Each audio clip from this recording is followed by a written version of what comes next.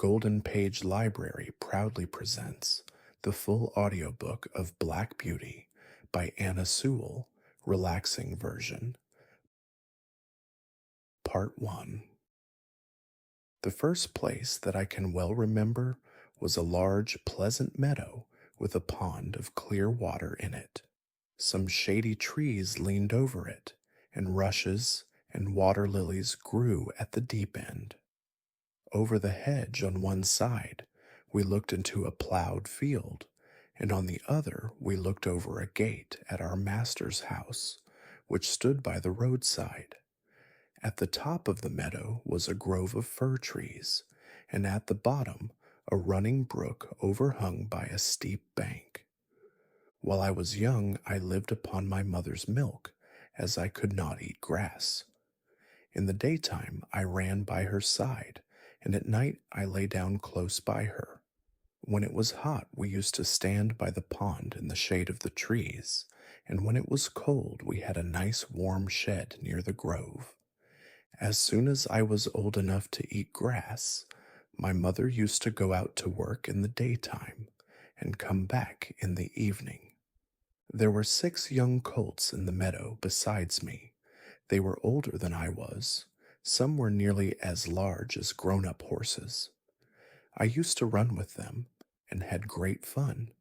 We used to gallop all together round and round the field as hard as we could go. Sometimes we had rather rough play, for they would frequently bite and kick as well as gallop. One day, when there was a good deal of kicking, my mother whinnied to me to come to her, and then she said, "I wish you to pay attention to what I am going to say to you. The colts who live here are very good colts, but they are cart horse colts, and of course they have not learned manners. You have been well bred and well born. Your father has a great name in these parts, and your grandfather won the cup 2 years at the Newmarket races. Your grandmother had the sweetest temper of any horse I ever knew, and I think you have never seen me kick or bite. I hope you will grow up gentle and good and never learn bad ways. Do your work with a good will, lift your feet up well when you trot, and never bite or kick even in play." I have never forgotten my mother's advice. I knew she was a wise old horse, and our master thought a great deal of her. Her name was Duchess, but he often called her Pet. Our master was a good, kind man. He gave us good food, good lodging, and kind words. He spoke as kindly to us as he did to his little children. We were all fond of him, and my mother loved him very much. When she saw him at the gate, she would neigh with joy and trot up to him.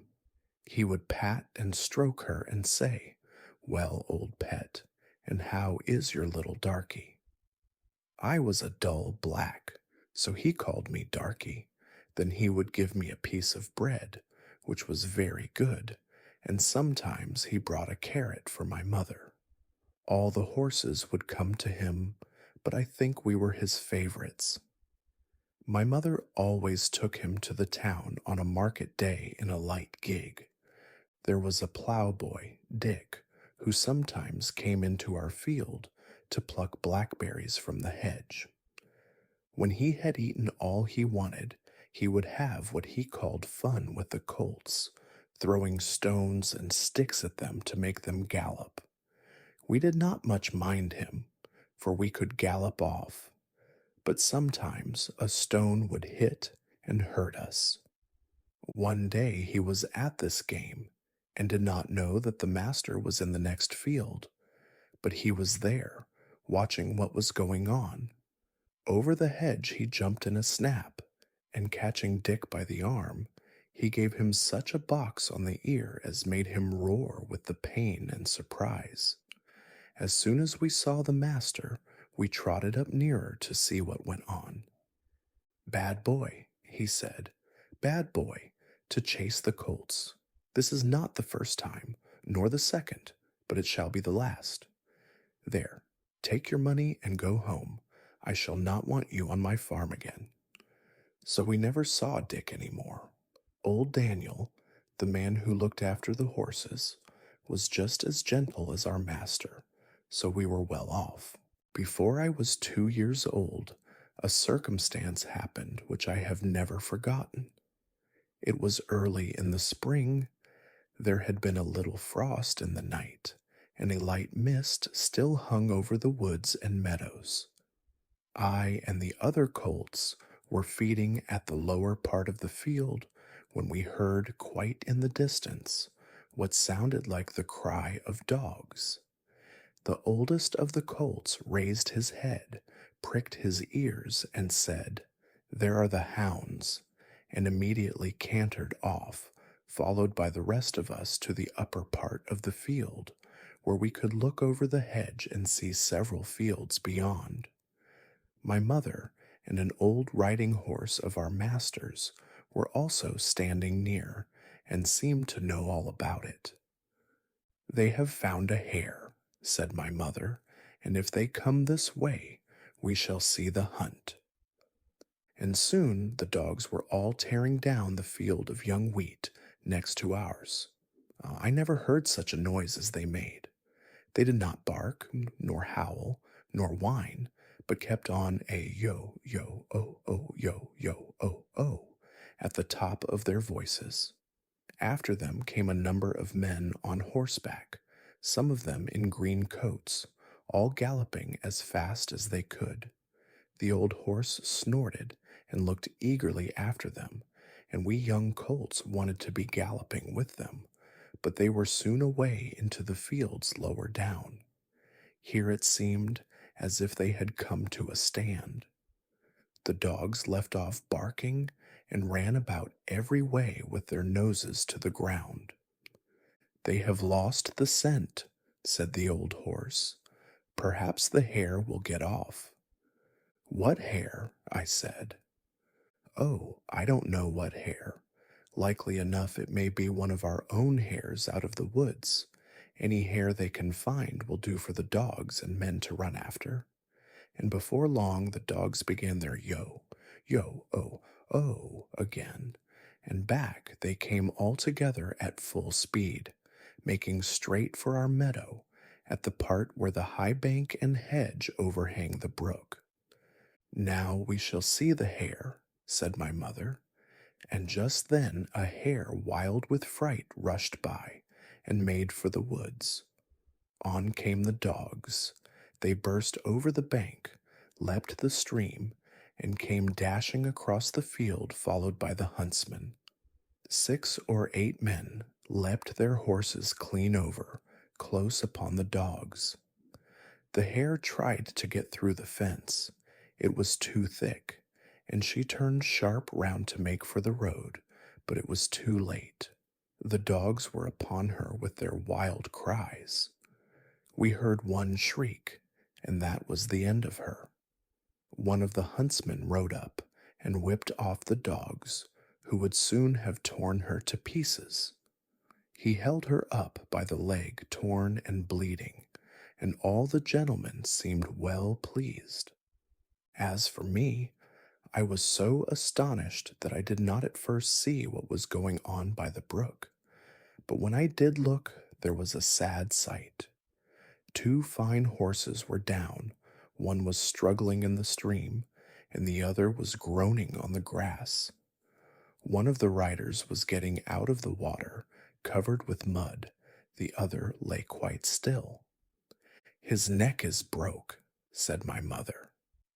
"And serve him right, too," said one of the colts. I thought the same, but my mother did not join with us. "Well, no," she said, "you must not say that. But though I am an old horse, and have seen and heard a great deal, I never yet could make out why men are so fond of this sport. They often hurt themselves, often spoil good horses, and tear up the fields, and all for a hare or a fox or a stag that they could get more easily some other way. But we are only horses and don't know."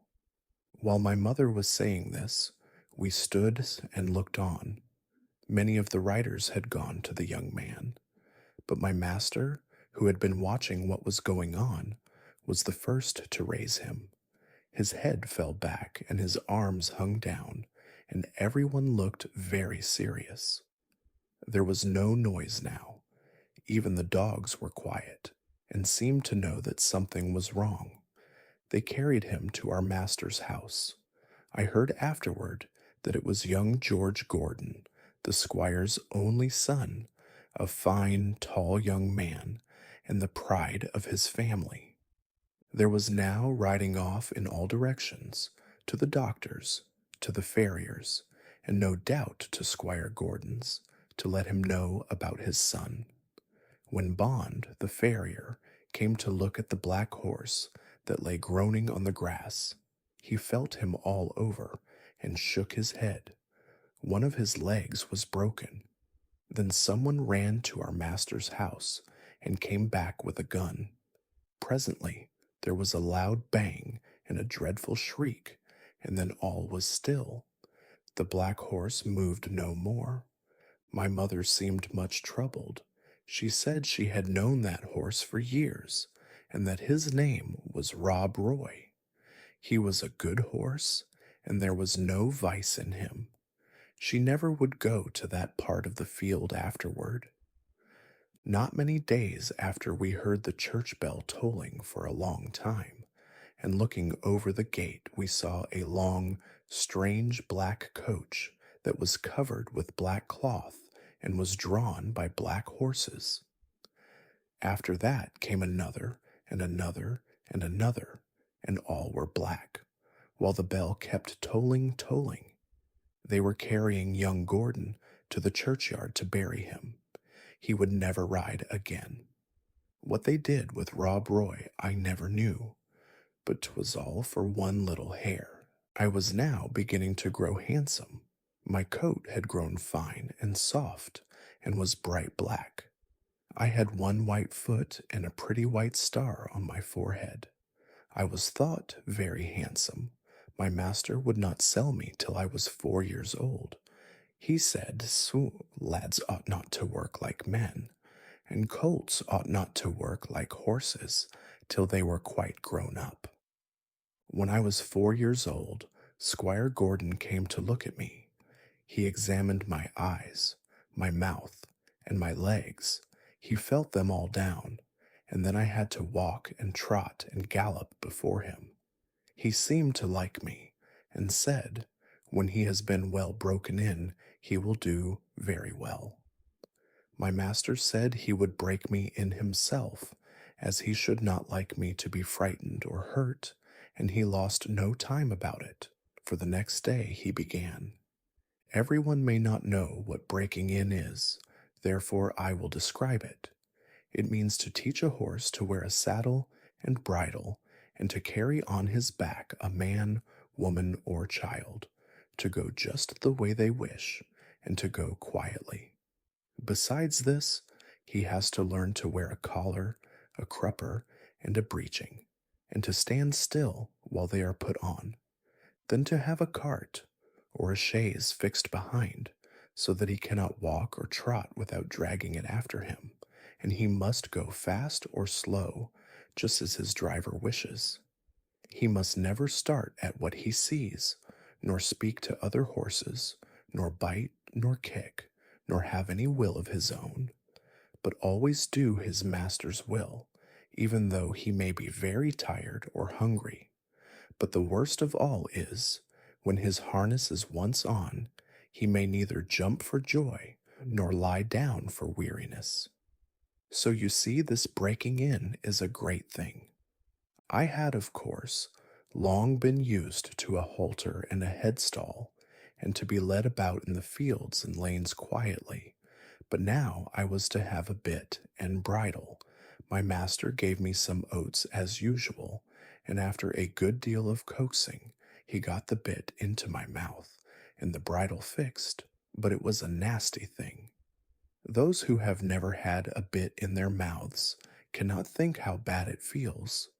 A great piece of cold, hard steel as thick as a man's finger, to be pushed into one's mouth, between one's teeth, and over one's tongue, with the ends coming out at the corner of your mouth, and held fast there by straps over your head, under your throat, round your nose, and under your chin, so that no way in the world can you get rid of the nasty hard thing.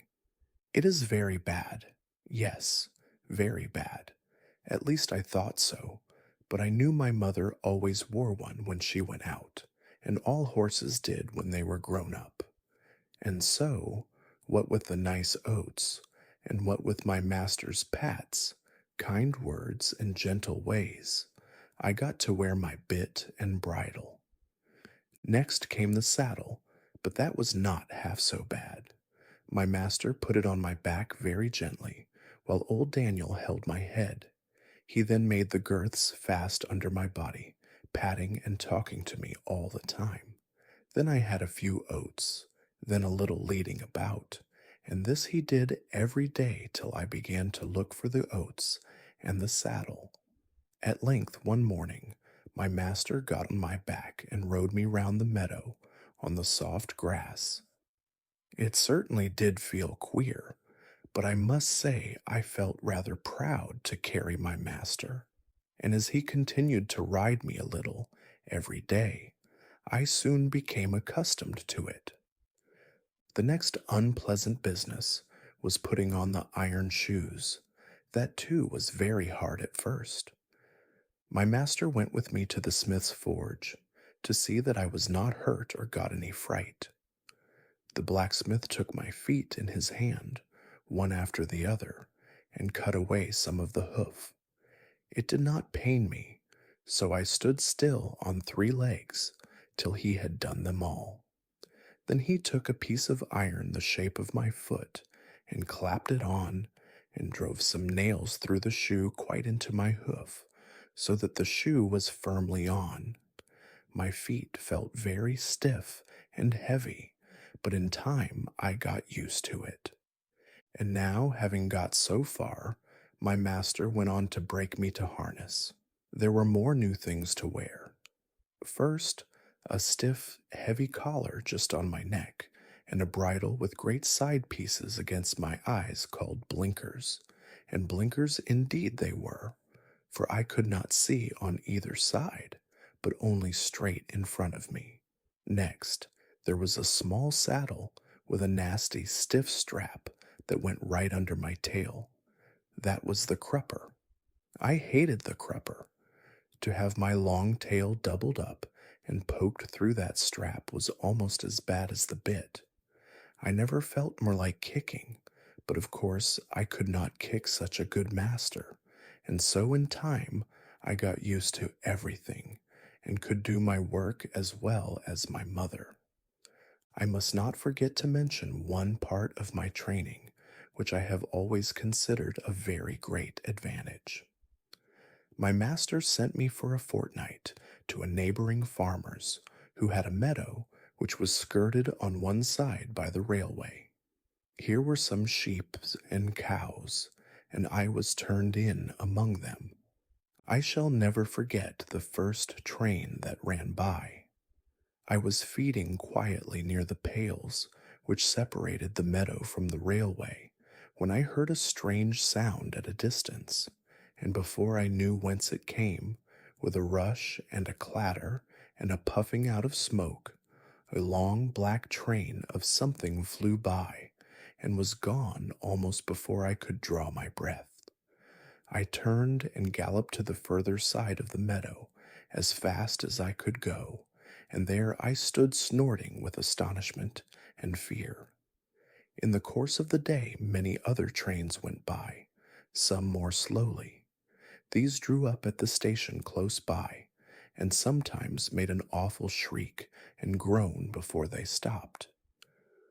I thought it very dreadful, but the cows went on eating very quietly and hardly raised their heads as the black, frightful thing came puffing and grinding past.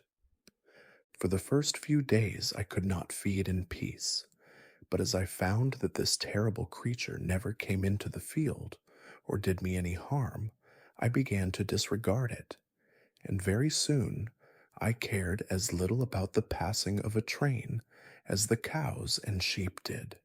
Since then, I have seen many horses, much alarmed and restive at the sight or sound of a steam engine, but thanks to my good master's care, I am as fearless at railway stations as in my own stable. Now, if anyone wants to break in a young horse, well, that is the way. My master often drove me in double harness with my mother because she was steady and could teach me how to go better than a strange horse. She told me the better I behaved, the better I should be treated, and that it was wisest always to do my best to please my master. But, said she, there are a great many kinds of men. There are good, thoughtful men like our master, that any horse may be proud to serve, and there are bad, cruel men who never ought to have a horse or dog to call their own. Besides, there are a great many foolish men, vain, ignorant, and careless, who never trouble themselves to think. These spoil more horses than all, just for want of sense. They don't mean it, but they do it for all that. I hope you will fall into good hands, but a horse never knows who may buy him or who may drive him. It is all a chance for us. But still I say, do your best wherever it is, and keep up your good name. At this time, I used to stand in the stable, and my coat was brushed every day till it shone like a rook's wing. It was early in May when there came a man from Squire Gordon's who took me away to the hall. My master said, "Goodbye, darky. Be a good horse, and always do your best." I could not say goodbye, so I put my nose into his hand. He patted me kindly, and I left my first home. As I lived some years with Squire Gordon, I may as well tell something about the place. Squire Gordon's park skirted the village of Birtwick.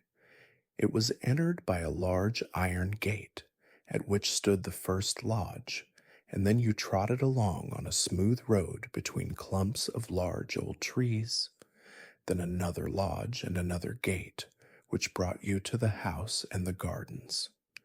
Beyond this lay the home paddock, the old orchard, and the stables. There was accommodation for many horses and carriages, but I need only describe the stable into which I was taken. This was very roomy, with 4 good stalls. A large swinging window opened into the yard, which made it pleasant and airy. The first stall was a large square one, shut in behind with a wooden gate. The others were common stalls, good stalls, but not nearly so large. It had a low rack for hay and a low manger for corn. It was called a loose box, because the horse that was put into it was not tied up, but left loose to do as he liked. It is a great thing to have a loose box. Into this fine box the groom put me.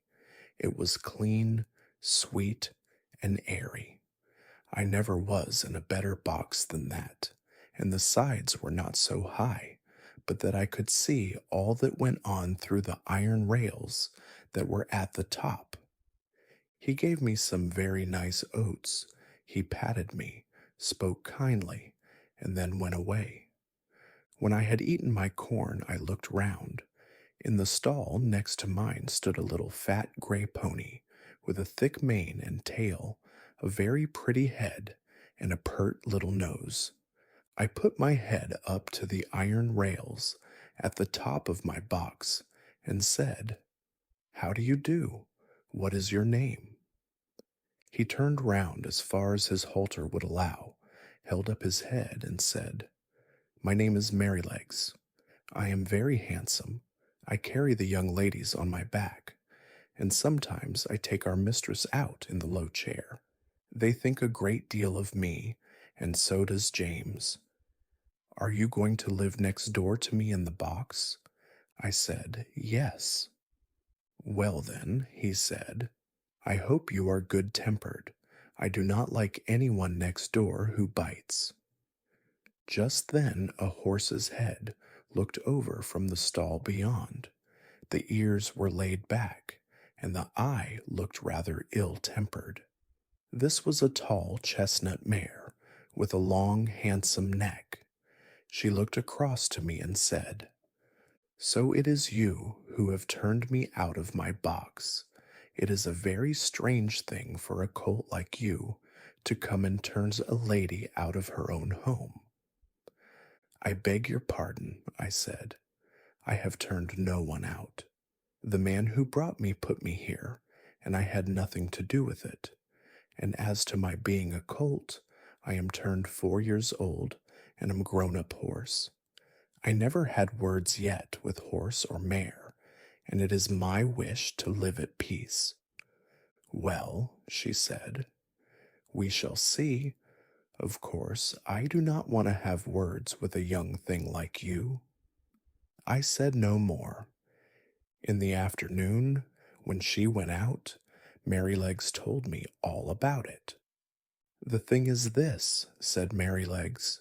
"Ginger has a bad habit of biting and snapping. That is why they call her Ginger, and when she was in the loose box she used to snap very much. One day she bit James in the arm and made it bleed, and so Miss Flora and Miss Jessie, who are very fond of me, were afraid to come into the stable. They used to bring me nice things to eat, an apple or a carrot or a piece of bread, but after Ginger stood in that box they dared not come, and I miss them very much. I hope they will now come again, if you do not bite or snap." I told him I never bit anything but grass, hay, and corn, and could not think what pleasure Ginger found it. "Well, I don't think she does find pleasure," says Merrylegs. "It is just a bad habit. She says no one was ever kind to her, and why should she not bite? Of course, it is a very bad habit, but I am sure if all she says be true, she must have been very ill used before she came here. John does all he can to please her, and James does all he can, and our master never uses a whip if a horse acts right. So I think she might be good-tempered here. You see," he said with a wise look, "I am 12 years old. I know a great deal, and I can tell you there is not a better place for a horse all round the country than this. John is the best groom that ever was. He has been here 14 years, and you never saw such a kind boy as James is.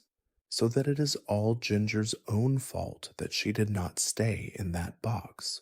The name of the coachman was John Manley.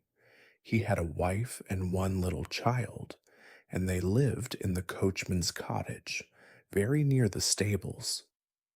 The next morning he took me into the yard and gave me a good grooming, and just as I was going into my box, with my coat soft and bright, the squire came in to look at me, and seemed pleased. "John," he said, "I meant to have tried the new horse this morning, but I have other business. You may as well take him around after breakfast. Go by the common and the highwood, and back by the watermill and the river. That will show his paces." "I will, sir," said John. After breakfast, he came and fitted me with a bridle. He was very particular in letting out and taking in the straps to fit my head comfortably. Then he brought a saddle, but it was not broad enough for my back. He saw it in a minute and went for another which fitted nicely. He rode me first slowly, then a trot, then a canter, and when we were on the common he gave me a light touch with his whip, and we had a splendid gallop. "Ho, ho, ho, oh, my boy," he said as he pulled me up. "You would like to follow the hounds, I think." As we came back through the park, we met the squire and Gordon walking. They stopped, and John jumped off. "Well, John, how does he go?" First rate, sir, answered John. He's as fleet as a deer and has a fine spirit too, but the lightest touch of the rein will guide him. Down at the end of the common, we met one of those traveling carts, hung all over with baskets, rugs, and such like. You know, sir, many horses will not pass those carts quietly. He just took a good look at it, and then went on as quiet and pleasant as could be. They were shooting rabbits near the highwood, and a gun went off close by. He pulled up a little and looked, but did not stir a step to right or left. I just held the reins steady and did not hurry him, and it's my opinion he has not been frightened or ill used while he was young. That's well, said the squire. I will try him myself tomorrow. The next day I was brought up for my master. I remembered my mother's counsel and my good old master's, and I tried to do exactly what he wanted me to do. I found he was a very good rider, and thoughtful for his horse too. When he came home, the lady was at the hall door as he rode up. Well, my dear, she said, how do you like him? He is exactly what John said, he replied. A pleasanter creature I never wish to mount. What shall we call him? Would you like Ebony? Said she. He is as black as ebony. No, not Ebony.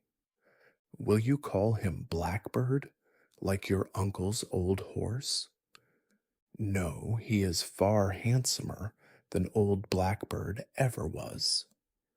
Yes, she said, he is really quite a beauty, and he has such a sweet, good-tempered face, and such a fine, intelligent eye. What do you say to calling him Black Beauty? Black Beauty? Why, yes, I think that is a very good name. If you like it, shall be his name. And so it was. When John went into the stable, he told James that master and mistress had chosen a good, sensible English name for me. That meant something, not like Marengo or Pegasus or Abdallah. They both laughed, and James said, if it was not for bringing back the past, I should have named him Rob Roy, for I never saw two horses more alike. That's no wonder, said John. Didn't you know that Farmer Gray's old Duchess was the mother of them both? I had never heard that before, and so poor Rob Roy, who was killed at that hunt, was my brother. I did not wonder that my mother was so troubled. It seems that horses have no relations.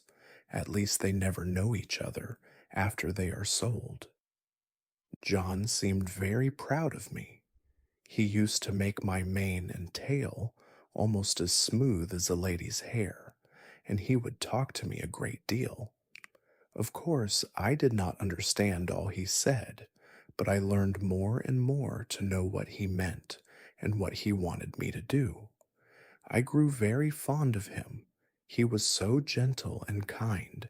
He seemed to know just how a horse feels, and when he cleaned me, he knew the tender places and the ticklish places.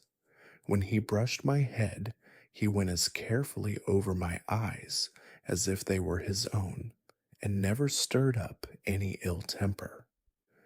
James Howard, the stable boy, was just as gentle and pleasant in his way, so I thought myself well off. There was another man who helped in the yard, but he had very little to do with Ginger and me. A few days after this, I had to go out with Ginger in the carriage. I wondered how we should get on together, but except laying her ears back when I was led up to her, she behaved very well. She did her work honestly, and did her full share, and I never wished to have a better partner in double harness. When we came to a hill, instead of slackening her pace, she would throw her weight right into the collar and pull away straight up.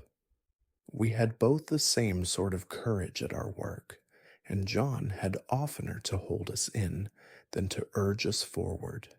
He never had to use the whip with either of us. Then our paces were much the same, and I found it very easy to keep step with her when trotting, which made it pleasant, and Master always liked it when we kept step well, and so did John. After we had been out 2 or 3 times together, we grew quite friendly and sociable, which made me feel very much at home. As for Merrylegs, he and I soon became great friends. He was such a cheerful, plucky, good-tempered little fellow that he was a favorite with everyone, and especially with Miss Jessie and Flora, who used to ride him about in the orchard and have fine games with him and their little dog Frisky. Our master had 2 other horses that stood in another stable. One was Justice, a roan cob, used for riding or for the luggage cart. The other was an old brown hunter named Sir Oliver. He was past work now, but was a great favorite with the master, who gave him the run of the park. He sometimes did a little light carting on the estate, or carried one of the young ladies when they rode out with their father, for he was very gentle and could be trusted with a child as well as Merrylegs. The cob was a strong, well-made, good-tempered horse, and we sometimes had a little chat in the paddock, but of course I could not be so intimate with him as with Ginger, who stood in the same stable. I was quite happy in my new place, and if there was one thing that I missed, it must not be thought I was discontented. All who had to do with me were good, and I had a light, airy stable and the best of food. What more could I want? Why, liberty. For 3 years and a half of my life I had had all the liberty I could wish for, but now, week after week, month after month, and no doubt year after year, I must stand up in a stable night and day, except when I am wanted, and then I must be just as steady and quiet as any old horse who has worked 20 years. Straps here and straps there, a bit in my mouth, and blinkers over my eyes. Now I am not complaining, for I know it must be so. I only mean to say that for a young horse, full of strength and spirits, who has been used to some large field or plain where he can fling up his head and toss up his tail and gallop away at full speed, then round and back again with a snort to his companions, I say it is hard never to have a bit more liberty, to do as you like. Sometimes, when I have had less exercise than usual, I have felt so full of life and spring that when John has taken me out to exercise, I really could not keep quiet. Do what I would, it seemed as if I must jump, or dance, or prance, and many a good shake I know I must have given him, especially at the first. But he was always good and patient. "Steady, steady, my boy," he would say. "Wait a bit, and we will have a good swing, and soon get the tickle out of your feet." Then, as soon as we were out of the village, he would give me a few miles at a spanking trot, and then bring me back as fresh as before, only clear of the fidgets, as he called them. Spirited horses, when not enough exercised, are often called skittish when it is only play, and some grooms will punish them, but our John did not. He knew it was only high spirits. Still, he had his own ways of making me understand by the tone of his voice or the touch of the rein. If he was very serious and quite determined, I always knew it by his voice, and that had more power with me than anything else, for I was very fond of him. I ought to say that sometimes we had our liberty for a few hours. This used to be on fine Sundays in the summer-time. The carriage never went out on Sundays, because the church was not far off. It was a great treat to us to be turned out into the home paddock or the old orchard. The grass was so cool and soft to our feet, the air so sweet, and the freedom to do as we liked was so pleasant. To gallop, to lie down, and roll over on our backs, or to nibble the sweet grass. Then it was a very good time for talking, as we stood together under the shade of the large chestnut tree. One day, when Ginger and I were standing alone in the shade, we had a great deal of talk. She wanted to know all about my bringing up and breaking in, and I told her. Well, said she, if I had had your bringing up, I might have had as good a temper as you, but now I don't believe I ever shall. Why not? I said. Because it has been all so different with me, she replied. I never had anyone, horse or man, that was kind to me, or that I cared to please, for in the first place I was taken from my mother as soon as I was weaned, and put with a lot of other young colts. None of them cared for me, and I cared for none of them. There was no kind master like yours to look after me, and talk to me, and bring me nice things to eat. The man that had the care of us never gave me a kind word in my life. I do not mean that he ill used me, but he did not care for us one bit further than to see that we had plenty to eat and shelter in the winter. A footpath ran through our field, and very often the great boys passing through would fling stones to make us gallop. I was never hit, but one fine young colt was badly cut in the face, and I should think it would be a scar for life. We did not care for them, but of course it made us more wild, and we settled it in our minds that boys were our enemies. We had very good fun in the free meadows, galloping up and down, and chasing each other round and round the field, then standing still under the shade of the trees. But when it came to breaking in, that was a bad time for me.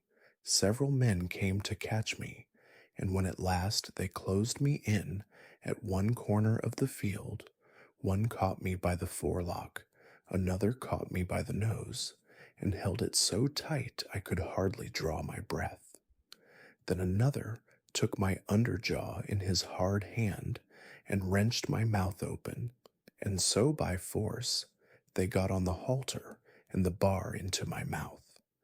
Then one dragged me along by the halter, another flogging behind, and this was the first experience I had of men's kindness. It was all force. They did not give me a chance to know what they wanted. I was high-bred and had a great deal of spirit, and was very wild, no doubt, and gave them, I dare say, plenty of trouble. But then it was dreadful to be shut up in a stall day after day, instead of having my liberty, and I fretted and pined and wanted to get loose. You know yourself it's bad enough when you have a kind master and plenty of coaxing, but there was nothing of that sort for me.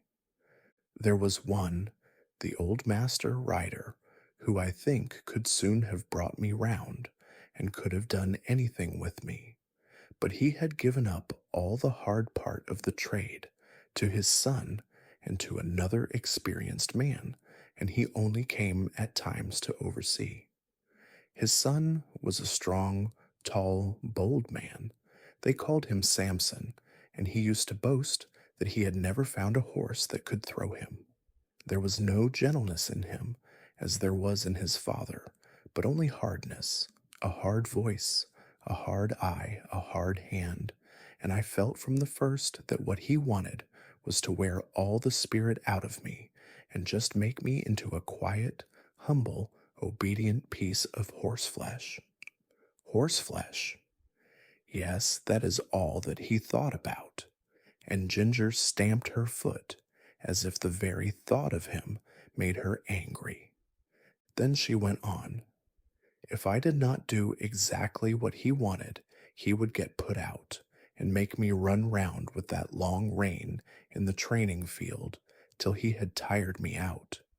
I think he drank a good deal, and I am quite sure that the oftener he drank, the worse it was for me. One day he had worked me hard in every way he could, and when I lay down I was tired and miserable and angry. It all seemed so hard. The next morning he came for me early and ran me round again for a long time. I had scarcely had an hour's rest when he came again for me with a saddle and bridle and a new kind of bit. I could never quite tell how it came about. He had only just mounted me on the training ground when something I did put him out of temper, and he chucked me hard with the rein. The new bit was very painful, and I reared up suddenly, which angered him still more, and he began to flog me. I felt my whole spirit set against him, and I began to kick and plunge and rear as I had never done before, and we had a regular fight. For a long time he stuck to the saddle and punished me cruelly with his whip and spurs, but my blood was thoroughly up, and I cared for nothing he could do if only I could get him off. At last, after a terrible struggle, I threw him off backward. I heard him fall heavily on the turf, and without looking behind me, I galloped off to the other end of the field. There I turned round and saw my persecutor slowly rising from the ground and going into the stable. I stood under an oak tree and watched, but no one came to catch me. The time went on, and the sun was very hot. The flies swarmed round me and settled on my bleeding flanks where the spurs had dug in. I felt hungry, for I had not eaten since the early morning, but there was not enough grass in that meadow for a goose to live on. I wanted to lie down and rest, but with the saddle strapped tightly on, there was no comfort, and there was not a drop of water to drink. The afternoon wore on, and the sun got low. I saw the other colts led in, and I knew they were having a good feed. At last, just as the sun went down, I saw the old master come out with a sieve in his hand. He was a very fine old gentleman with quite white hair, but his voice was what I should know him by among 1,000. It was not high nor yet low, but full and clear and kind, and when he gave orders it was so steady and decided that everyone knew, both horses and men, that he expected to be obeyed. He came quietly along, now and then shaking the oats about that he had in the sieve, and speaking cheerfully and gently to me. Come along, lassie, come along, lassie, come along, come along. I stood still and let him come up.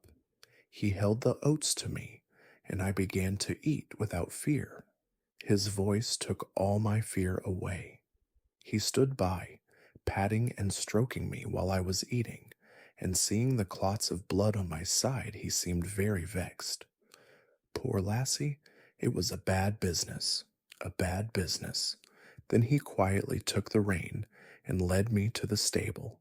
Just at the door stood Samson. I laid my ears back and snapped at him. Stand back, said the master, and keep out of her way. You've done a bad day's work for this filly. He growled out something about a vicious brute.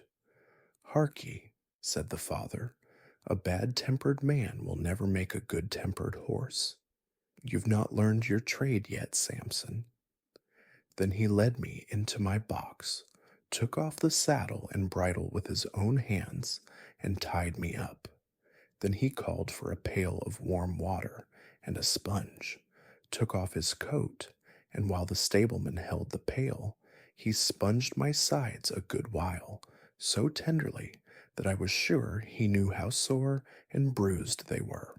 Whoa, my pretty one, he said, stand still, stand still. His very voice did me good, and the bathing was very comfortable. The skin was so broken at the corners of my mouth that I could not eat the hay. The stalks hurt me. He looked closely at it, shook his head, and told the man to fetch a good bran mash and put some meal into it. How good that mash was, and so soft and healing to my mouth. He stood by all the time I was eating, stroking me and talking to the man. If a high-mettled creature like this, said he, can't be broken by fair means, she will never be good for anything. After that, he often came to see me, and when my mouth was healed, the other breaker, Job, they called him, went on training me. He was steady and thoughtful, and I soon learned what he wanted. The next time that Ginger and I were together in the paddock, she told me about her first place. After my breaking in, she said, I was bought by a dealer to match another chestnut horse. For some weeks he drove us together, and then we were sold to a fashionable gentleman and were sent up to London. I had been driven with a check rein by the dealer, and I hated it worse than anything else. But in this place we were reined far tighter, the coachman and his master thinking we looked more stylish so. We were often driven about in the park and other fashionable places. You who never had a check rein on don't know what it is, but I can tell you, it is dreadful. I like to toss my head about and hold it as high as any horse. But fancy now, yourself, if you tossed your head up high and were obliged to hold it there, and that for hours together, not able to move it at all, except with a jerk still higher, your neck aching till you did not know how to bear it. Besides that, to have two bits instead of one, and mine was a sharp one, it hurt my tongue and my jaw, and the blood from my tongue colored the froth that kept flying from my lips as I chafed and fretted at the bits and rein. It was worst when we had to stand by the hour waiting for our mistress at some grand party or entertainment, and if I fretted or stamped with impatience, the whip was laid on. It was enough to drive one mad. Did not your master take any thought for you? I said. No, said she. He only cared to have a stylish turnout, as they call it. I think he knew very little about horses. He left that to his coachman, who told him I had an irritable temper, that I had not been well broken to the check rein, but I should soon get used to it. But he was not the man to do it, for when I was in the stable, miserable and angry, instead of being smoothed and quieted by kindness, I got only a surly word or a blow. If he had been civil, I would have tried to bear it. I was willing to work, and ready to work hard too, but to be tormented for nothing but their fancies angered me. What right had they to make me suffer like that? Besides the soreness in my mouth and the pain in my neck, it always made my windpipe feel bad, and if I had stopped there long, I know it would have spoiled my breathing. But I grew more and more restless and irritable.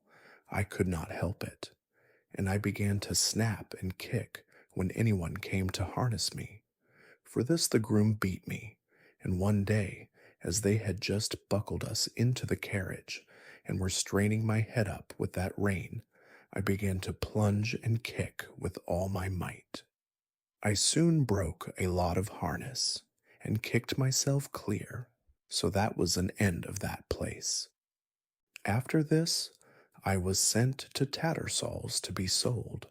Of course, I could not be warranted free from vice, so nothing was said about that. My handsome appearance and good paces soon brought a gentleman to bid for me, and I was bought by another dealer. He tried me in all kinds of ways, and with different bits, and he soon found out what I could not bear. At last he drove me quite without a check rein, and then sold me as a perfectly quiet horse to a gentleman in the country. He was a good master, and I was getting on very well, but his old groom left him and a new one came. This man was as hard tempered and hard handed as Samson. He always spoke in a rough, impatient voice, and if I did not move in the stall the moment he wanted me, he would hit me above the hocks with his stable broom or the fork, whichever he might have in his hand. Everything he did was rough, and I began to hate him.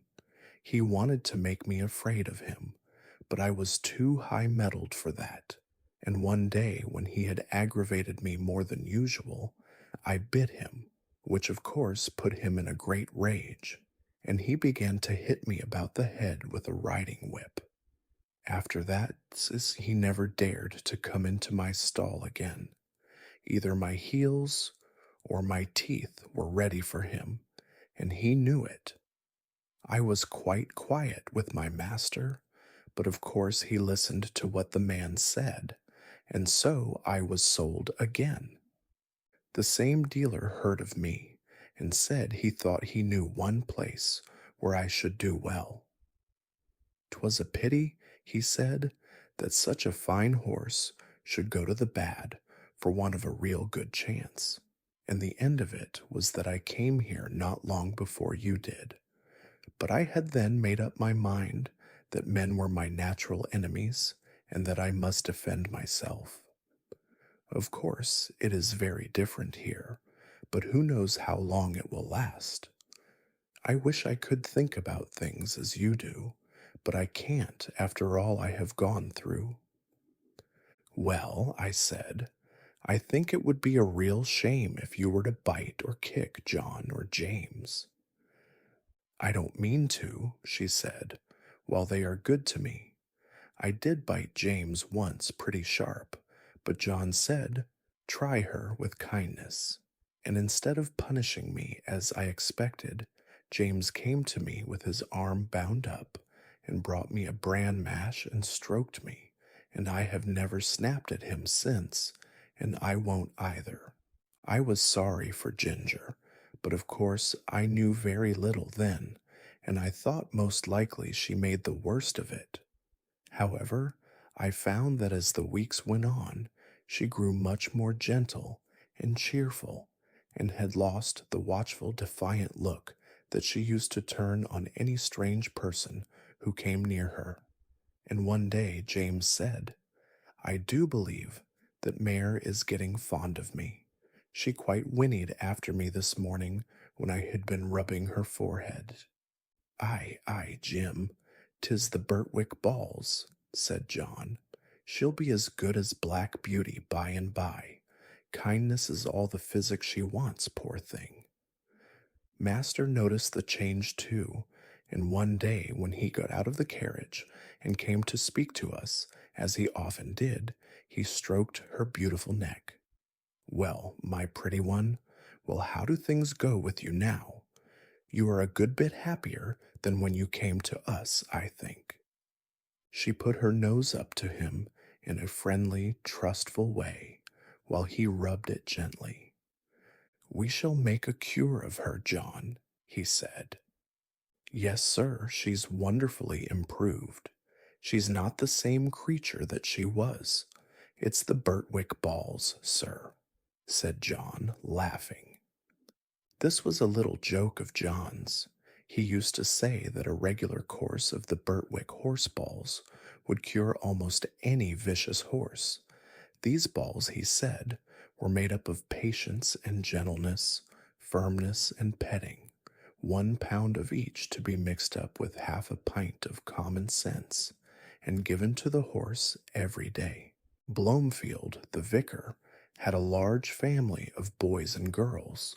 Sometimes they used to come and play with Miss Jessie and Flora. One of the girls was as old as Miss Jessie. 2 of the boys were older, and there were several little ones. When they came, there was plenty of work for Merrylegs, for nothing pleased them so much as getting on him by turns, and riding him all about the orchard and the home paddock, and this they would do by the hour together. One afternoon, He had been out with them a long time, and when James brought him in and put on his halter, he said, "There, you rogue, mind how you behave yourself, or we shall get into trouble." "What have you been doing, Merrylegs?"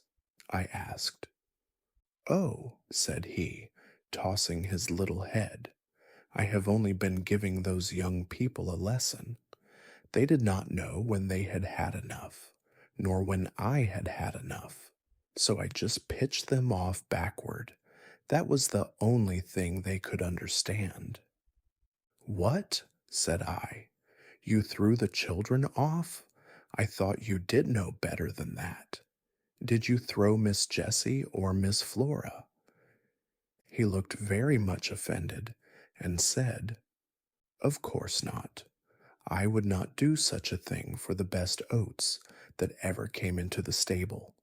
Why, I am as careful of our young ladies as the master could be, and as for the little ones, it is I who teach them to ride. When they seem frightened or a little unsteady on my back, I go as smooth and as quiet as old Pussy when she is after us a bird. And when they are all right, I go on again faster, you see, just to use them to it. So don't you trouble yourself preaching to me. I am the best friend and the best riding master those children have. It is not them, it is the boys. Boys," said he, shaking his mane, "are quite different. They must be broken in as we were broken in when we were colts, and just be taught what's what." The other children had ridden me about for nearly 2 hours, and then the boys thought it was their turn, and so it was, and I was quite agreeable. They rode me by turns, and I galloped them about, up and down the fields, and all about the orchard for a good hour. They had each cut a great hazel stick for a riding whip, and laid it on a little too hard. But I took it in good part, till at last I thought we had had enough, so I stopped 2 or 3 times by way of a hint. "Boys, you see, think a horse or pony is like a steam engine or a thrashing machine, and can go on as long and as fast as they please. They never think that a pony can get tired or have any feelings. So as the one who was whipping me could not understand, I just rose up on my hind legs and let him slip off behind. That was all. He mounted me again, and I did the same. Then the other boy got up, and as soon as he began to use his stick, I laid him on the grass, and so on, till they were able to understand. That was all. They are not bad boys. They don't wish to be cruel. I like them very well, but you see, I had to give them a lesson. When they brought me to James and told him I think he was very angry to see such big sticks. He said they were only fit for drovers or gypsies, and not for young gentlemen. "If I had been you," said Ginger, "I would have given those boys a good kick, and that would have given them a lesson." "No doubt you would," said Merrylegs, "but then I am not quite such a fool, begging your pardon, as to anger our master or make James ashamed of me. Besides, those children are under my charge when they are riding. I tell you they are entrusted to me. Why, only the other day I heard our master say to Blomefield, 'My dear madam, you need not be anxious about the children. My old Merrylegs will take as much care of them as you or I could. I assure you, I would not sell that pony for any money. He is so perfectly good-tempered and trustworthy. And do you think I am such an ungrateful brute as to forget all the kind treatment I have had here for 5 years, and all the trust they place in me, and turn vicious because a couple of ignorant boys used me badly? No, no, you never had a good place where they were kind to you, and so you don't know, and I'm sorry for you. But I can tell you good places make good horses. I wouldn't vex our people for anything. I love them, I do, said Merrylegs, and he gave a low ho ho ho through his nose, as he used to do in the morning when he heard James's footstep at the door. Besides, he went on, if I took to kicking, where should I be? Why, sold off in a jiffy, and no character, and I might find myself slaved about under a butcher's boy, or worked to death at some seaside place where no one cared for me, except to find out how fast I could go, or be flogged along in some cart with 3 or 4 great men in it, going out for a Sunday spree, as I have often seen in the place I lived in before I came here. No, said he, shaking his head. I hope I shall never come to that. Ginger and I were not of the regular tall carriage horse breed. We had more of the racing blood in us. We stood about 15½ hands high. We were therefore just as good for riding as we were for driving, and our master used to say that he disliked either horse or man that could do but one thing, and as he did not want to show off in London parks, he preferred a more active and useful kind of horse. As for us, our greatest pleasure was when we were saddled for a riding party, the master on Ginger, the mistress on me, and the young ladies on Sir Oliver and Merrylegs. It was so cheerful to be trotting and cantering all together that it always put us in high spirits. I had the best of it, for I always carried the mistress. Her weight was little, her voice was sweet, and her hand was so light on the rein that I was guided almost without feeling it. Oh, if people knew what a comfort to horses a light hand is, and how it keeps a good mouth and a good temper, they surely would not chuck and drag and pull at the rein as they often do. Our mouths are so tender that where they have not been spoiled or hardened with bad or ignorant treatment, they feel the slightest movement of the driver's hand, and we know in an instant what is required of us. My mouth has never been spoiled, and I believe that was why the mistress preferred me to Ginger, although her paces were certainly quite as good. She used often to envy me, and said it was all the fault of breaking in, and the gag bit in London, that her mouth was not so perfect as mine, and then old Sir Oliver would say, There, there, don't vex yourself, you have the greatest honor, a mare that can carry a tall man of our master's weight, with all your spring and sprightly action, does not need to hold her head down, because she does not carry the lady. We horses must take things as they come, and always be contented and willing, so long as we are kindly used. I had often wondered how it was that Sir Oliver had such a very short tail.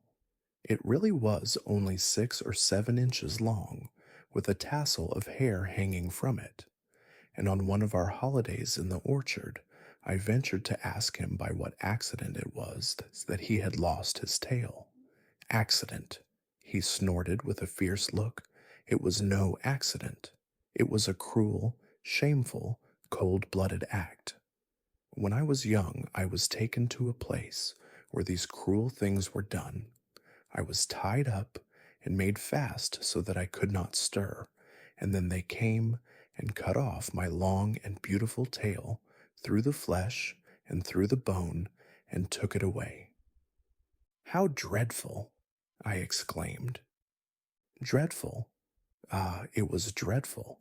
But it was not only the pain, though that was terrible and lasted a long time.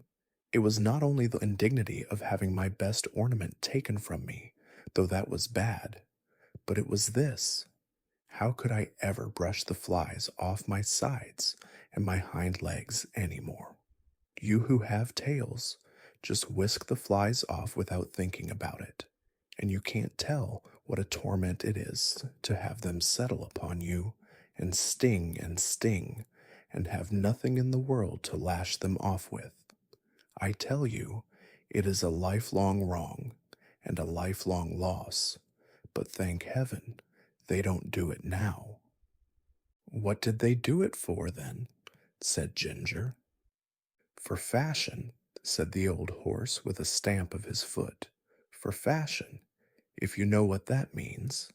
There was not a well-bred young horse in my time that had not his tail docked in that shameful way, just as if the good God that made us did not know what we wanted and what looked best.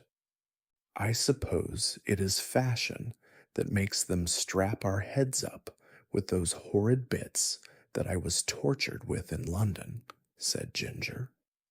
"Of course it is," said he. "To my mind, fashion is one of the wickedest things in the world. Now look, for instance, at the way they serve dogs, cutting off their tails to make them look plucky, and shearing up their pretty little ears to a point to make them both look sharp, forsooth. I had a dear friend once, a brown terrier. Skye, they called her.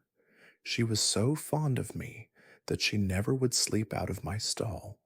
She made her bed under the manger, and there she had a litter of 5 as pretty little puppies as need be.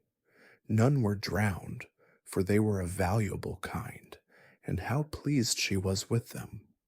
And when they got their eyes open and crawled about, it was a real pretty sight. But one day the man came and took them all away. I thought he might be afraid I should tread upon them, but it was not so. In the evening, poor Skye brought them back again, one by one in her mouth. Not the happy little things that they were, but bleeding and crying pitifully.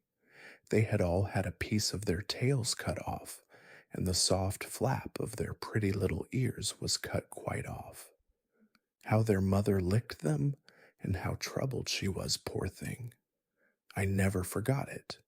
They healed in time, and they forgot the pain, but the nice soft flap, that of course was intended to protect the delicate part of their ears from dust and injury, was gone forever. Why don't they cut their own children's ears into points to make them look sharp? Why don't they cut the end off their noses to make them look plucky? One would be just as sensible as the other. What right have they to torment and disfigure God's creatures?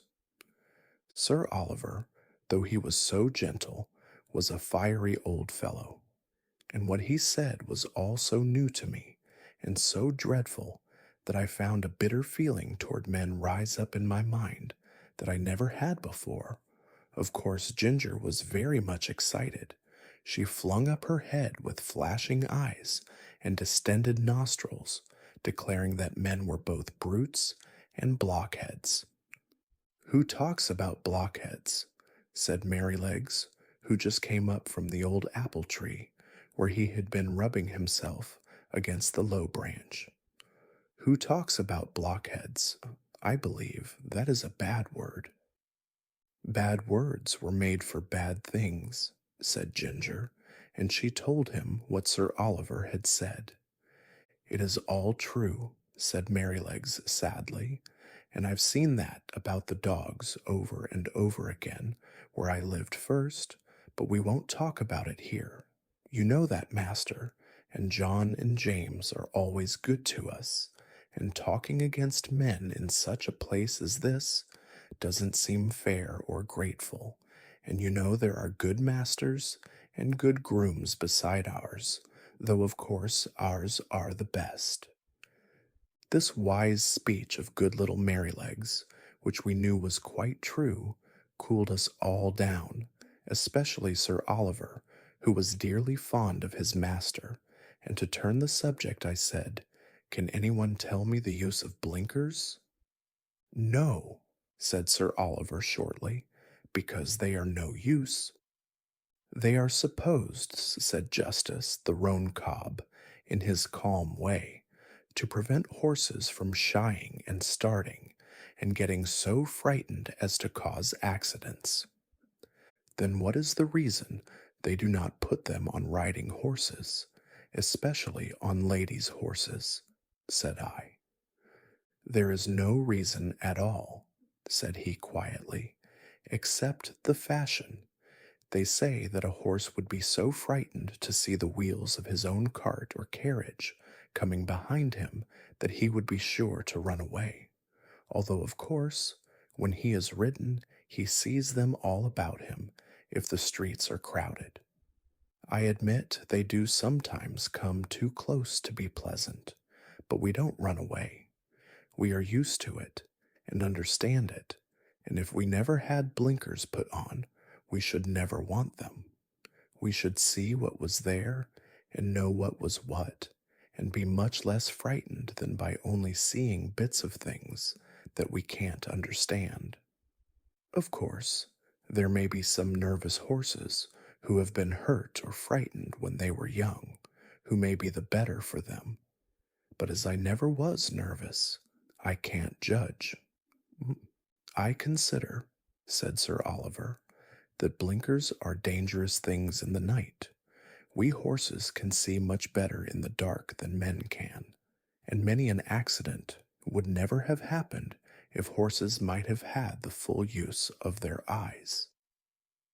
Some years ago, I remember, there was a hearse with two horses returning one dark night, and just by Farmer Sparrow's house, where the pond is close to the road, the wheels went too near the edge, and the hearse was overturned into the water. Both the horses were drowned, and the driver hardly escaped. Of course, after this accident, a stout white rail was put up that might be easily seen, but if those horses had not been partly blinded, they would of themselves have kept further from the edge, and no accident would have happened. When our master's carriage was overturned, before you came here, it was said that if the lamp on the left side had not gone out, John would have seen the great hole that the road-makers had left, and so he might, but if old Colin had not had blinkers on, he would have seen it, lamp or no lamp, for he was far too knowing an old horse to run into danger. As it was, he was very much hurt, the carriage was broken, and how John escaped nobody knew. I should say, said Ginger, curling her nostril, that these men, who are so wise, had better give orders that in the future all foals should be born with their eyes set just in the middle of their foreheads, instead of on the side. They always think they can improve upon nature and mend what God has made. Things were getting rather sore again when Merrylegs held up his knowing little face and said, I'll tell you a secret. I believe John does not approve of blinkers. I heard him talking with Master about it one day.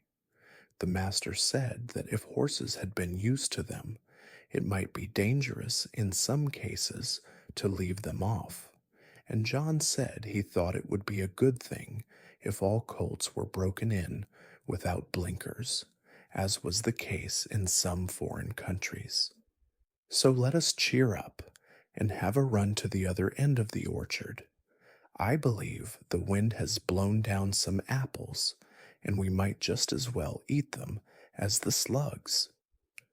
Merrylegs could not be resisted, so we broke off our long conversation and got up our spirits by munching some very sweet apples which lay scattered on the grass. The longer I lived at Birtwick, the more proud and happy I felt at having such a place. Our master and mistress were respected and beloved by all who knew them. They were good and kind to everybody and everything, not only men and women, but horses and donkeys, dogs and cats, cattle and birds. There was no oppressed or ill-used creature that had not a friend in them, and their servants took the same tone. If any of the village children were known to treat any creature cruelly, they soon heard about it from the hall.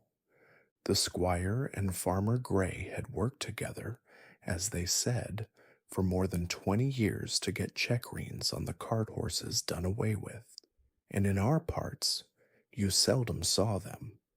And sometimes, if mistress met a heavily laden horse with his head strained up, she would stop the carriage and get out, and reason with the driver in her sweet, serious voice, and try to show him how foolish and cruel it was.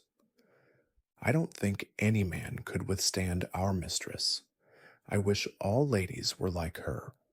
Our master, too, used to come down very heavy sometimes.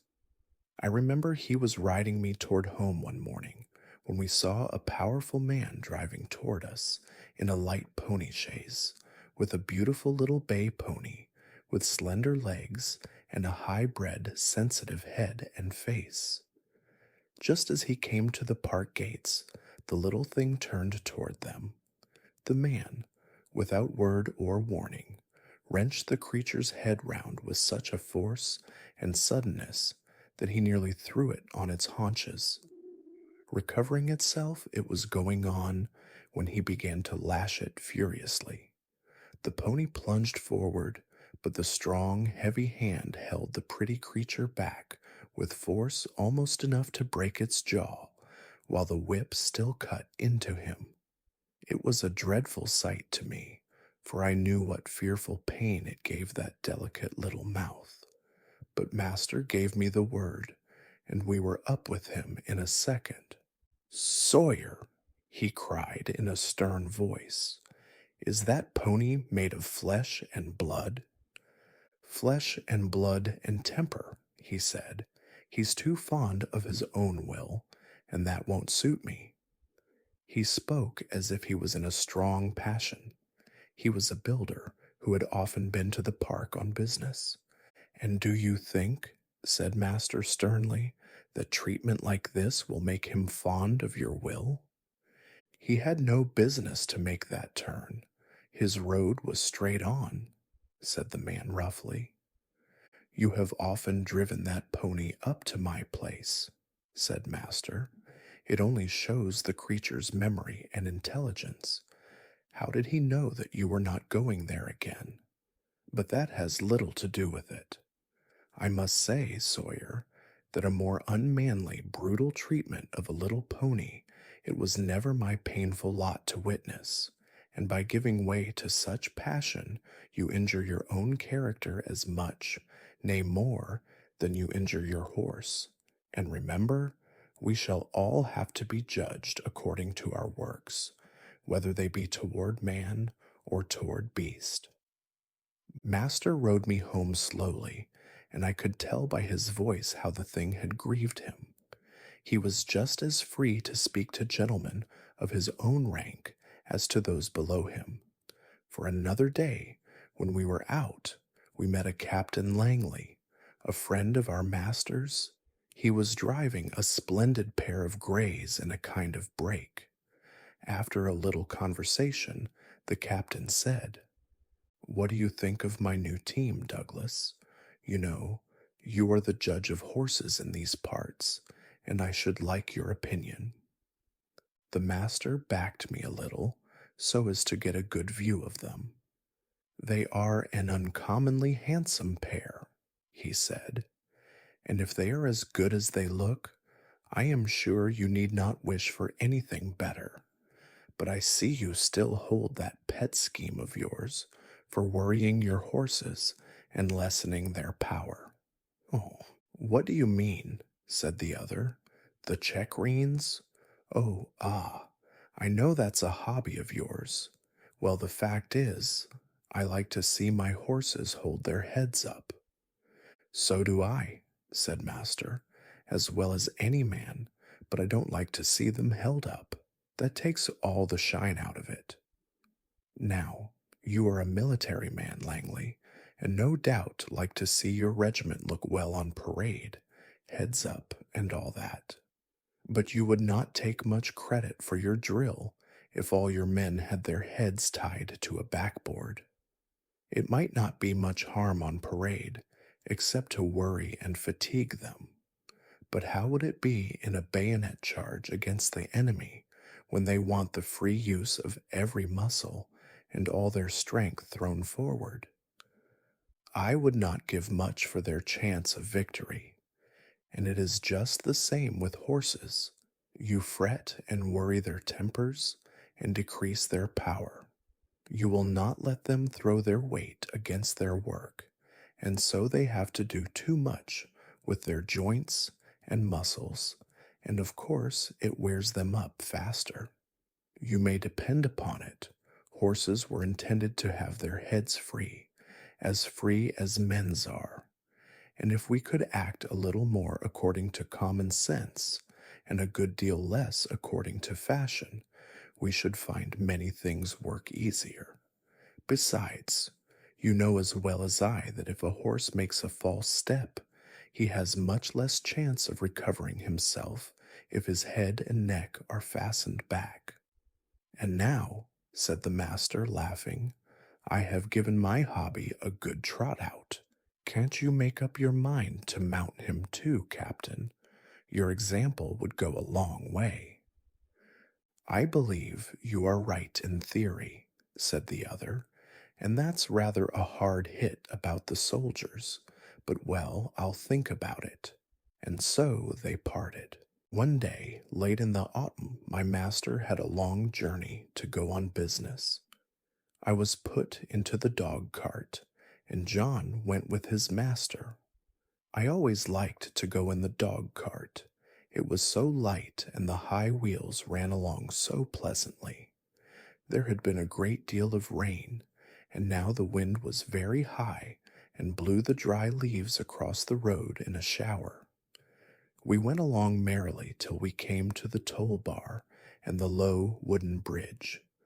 The river banks were rather high, and the bridge, instead of rising, went across just level, so that in the middle, if the river was full, the water would be nearly up to the woodwork and planks. But as there were good substantial rails on each side, people did not mind it. The man at the gate said the river was rising fast, and he feared it would be a bad night. Many of the meadows were under water, and in one low part of the road, the water was halfway up to my knees. The bottom was good, and master drove gently, so it was no matter. When we got to the town, of course, I had a good bait, but as the master's business engaged him a long time, we did not start for home till rather late in the afternoon. The wind was then much higher, and I heard the master say to John that he had never been out in such a storm. And so I thought, as we went along the skirts of a wood, where the great branches were swaying about like twigs, and the rushing sound was terrible. I wish we were well out of this wood, said my master. Yes, sir, said John. It would be rather awkward if one of these branches came down upon us.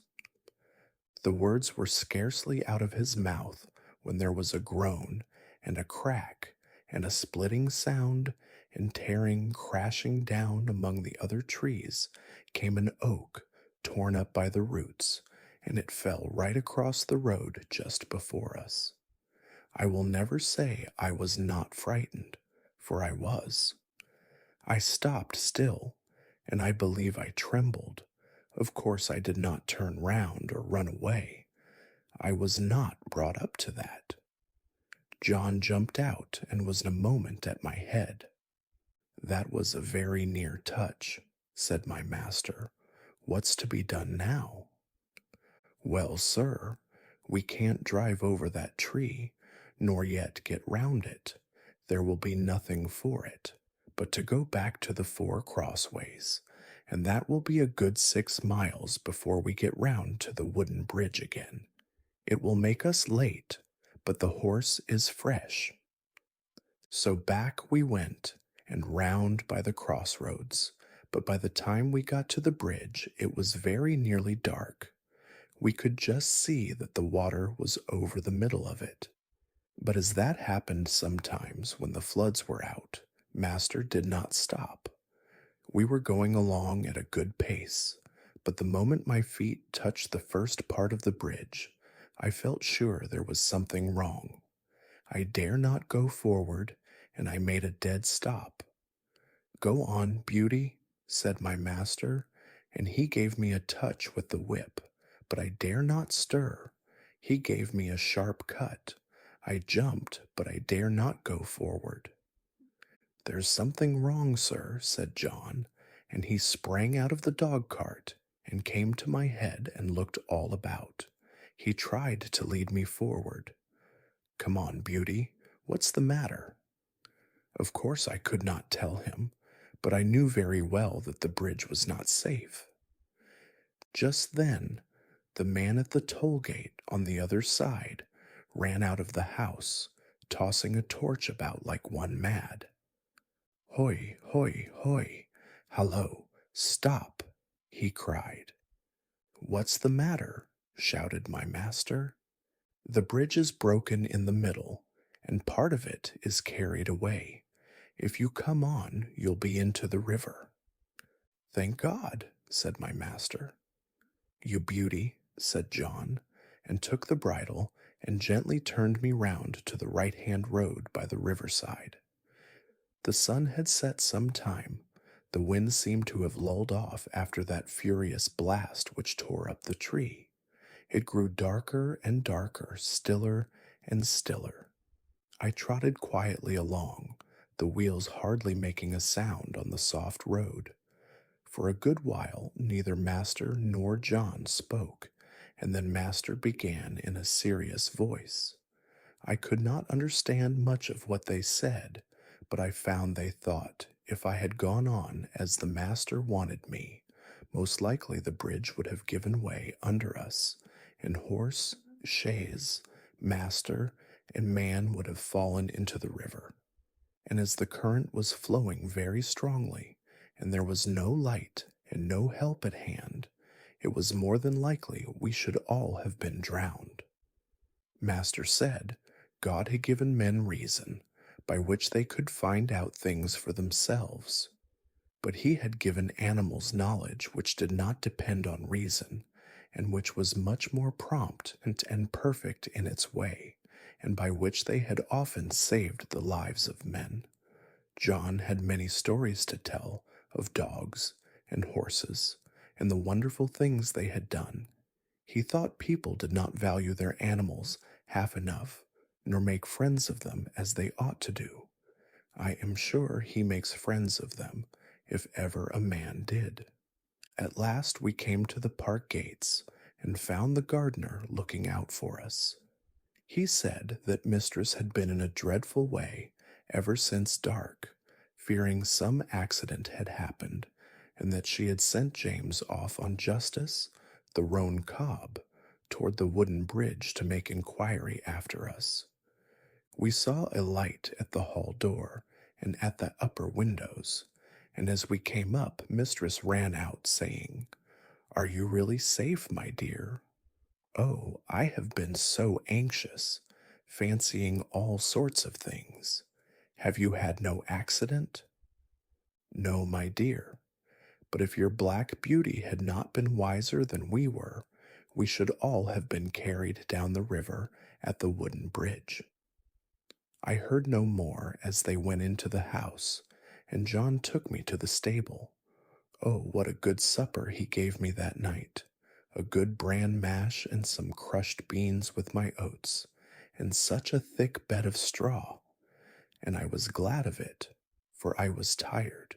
One day, when John and I had been out on some business of our master's, and were returning gently on a long, straight road, at some distance we saw a boy trying to leap a pony over a gate.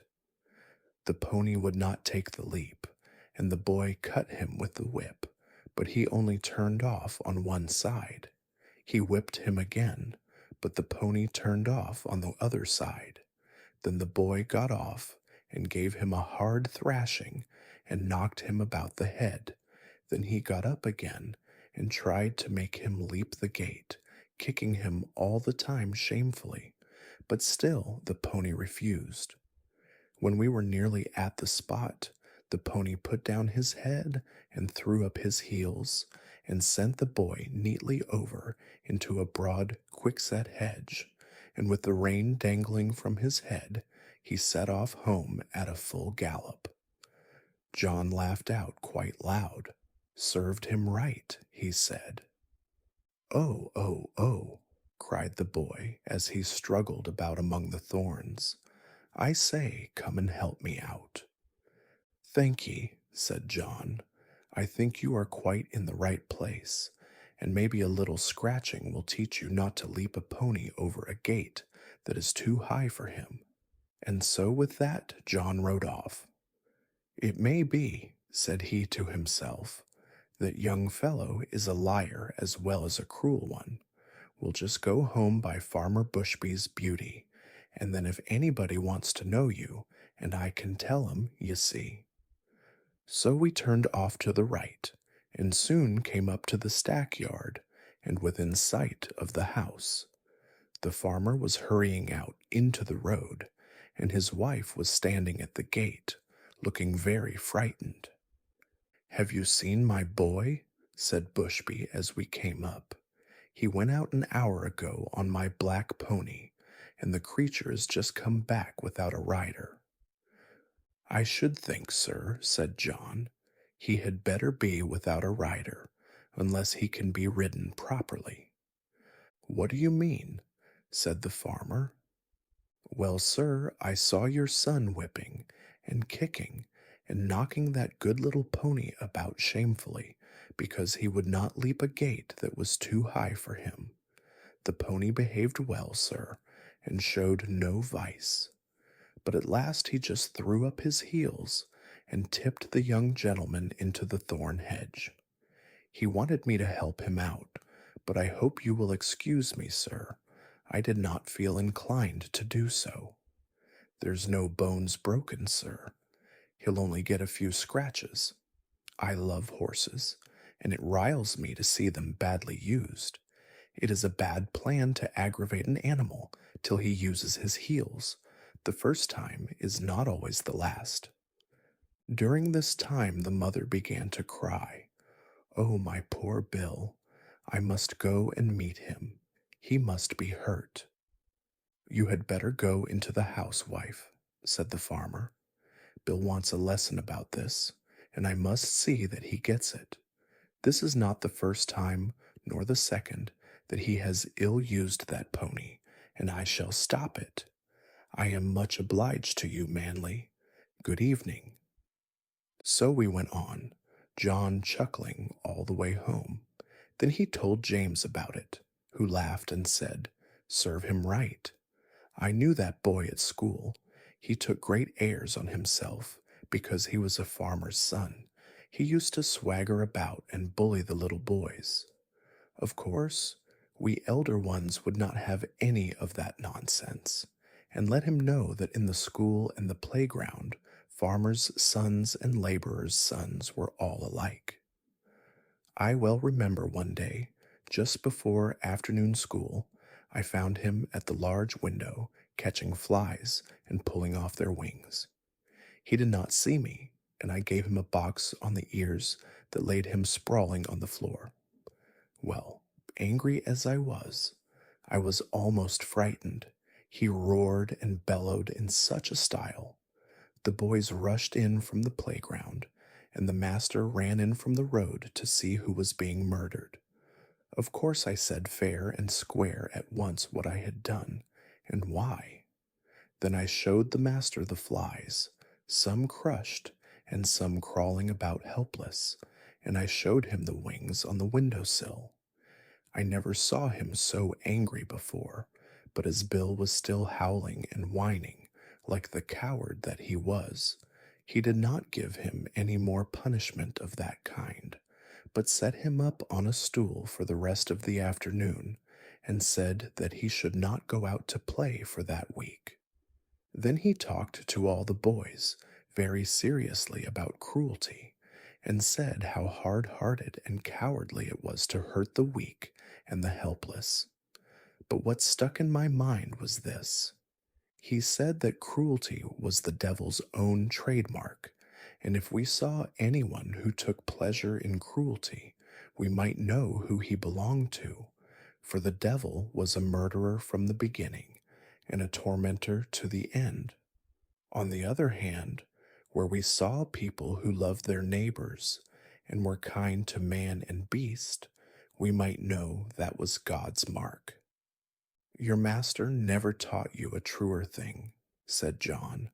There is no religion without love, and people may talk as much as they like about their religion, but if it does not teach them to be good and kind to man and beast, it is all a sham, James, and it won't stand when things come to be turned inside out.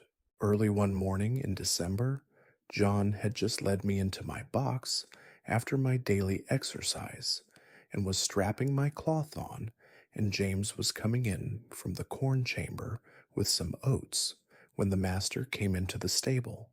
He looked rather serious and held an open letter in his hand. John fastened the door of my box, touched his cap, and waited for orders. Good morning, John, said the master. I want to know if you have any complaint to make of James. Complaint, sir? No, sir. Is he industrious at his work and respectful to you? Yes, sir, always. You never find he slights his work when your back is turned? Never, sir. That's well. But I must put another question. Have you no reason to suspect, when he goes out with the horses to exercise them or to take a message, that he stops about talking to his acquaintances, or goes into houses where he has no business, leaving the horses outside? No, sir, certainly not. And if anybody has been saying that about James, I don't believe it, and I don't mean to believe it unless I have it fairly proved before witnesses. It's not for me to say who has been trying to take away James's character, but I will say this, sir, that a steadier, pleasanter, honester, smarter young fellow I never had in this stable. I can trust his word, and I can trust his work. He is gentle and clever with the horses, and I would rather have them in charge with him than with half the young fellows I know of in laced hats and liveries. And whoever wants a character of James Howard, said John, with a decided jerk of his head, let them come to John Manley. The master stood all this time grave and attentive, but as John finished his speech, a broad smile spread over his face, and looking kindly across at James, who all this time had stood still at the door, he said, James, my lad, set down the oats and come here. I am very glad to find that John's opinion of your character agrees so exactly with my own. John is a cautious man, he said with a droll smile, and it is not always easy to get his opinion about people, so I thought if I beat the bush on this side, the birds would fly out, and I should learn what I wanted to know quickly. So now we will come to business. I have a letter from my brother-in-law, Sir Clifford Williams, of Clifford Hall. He wants me to find him a trustworthy young groom, about 20 or 21, who knows his business. His old coachman, who has lived with him 30 years, is getting feeble, and he wants a man to work with him and get into his ways, who would be able, when the old man was pensioned off, to step into his place. He would have 18 shillings a week at first, a stable suit, a driving suit, a bedroom over the coach house, and a boy under him. Sir Clifford is a good master, and if you could get the place, it would be a good start for you. I don't want to part with you, and if you left us, I know John would lose his right hand. That I should, sir, said John, but I would not stand in his light for the world. How old are you, James? Said master. 19 next May, sir. That's young. What do you think, John? Well, sir, it is young, but he is as steady as a man, and is strong and well grown, and though he has not had much experience in driving, he has a light, firm hand and a quick eye, and he is very careful, and I am quite sure no horse of his will be ruined for want of having his feet and shoes looked after. Your word will go the furthest, John, said the master, for Sir Clifford adds in a postscript, if I could find a man trained by your John, I should like him better than any other. So, James, lad, think it over, talk to your mother at dinner time, and then let me know what you wish. In a few days after this conversation, it was fully settled that James should go to Clifford Hall in a month or 6 weeks, as it suited his master, and in the meantime he was to get all the practice in driving that could be given to him. I never knew the carriage to go out so often before. When the mistress did not go out, the master drove himself in the two-wheeled chaise. But now, whether it was master or the young ladies, or only an errand, Ginger and I were put in the carriage, and James drove us. At the first, John rode with him on the box, telling him this and that, and after that James drove alone. Then it was wonderful what a number of places the master would go to in the city on Saturday, and what queer streets we were driven through. He was sure to go to the railway station just as the train was coming in, and cabs and carriages, carts and omnibuses were all trying to get over the bridge together.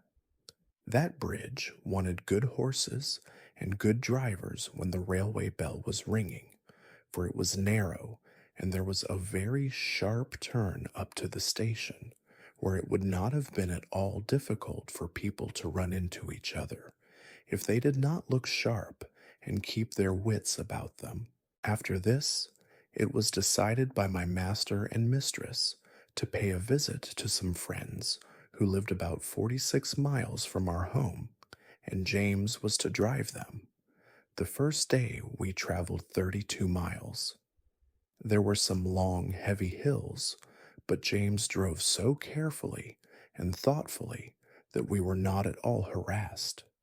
He never forgot to put on the brake as we went downhill, nor to take it off at the right place.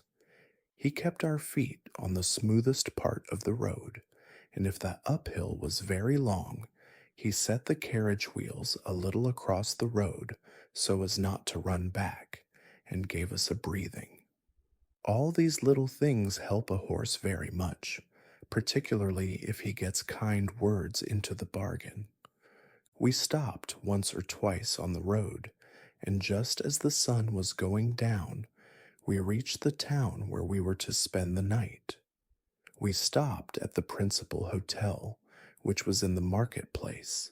It was a very large one.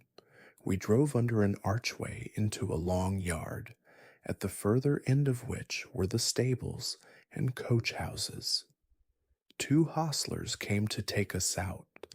The head hostler was a pleasant, active little man with a crooked leg and a yellow striped waistcoat.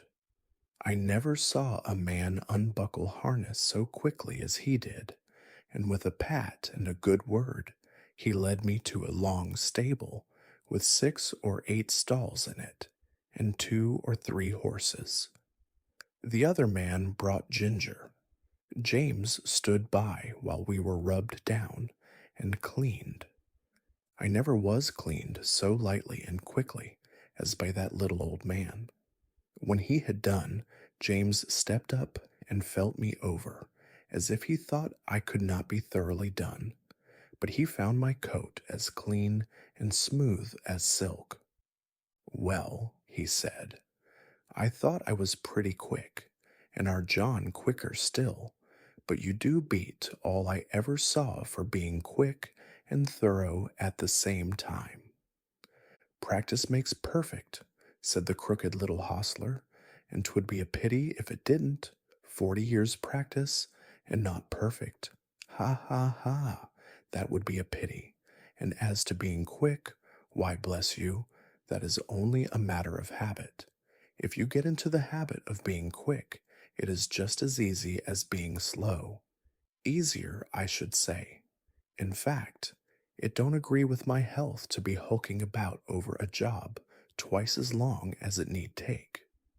Bless you, I couldn't whistle if I crawled over my work as some folks do. You see, I have been about horses ever since I was 12 years old, in hunting stables and racing stables, and being small, you see, I was jockey for several years. But at the Goodwood, you see, the turf was very slippery, and my poor larkspur got a fall, and I broke my knee, and so, of course, I was of no more use there. But I could not live without horses. Of course I couldn't. So I took to the hotels. And I can tell ye it is a downright pleasure to handle an animal like this. Well bred, well mannered, well cared for.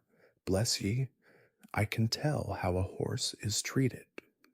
Give me the handling of a horse for 20 minutes, and I'll tell you what sort of a groom he has had. Look at this one, pleasant, quiet, turns about just as you want him, holds up his feet to be cleaned out, or anything else you please to wish. Then you'll find another fidgety, fretty, won't move the right way, or starts across the stall, tosses up his head as soon as you come near him, lays his ears, and seems afraid of you, or else squares about at you with his heels. Poor things! I know what sort of treatment they have had. If they are timid, it makes them start or shy. If they are high-mettled, it makes them vicious or dangerous. Their tempers are mostly made when they are young. Bless you, they are like children. Train 'em up in the way they should go, as the good book says, and when they are old, they will not depart from it, if they have a chance. I like to hear you talk, said James. That's the way we lay it down at home, at our master's. Who is your master, young man? If it be a proper question, I should judge he is a good one from what I see. He is Squire Gordon, of Birtwick Park, the other side the Beacon Hills, said James. Ah, so, I have heard tell of him. Fine judge of horses, ain't he? The best rider in the county. I believe he is, said James, but he rides very little now, since the poor young master was killed. Ah, poor gentleman! I read all about it in the paper at the time. A fine horse killed too, wasn't there? Yes, said James. He was a splendid creature, brother to this one, and just like him.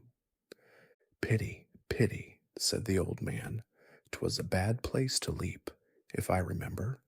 A thin fence atop a steep bank down to the stream, wasn't it? No chance for a horse to see where he is going. Now I am for bold riding as much as any man, but still there are some leaps that only a very knowing old huntsman has any right to take. A man's life and a horse's life are worth more than a fox's tail. At least I should say they ought to be. During this time, the other man had finished Ginger and had brought our corn, and James and the old man left the stable together. Later on in the evening, a traveler's horse was brought in by the second hostler, and while he was cleaning him, a young man with a pipe in his mouth lounged into the stable to gossip.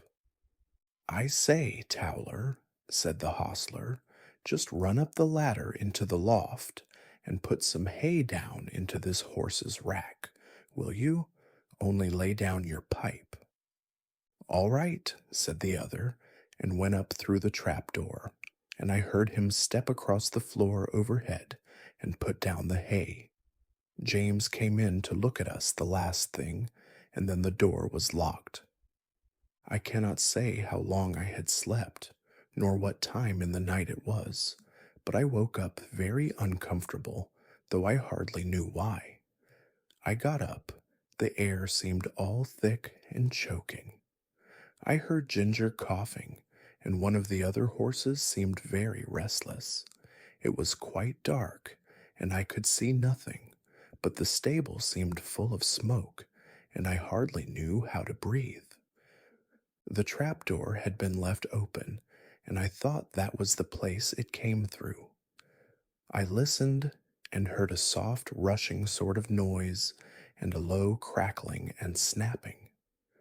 I did not know what it was, but there was something in the sound so strange that it made me tremble all over. The other horses were all awake. Some were pulling at their halters, others stamping. At last I heard steps outside, and the hostler who had put up the traveler's horse burst into the stable with a lantern and began to untie the horses and try to lead them out. But he seemed in such a hurry and so frightened himself that he frightened me still more. The first horse would not go with him. He tried the second and third, and they too would not stir. He came to me next and tried to drag me out of the stall by force. Of course, that was no use. He tried us all by turns and then left the stable. No doubt we were very foolish, but danger seemed to be all round, and there was nobody we knew to trust in, and all was strange and uncertain. The fresh air that had come in through the open door made it easier to breathe, but the rushing sound overhead grew louder, and as I looked upward through the bars of my empty rack, I saw a red light flickering on the wall. Then I heard a cry of "Fire!" outside, and the old hostler quietly and quickly came in. He got one horse out and went to another, but the flames were playing round the trap-door, and the roaring overhead was dreadful. The next thing I heard was James's voice, quiet and cheery, as it always was.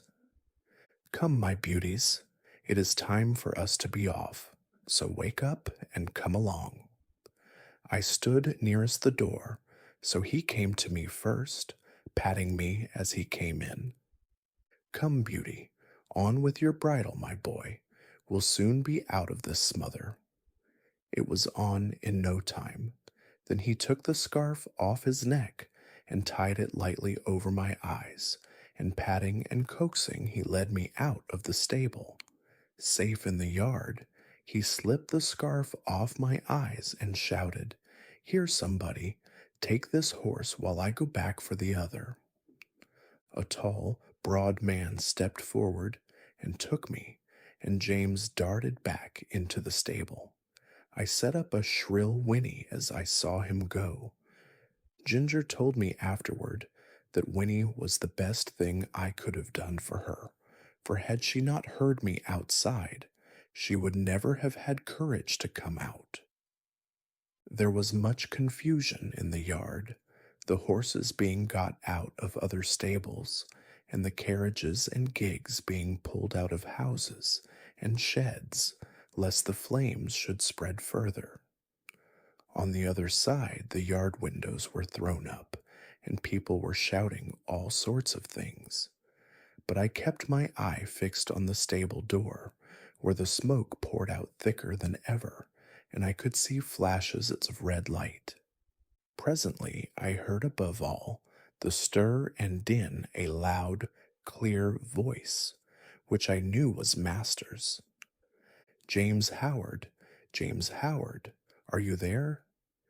There was no answer, but I heard a crash of something falling in the stable, and the next moment I gave a loud, joyful neigh, for I saw James coming through the smoke leading Ginger with him. She was coughing violently, and he was not able to speak. "My brave lad," said Master, laying his hand on his shoulder, "are you hurt?" James shook his head, for he could not yet speak. "Aye," said the big man who held me. He is a brave lad, and no mistake. And now, said master, when you have got your breath, James, we'll get out of this place as quickly as we can. And we were moving toward the entry, when from the marketplace there came a sound of galloping feet and loud rumbling wheels. "'Tis the fire engine, the fire engine," shouted 2 or 3 voices. "Stand back, make way." And clattering and thundering over the stones, 2 horses dashed into the yard with a heavy engine behind them. The firemen leaped to the ground. There was no need to ask where the fire was. It was rolling up in a great blaze from the roof.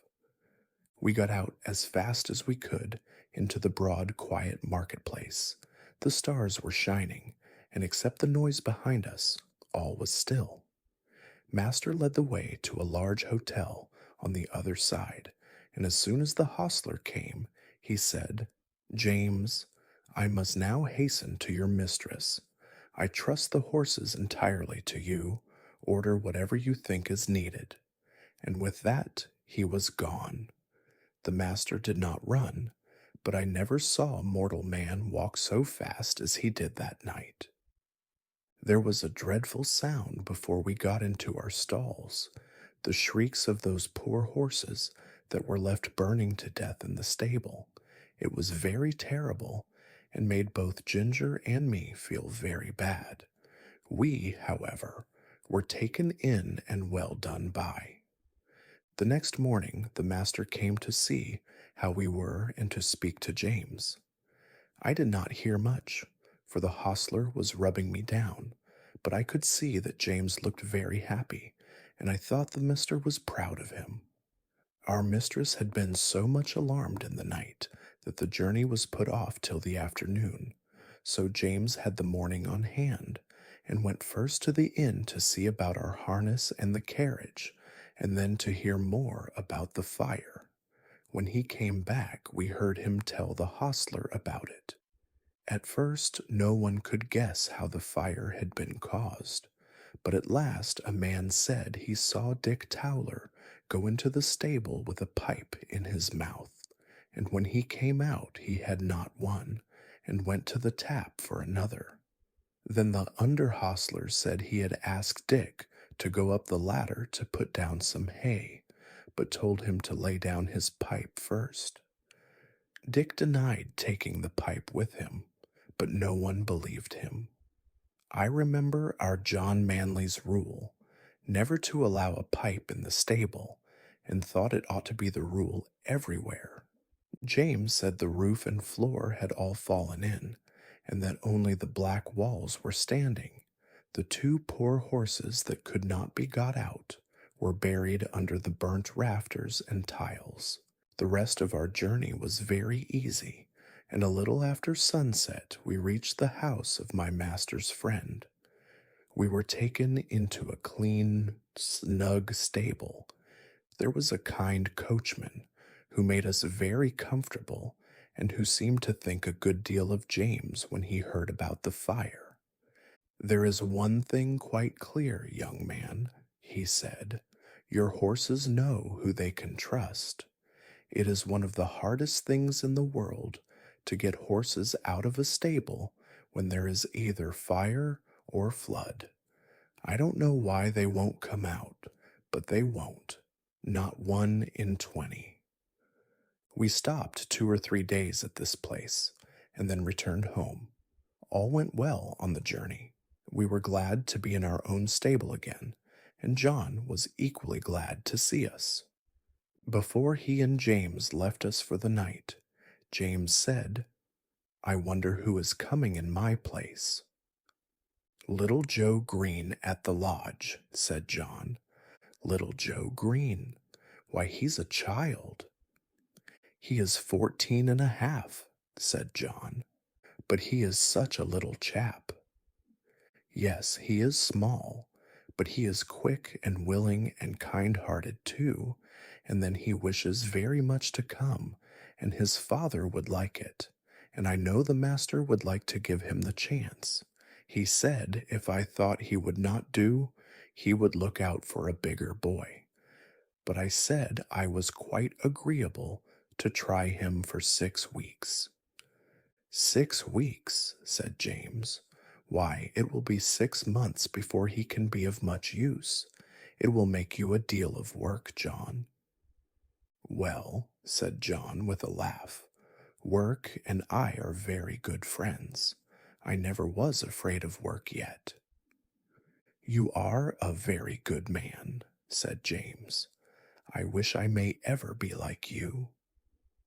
I don't often speak of myself, said John, but as you are going away from us, out into the world to shift for yourself, I'll just tell you how I look on these things. I was just as old as Joseph when my father and mother died of the fever within 10 days of each other, and left me and my crippled sister Nellie alone in the world, without a relation that we could look to for help. I was a farmer's boy, not earning enough to keep myself, much less both of us, and she must have gone to the workhouse but for our mistress. Nellie calls her her angel, and she has good right to do so. She went and hired a room for her with old widow Mallet, and she gave her knitting and needlework when she was able to do it. And when she was ill, she sent her dinners and many nice, comfortable things, and was like a mother to her. Then the master he took me into the stable under old Norman, the coachman that was then. I had my food at the house, and my bed in the loft, and a suit of clothes, and 3 shillings a week, so that I could help Nellie. Then there was Norman. He might have turned round and said at his age he could not be troubled with a raw boy from the plough-tail, but he was like a father to me, and took no end of pains with me. When the old man died some years after I stepped into his place, and now, of course, I have top wages, and can lay by for a rainy day or a sunny day, as it may happen, and Nellie is as happy as a bird. So you see, James, I am not the man that should turn up his nose at a little boy and vex a good so kind master. No, no, I shall miss you very much, James, but we shall pull through, and there's nothing like doing a kindness when 'tis put in your way, and I am glad I can do it. Then, said James, you don't hold with that saying, everybody look after himself and take care of number one? No, indeed, said John. Where should I and Nellie have been if master and mistress and old Norman had only taken care of number one? Why, she in the workhouse and I hoeing turnips. Where would Black Beauty and Ginger have been if you had only thought of number one? Why, roasted to death. No, Jim, no. That is a selfish, heathenish saying, whoever uses it. And any man who thinks he has nothing to do but take care of number one, why, it's a pity but what he had been drowned like a puppy or a kitten before he got his eyes open. That's what I think, said John, with a very decided jerk of his head. James laughed at this, but there was a thickness in his voice when he said, You have been my best friend, except my mother. I hope you won't forget me. No, lad, no, said John, and if ever I can do you a good turn, I hope you won't forget me. The next day Joe came to the stables to learn all he could before James left. He learned to sweep the stable, to bring in the straw and hay.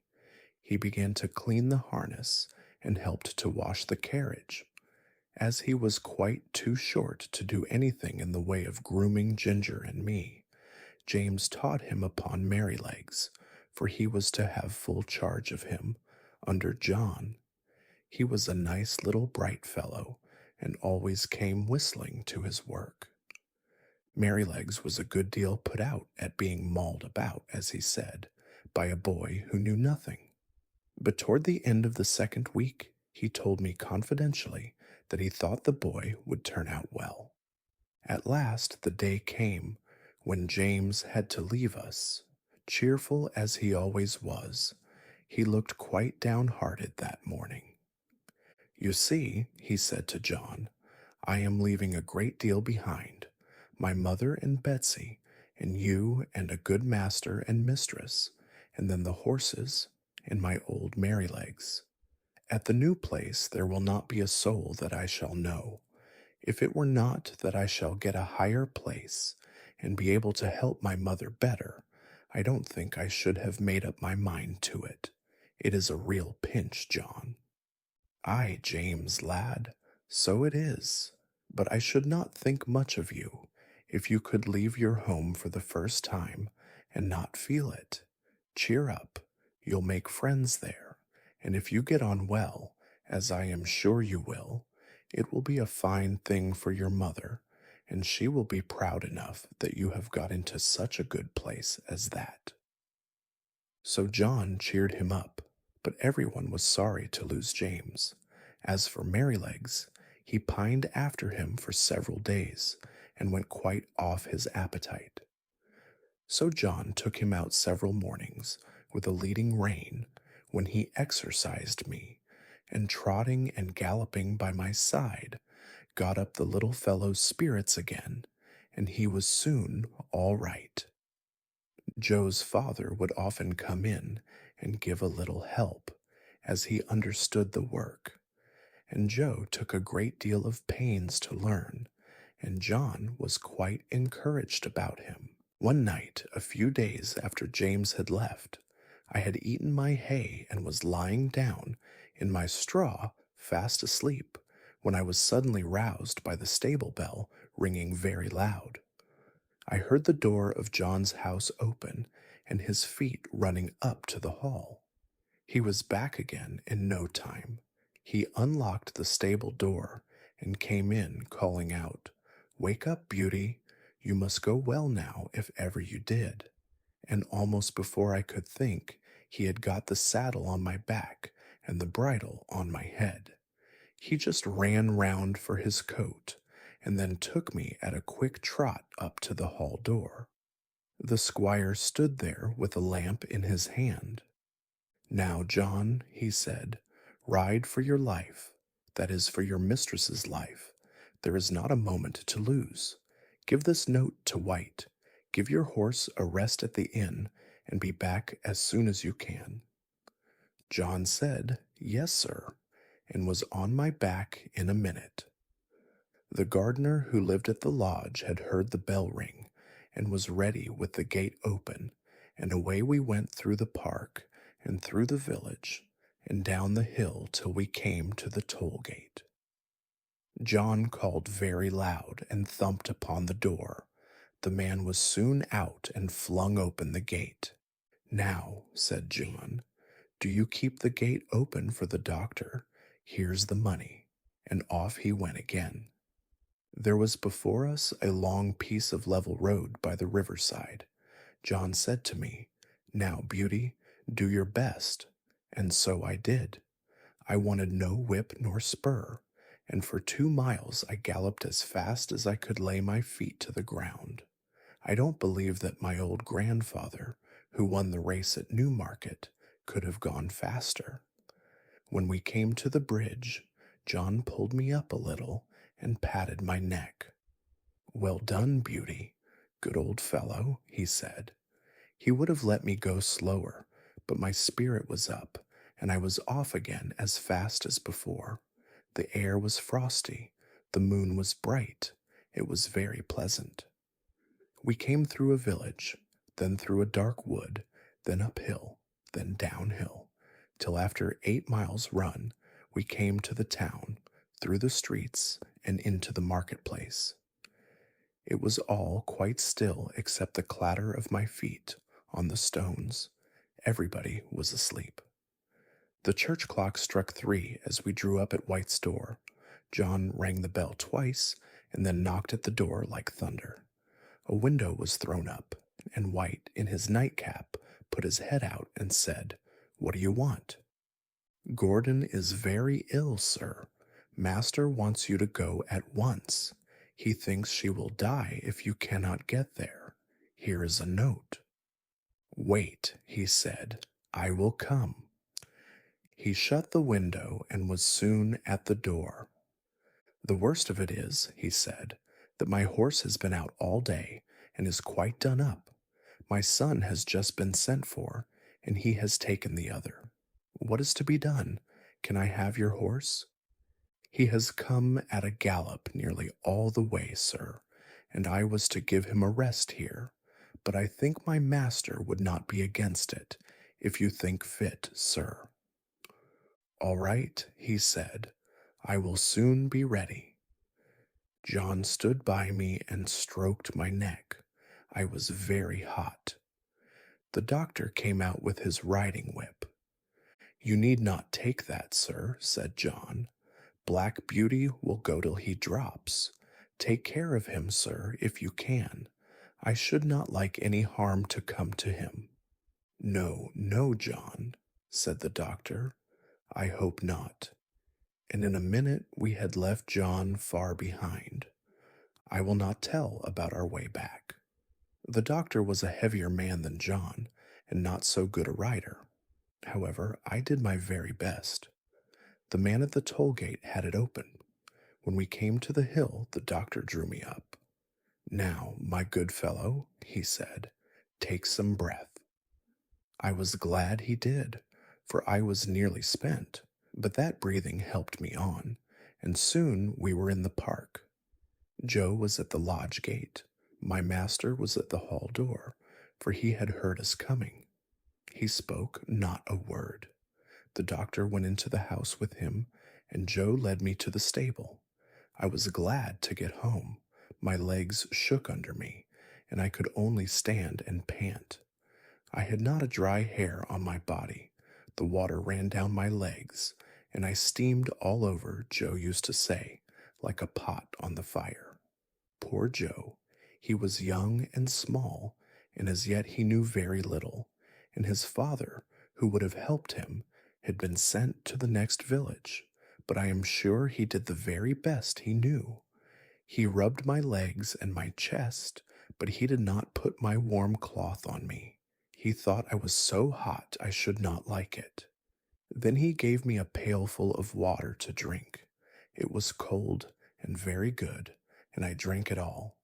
Then he gave me some hay and some corn, and thinking he had done right, he went away. Soon I began to shake and tremble, and turned deadly cold. My legs ached, my loins ached, and my chest ached, and I felt sore all over. Oh, how I wished for my warm, thick cloth as I stood and trembled. I wished for John, but he had 8 miles to walk, so I lay down in my straw and tried to go to sleep. After a long while, I heard John at the door. I gave a low moan, for I was in great pain. He was at my side in a moment, stooping down by me. I could not tell him how I felt, but he seemed to know it all. He covered me up with 2 or 3 warm cloths, and then ran to the house for some hot water. He made me some warm gruel, which I drank, and then I think I went to sleep. John seemed to be very much put out. I heard him say to himself over and over again, stupid boy, no cloth put on, and I dare say the water was cold too. Boys are no good. But Joe was a good boy after all. I was now very ill. A strong inflammation had attacked my lungs, and I could not draw my breath without pain. John nursed me night and day. He would get up 2 or 3 times in the night to come to me. My master, too, often came to see me. My poor Beauty, he said one day, my good horse, you saved your mistress's life, Beauty. Yes, you saved her life. I was very glad to hear that, for it seems the doctor had said if we'd been a little longer it would have been too late. John told my master he never saw a horse go so fast in his life. It seemed as if the horse knew what was the matter. Of course I did, though John thought not. At least I knew as much as this, that John and I must go at the top of our speed, and that it was for the sake of the mistress. I do not know how long I was ill. Bond, the horse doctor, came every day. One day he bled me. John held a pail for the blood. I felt very faint after it and thought I should die, and I believe they all thought so too. Ginger and Merrylegs had been moved into the other stable, so that I might be quiet, for the fever made me very quick of hearing. Any little noise seemed quite loud, and I could tell everyone's footstep going to and from the house. I knew all that was going on. One night John had to give me a draught. Thomas Green came in to help him. After I had taken it and John had made me as comfortable as he could, he said he should stay half an hour to see how the medicine settled. Thomas said he would stay with him, so they went and sat down on a bench that had been brought into Merrylegs's stall, and put down the lantern at their feet, that I might not be disturbed with the light. For a while both men sat silent, and then Tom Green said in a low voice, "I wish, John, you'd say a bit of a kind word to Joe. The boy is quite broken-hearted. He can't eat his meals, and he can't smile. He says he knows it was all his fault, though he is sure he did the best he knew, and he says if Beauty dies, no one will ever speak to him again. It goes to my heart to hear him. I think you might give him just a word. He is not a bad boy." After a short pause, John said slowly, "You must not be too hard upon me, Tom. I know he meant no harm. I never said he did. I know he is not a bad boy. You see, I am sore myself. That horse is the pride of my heart, to say nothing of his being such a favorite with the master and mistress, and to think that his life may be flung away in this manner is more than I can bear. But if you think I am hard on the boy, I will try to give him a good word tomorrow. That is, I mean if Beauty is better." "Well, John, thank you. I knew you did not wish to be too hard, and I am glad you see it was only ignorance." John's voice almost startled me as he answered, "Only ignorance, only ignorance. How can you talk about only ignorance? Don't you know that it is the worst thing in the world, next to wickedness, and which does the most mischief heaven only knows?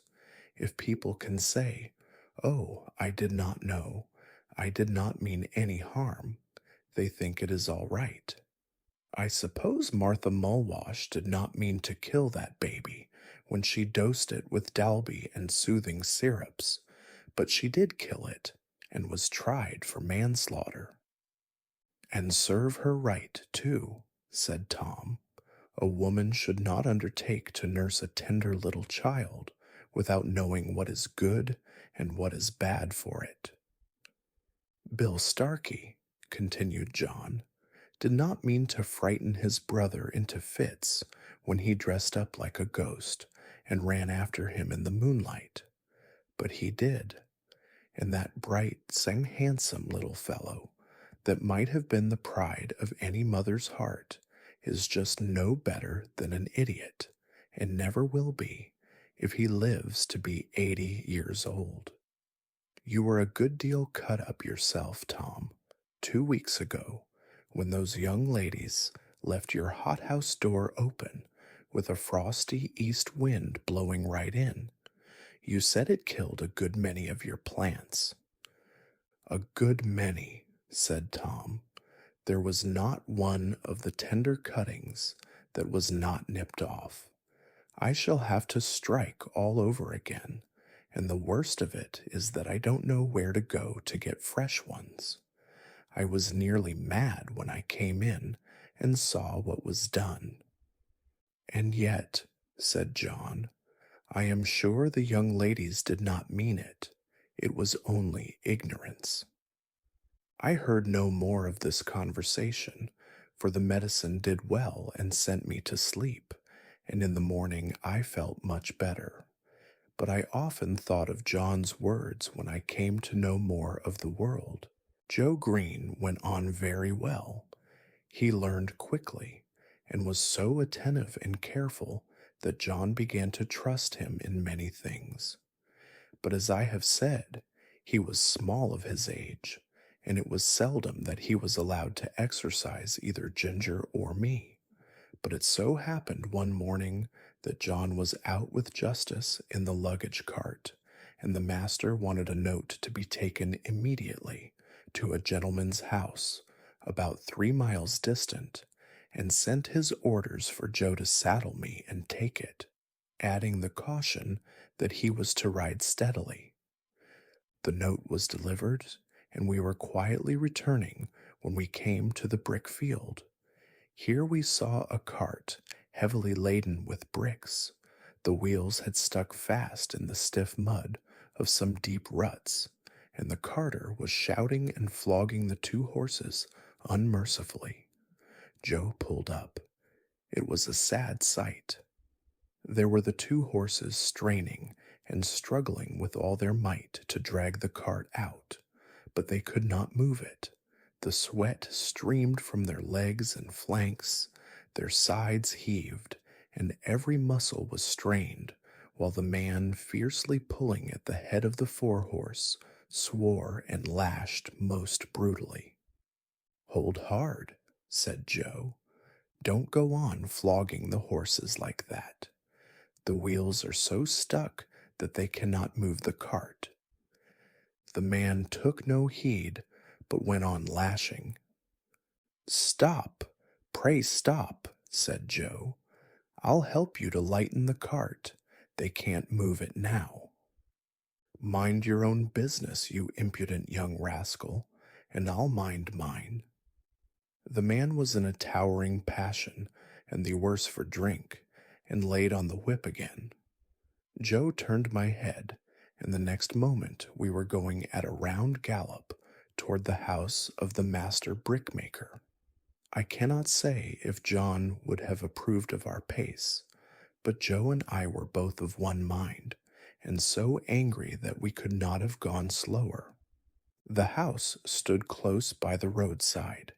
Joe knocked at the door and shouted, "Hello, is Clay at home?" The door was opened and Clay himself came out. "Hello, young man. You seem in a hurry. Any orders from the squire this morning?" "No, Clay, but there's a fellow in your brickyard flogging 2 horses to death. I told him to stop, and he wouldn't. I said I'd help him to lighten the cart, and he wouldn't. So I have come to tell you. Pray, sir, go." Joe's voice shook with excitement. "Thank ye, my lad," said the man, running in for his hat, then pausing for a moment. "Will you give evidence of what you saw if I should bring the fellow up before a magistrate?" "That I will," said Joe, "and glad too." The man was gone, and we were on our way home at a smart trot. "Why, what's the matter with you, Joe? You look angry all over," said John, as the boy flung himself from the saddle. "I am angry all over, I can tell you," said the boy, and then in hurried, excited words he told all that had happened. Joe was usually such a quiet, gentle little fellow that it was wonderful to see him so roused. "Right, Joe. You did right, my boy, whether the fellow gets a summons or not. Many folks would have ridden by and said it was not their business to interfere. Now I say that with cruelty and oppression, it is everybody's business to interfere when they see it. You did right, my boy." Joe was quite calm by this time, and proud that John approved of him, and cleaned out my feet and rubbed me down with a firmer hand than usual. They were just going home to dinner when the footman came down to the stable to say that Joe was wanted directly in Master's private room. There was a man brought up for ill-using horses, and Joe's evidence was wanted. The boy flushed up to his forehead, and his eyes sparkled. "They shall have it," said he. "Put yourself a bit straight," said John. Joe gave a pull at his necktie and a twitch at his jacket, and was off in a moment. Our master being one of the county magistrates, cases were often brought to him to settle, or say what should be done. In the stable we heard no more for some time, as it was the men's dinner hour, but when Joe came next into the stable, I saw he was in high spirits. He gave me a good-natured slap and said, "We won't see such things done, will we, old fellow?" We heard afterward that he had given his evidence so clearly, and the horses were in such an exhausted state, bearing marks of such brutal usage, that the carter was committed to take his trial, and might possibly be sentenced to 2 or 3 months in prison. It was wonderful what a change had come over Joe. John laughed and said he had grown an inch taller in that week, and I believe he had. He was just as kind and gentle as before, but there was more purpose and determination in all that he did, as if he had jumped at once from a boy into a man. Now I had lived in this happy place 3 years, but sad changes were about to come over us. We heard from time to time that our mistress was ill. The doctor was often at the house, and the master looked grave and anxious. Then we heard that she must leave her home at once and go to a warm country for 2 or 3 years. The news fell upon the household like the tolling of a death bell. Everybody was sorry, but the master began directly to make arrangements for breaking up his establishment and leaving England. We used to hear it talked about in our stable. Indeed, nothing else was talked about. John went about his work, silent and sad, and Joe scarcely whistled. There was a great deal of coming and going. Ginger and I had full work. The first of the party who went were Miss Jessie and Flora with their governess. They came to bid us good-bye. They hugged poor Merrylegs like an old friend, and so indeed he was. Then we heard what had been arranged for us. Master had sold Ginger and me to his old friend, the Earl of W., for he thought we should have a good place there. Merrylegs he had given to the vicar, who was wanting a pony for Blomefield, but it was on the condition that he should never be sold, and that when he was past work he should be shot and buried. Joe was engaged to take care of him and to help in the house, so I thought that Merrylegs was well off. John had the offer of several good places, but he said he should wait a little and look round. The evening before they left, the master came into the stable to give some directions, and to give his horses the last pat. He seemed very low-spirited. I knew that by his voice. I believe we horses can tell more by the voice than many men can. "Have you decided what to do, John?" he said. "I find you have not accepted either of those offers." "No, sir. I have made up my mind that if I could get a situation with some first-rate colt breaker and horse trainer, it would be the right thing for me. Many young animals are frightened and spoiled by wrong treatment, which need not be if the right man took them in hand. I always get on well with horses, and if I could help some of them to a fair start, I should feel as if I was doing some good. What do you think of it, sir?" "I don't know a man anywhere," said master, "that I should think so suitable for it as yourself. You understand horses, and somehow they understand you, and in time you might set up for yourself. I think you could not do better. If in any way I can help you, write to me. I shall speak to my agent in London and leave your character with him.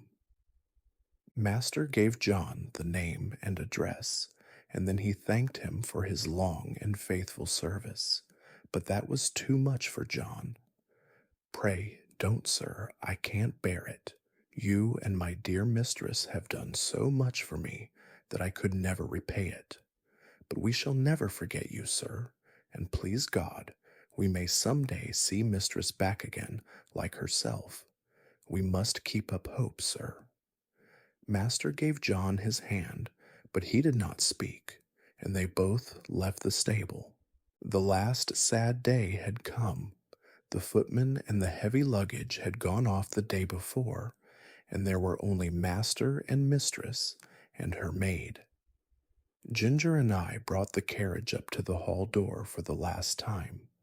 The servants brought out cushions and rugs and many other things, and when all were arranged, master came down the steps, carrying the mistress in his arms. I was on the side next to the house, and could see all that went on. He placed her carefully in the carriage, while the house servants stood round crying. Goodbye again, he said. We shall not forget any of you. And he got in. Drive on, John. Joe jumped up, and we trotted slowly through the park and through the village, where the people were standing at their doors to have a last look and to say, God bless them. When we reached the railway station, I think mistress walked from the carriage to the waiting room. I heard her say in her own sweet voice, Goodbye, John. God bless you. I felt the rein twitch, but John made no answer. Perhaps he could not speak. As soon as Joe had taken the things out of the carriage, John called him to stand by the horses while he went on the platform. Poor Joe. He stood close up to our heads to hide his tears.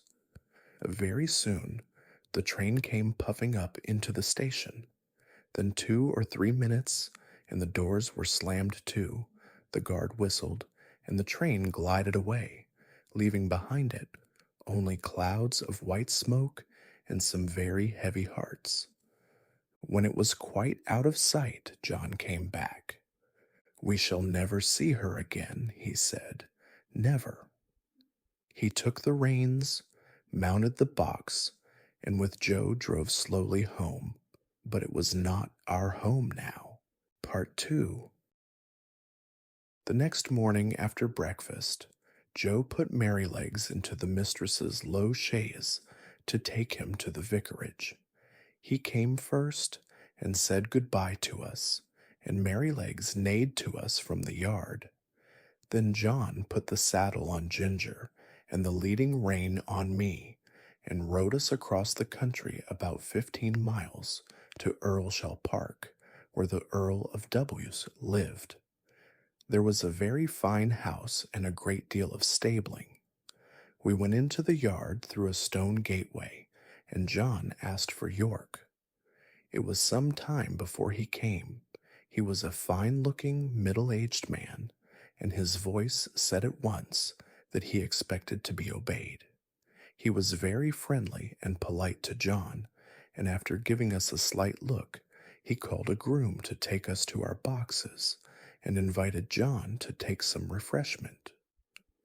We were taken to a light, airy stable, and placed in boxes adjoining each other, where we were rubbed down and fed.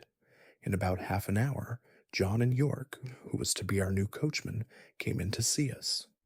Now, Manly, he said, after carefully looking at us both, I can see no fault in these horses, but we all know that horses have their peculiarities, as well as men, and that sometimes they need different treatment. I should like to know if there is anything particular in either of these that you would like to mention. Well, said John, I don't believe there is a better pair of horses in the country, and right grieved I am to part with them, but they are not alike. The black one is the most perfect temper I ever knew. I suppose he has never known a hard word or a blow since he was foaled, and all his pleasure seems to be to do what you wish. But the chestnut, I fancy, must have had bad treatment. We heard as much from the dealer. She came to us snappish and suspicious, but when she found what sort of place ours was, it all went off by degrees. For 3 years I have never seen the smallest sign of temper, and if she is well treated, there is not a better, more willing animal than she is. But she is naturally a more irritable constitution than the black horse. Flies tease her more, anything wrong in the harness frets her more, and if she were ill used or unfairly treated, she would not be unlikely to give tit for tat. You know that many high-mettled horses will do so.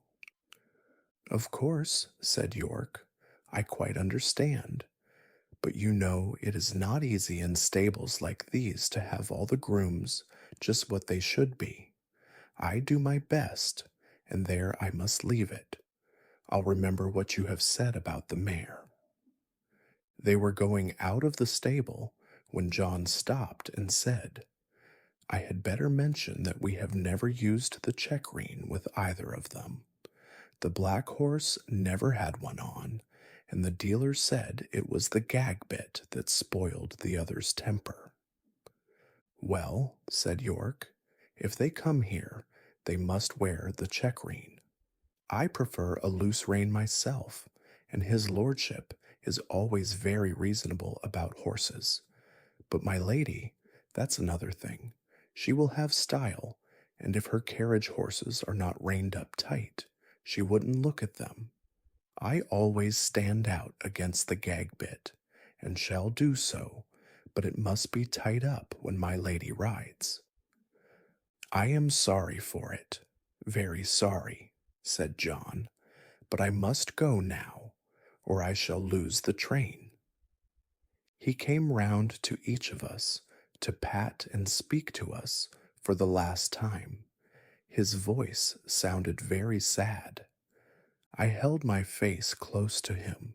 That was all I could do to say goodbye, and then he was gone, and I have never seen him since. The next day Lord W. came to look at us. He seemed pleased with our appearance. I have great confidence in these horses, he said, from the character my friend Gordon has given me of them. Of course, they are not a match in color, but my idea is that they will do very well for the carriage while we are in the country. Before we go to London, I must try to match Baron. The black horse, I believe, is perfect for riding. York then told him what John had said about us. Well, said he, you must keep an eye to the mare, and put the check-rein easy. I dare say they will do very well with a little humoring at first. I'll mention it to your lady.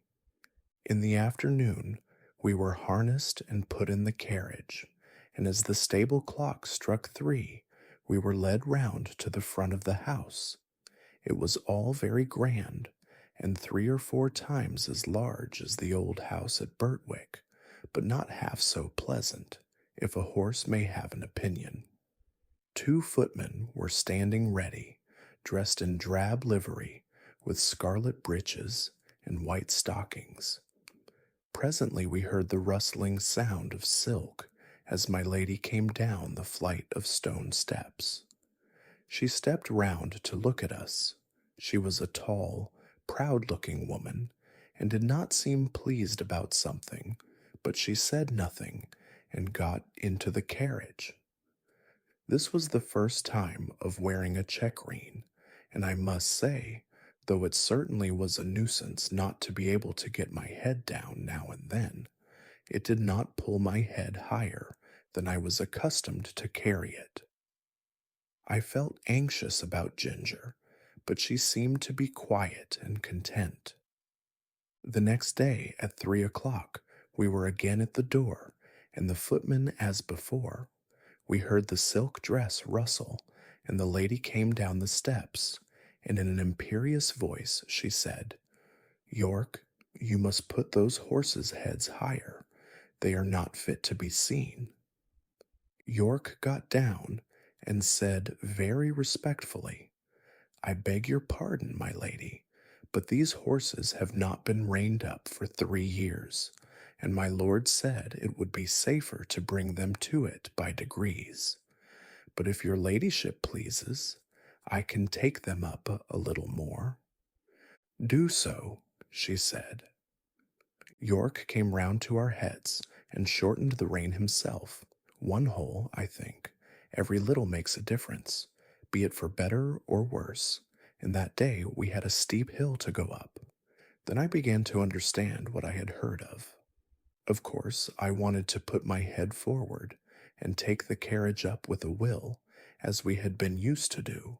But no, I had to pull with my head up now, and that took all the spirit out of me, and the strain came on my back and legs. When we came in, Ginger said, Now you see what it is like, but this is not bad, and if it does not get much worse than this, I shall say nothing about it, for we are very well treated here. But if they strain me up tight, why let 'em look out. I can't bear it, and I won't. Day by day, hole by hole, our bearing reins were shortened, and instead of looking forward with pleasure to having my harness put on, as I used to do, I began to dread it. Ginger, too, seemed restless, though she said very little. At last I thought the worst was over. For several days there was no more shortening, and I determined to make the best of it and do my duty, though it was now a constant harass instead of a pleasure. But the worst was not come. One day my lady came down later than usual, and the silk rustled more than ever. Drive to the Duchess of Bogsea's, she said, and then after a pause, Are you never going to get those horses' heads up, York? Raise them at once, and let us have no more of this humoring and nonsense. York came to me first, while the groom stood at Ginger's head. He drew my head back and fixed the rein so tight that it was almost intolerable.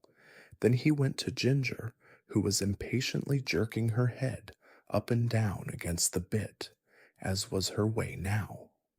She had a good idea of what was coming, and the moment York took the rein off the terret, in order to shorten it, she took her opportunity and reared up so suddenly that York had his nose roughly hit and his hat knocked off. The groom was nearly thrown off his legs. At once, they both flew to her head, but she was a match for them, and went on plunging, rearing, and kicking in a most desperate manner.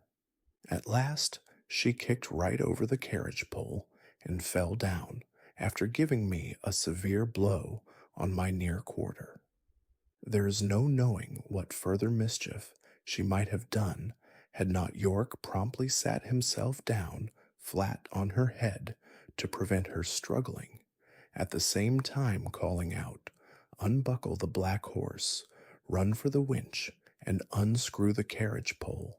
Cut the trace here, somebody, if you can't unhitch it.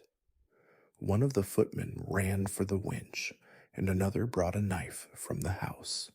The groom soon set me free from Ginger and the carriage, and led me to my box. He just turned me in as I was, and ran back to York.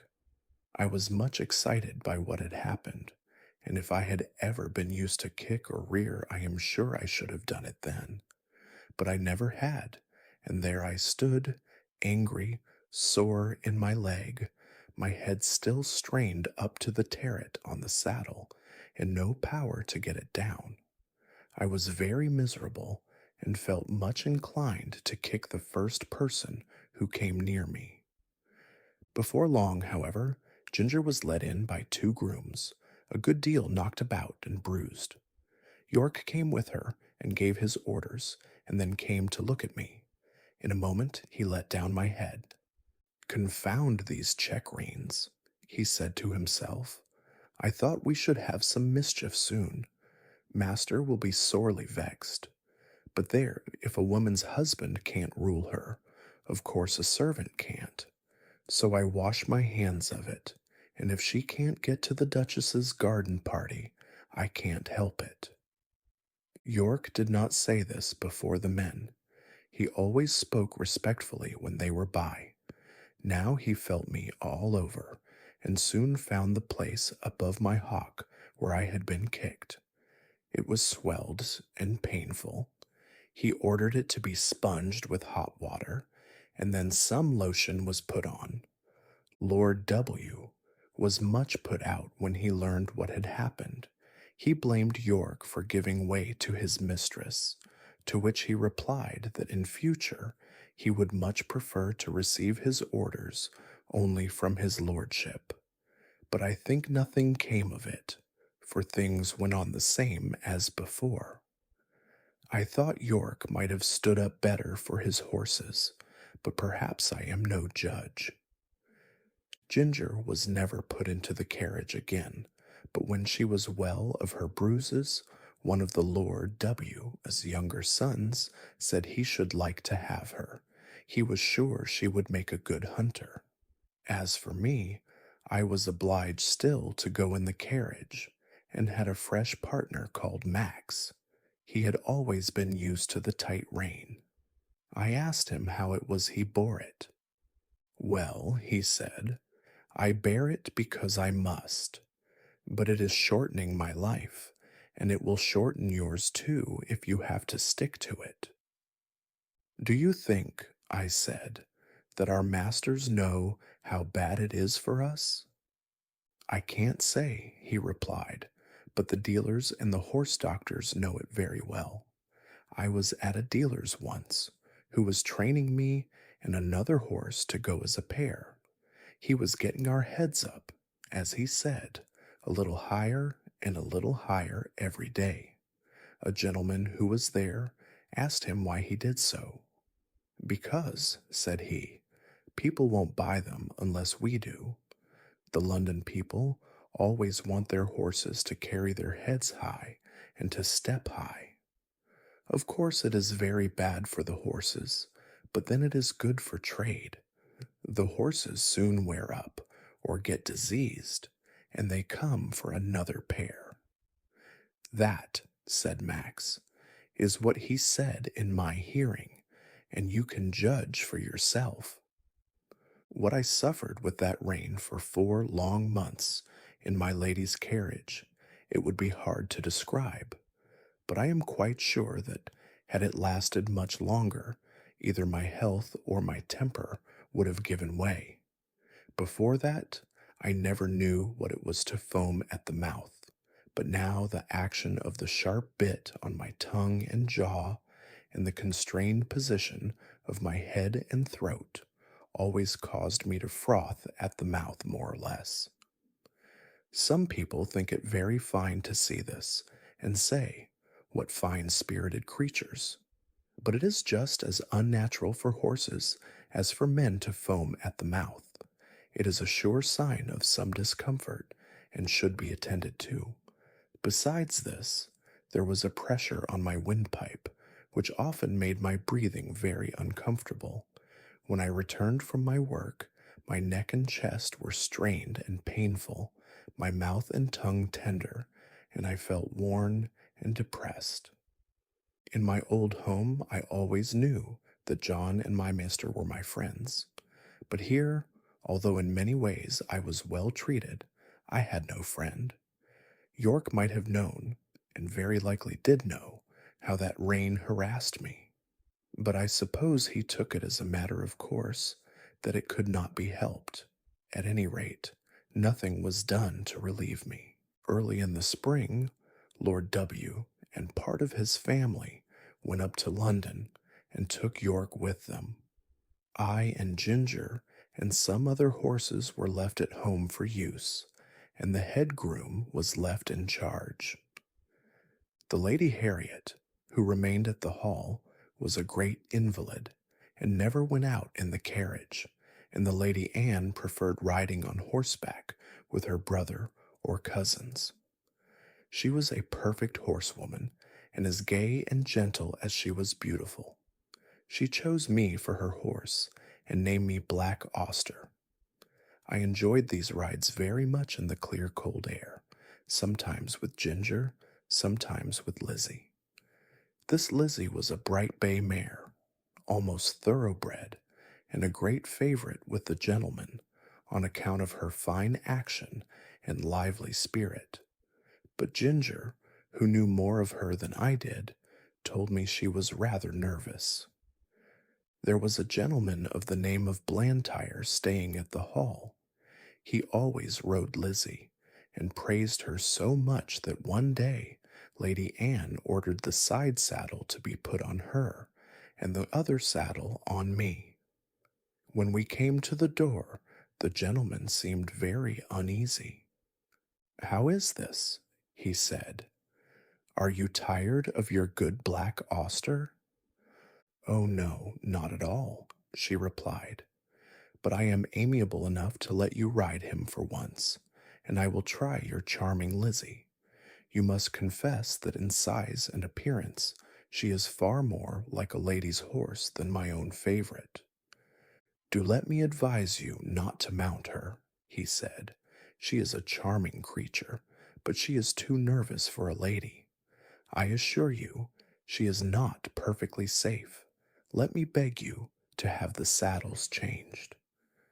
"My dear cousin," said Lady Anne, laughing, "pray do not trouble your good careful head about me. I have been a horsewoman ever since I was a baby, and I have followed the hounds a great many times, though I know you do not approve of ladies hunting. But still that is the fact, and I intend to try this Lizzie that you gentlemen are all so fond of. So please help me to mount, like a good friend as you are." There was no more to be said. He placed her carefully on the saddle, looked to the bit and curb, gave the reins gently into her hand, and then mounted me. Just as we were moving off, a footman came out with a slip of paper and message from the Lady Harriet. Would they ask this question for her at Ashley's and bring the answer? The village was about a mile off, and the doctor's house was the last in it. We went along gaily enough till we came to his gate. There was a short drive up to the house between tall evergreens. Blantyre alighted at the gate and was going to open it for Lady Anne, but she said, "I will wait for you here, and you can hang Auster's rein on the gate." He looked at her doubtfully. "I will not be 5 minutes," he said. "Oh, do not hurry yourself. Lizzie and I shall not run away from you." He hung my rein on one of the iron spikes and was soon hidden among the trees. Lizzie was standing quietly by the side of the road a few paces off, with her back to me. My young mistress was sitting easily with a loose rein, humming a little song. I listened to my rider's footsteps until they reached the house and heard him knock at the door. There was a meadow on the opposite side of the road, the gate of which stood open. Just then, some cart horses and several young colts came trotting out in a very disorderly manner, while a boy behind was cracking a great whip. The colts were wild and frolicsome, and one of them bolted across the road and blundered up against Lizzie's hind legs, and whether it was the stupid colt, or the loud cracking of the whip, or both together, I cannot say. But she gave a violent kick and dashed off into a headlong gallop. It was so sudden that Lady Anne was nearly unseated, but she soon recovered herself. I gave a loud, shrill neigh for help. Again and again I neighed, pawing the ground impatiently and tossing my head to get the rein loose. I had not long to wait. Blantyre came running to the gate. He looked anxiously about and just caught sight of the flying figure now far away on the road. In an instant he sprang to the saddle. I needed no whip, no spur, for I was as eager as my rider. He saw it, and giving me a free rein, and leaning a little forward, we dashed after them. For about a mile and a half the road ran straight, and then bent to the right, after which it divided into two roads. Long before we came to the bend, she was out of sight. Which way had she turned? A woman was standing at her garden gate, shading her eyes with her hand and looking eagerly up the road. Scarcely drawing the rein, Blantyre shouted, "Which way?" "To the right," cried the woman, pointing with her hand, and away we went up the right-hand road. Then for a moment we caught sight of her, another bend, and she was hidden again. Several times we caught glimpses, and then lost them. We scarcely seemed to gain ground upon them at all. An old road mender was standing near a heap of stones, his shovel dropped, and his hands raised. As we came near, he made a sign to speak. Blantyre drew the rein a little. To the common, sir. She has turned off there." I knew this common very well. It was for the most part very uneven ground, covered with heather and dark green furze bushes, with here and there a scrubby old thorn tree. There were also open spaces of fine short grass, with ant hills and mole turns everywhere, the worst place I ever knew for a headlong gallop. We had hardly turned on the common when we caught sight again of the green habit flying on before us. My lady's hat was gone, and her long brown hair was streaming behind her. Her head and body were thrown back, as if she were pulling with all her remaining strength, and as if that strength were nearly exhausted. It was clear that the roughness of the ground had very much lessened Lizzie's speed, and there seemed a chance that we might overtake her. While we were on the high road, Blantyre had given me my head, but now, with a light hand and a practiced eye, he guided me over the ground in such a masterly manner that my pace was scarcely slackened, and we were decidedly gaining on them. About halfway across the heath, there had been a wide dike recently cut, and the earth from the cutting was cast up roughly on the other side. Surely this would stop them. But no, with scarcely a pause, Lizzie took the leap, stumbled among the rough clods, and fell. Blantyre groaned, "Now, Auster, do your best." He gave me a steady rein. I gathered myself well together, and with one determined leap, cleared both dike and bank. Motionless among the heather, with her face to the earth, lay my poor young mistress. Blantyre kneeled down and called her name. There was no sound.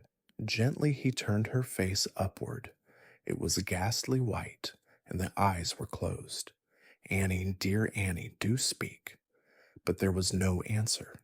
He unbuttoned her habit, loosened her collar, felt her hands and wrist, then started up and looked wildly round him for help. At no great distance, there were two men cutting turf, who, seeing Lizzie running wild without a rider, had left their work to catch her. Blantyre's halloo soon brought them to the spot. The foremost man seemed much troubled at the sight, and asked what he could do. "Can you ride?" "Well, sir, I bean't much of a horseman, but I'd risk my neck for the Lady Anne. She was uncommon good to my wife in the winter." "Then mount this horse, my friend. Your neck will be quite safe, and ride to the doctor's and ask him to come instantly. Then on to the hall, tell them all that you know, and bid them send me the carriage with Lady Anne's maid, and help. I shall stay here." "All right, sir, I'll do my best."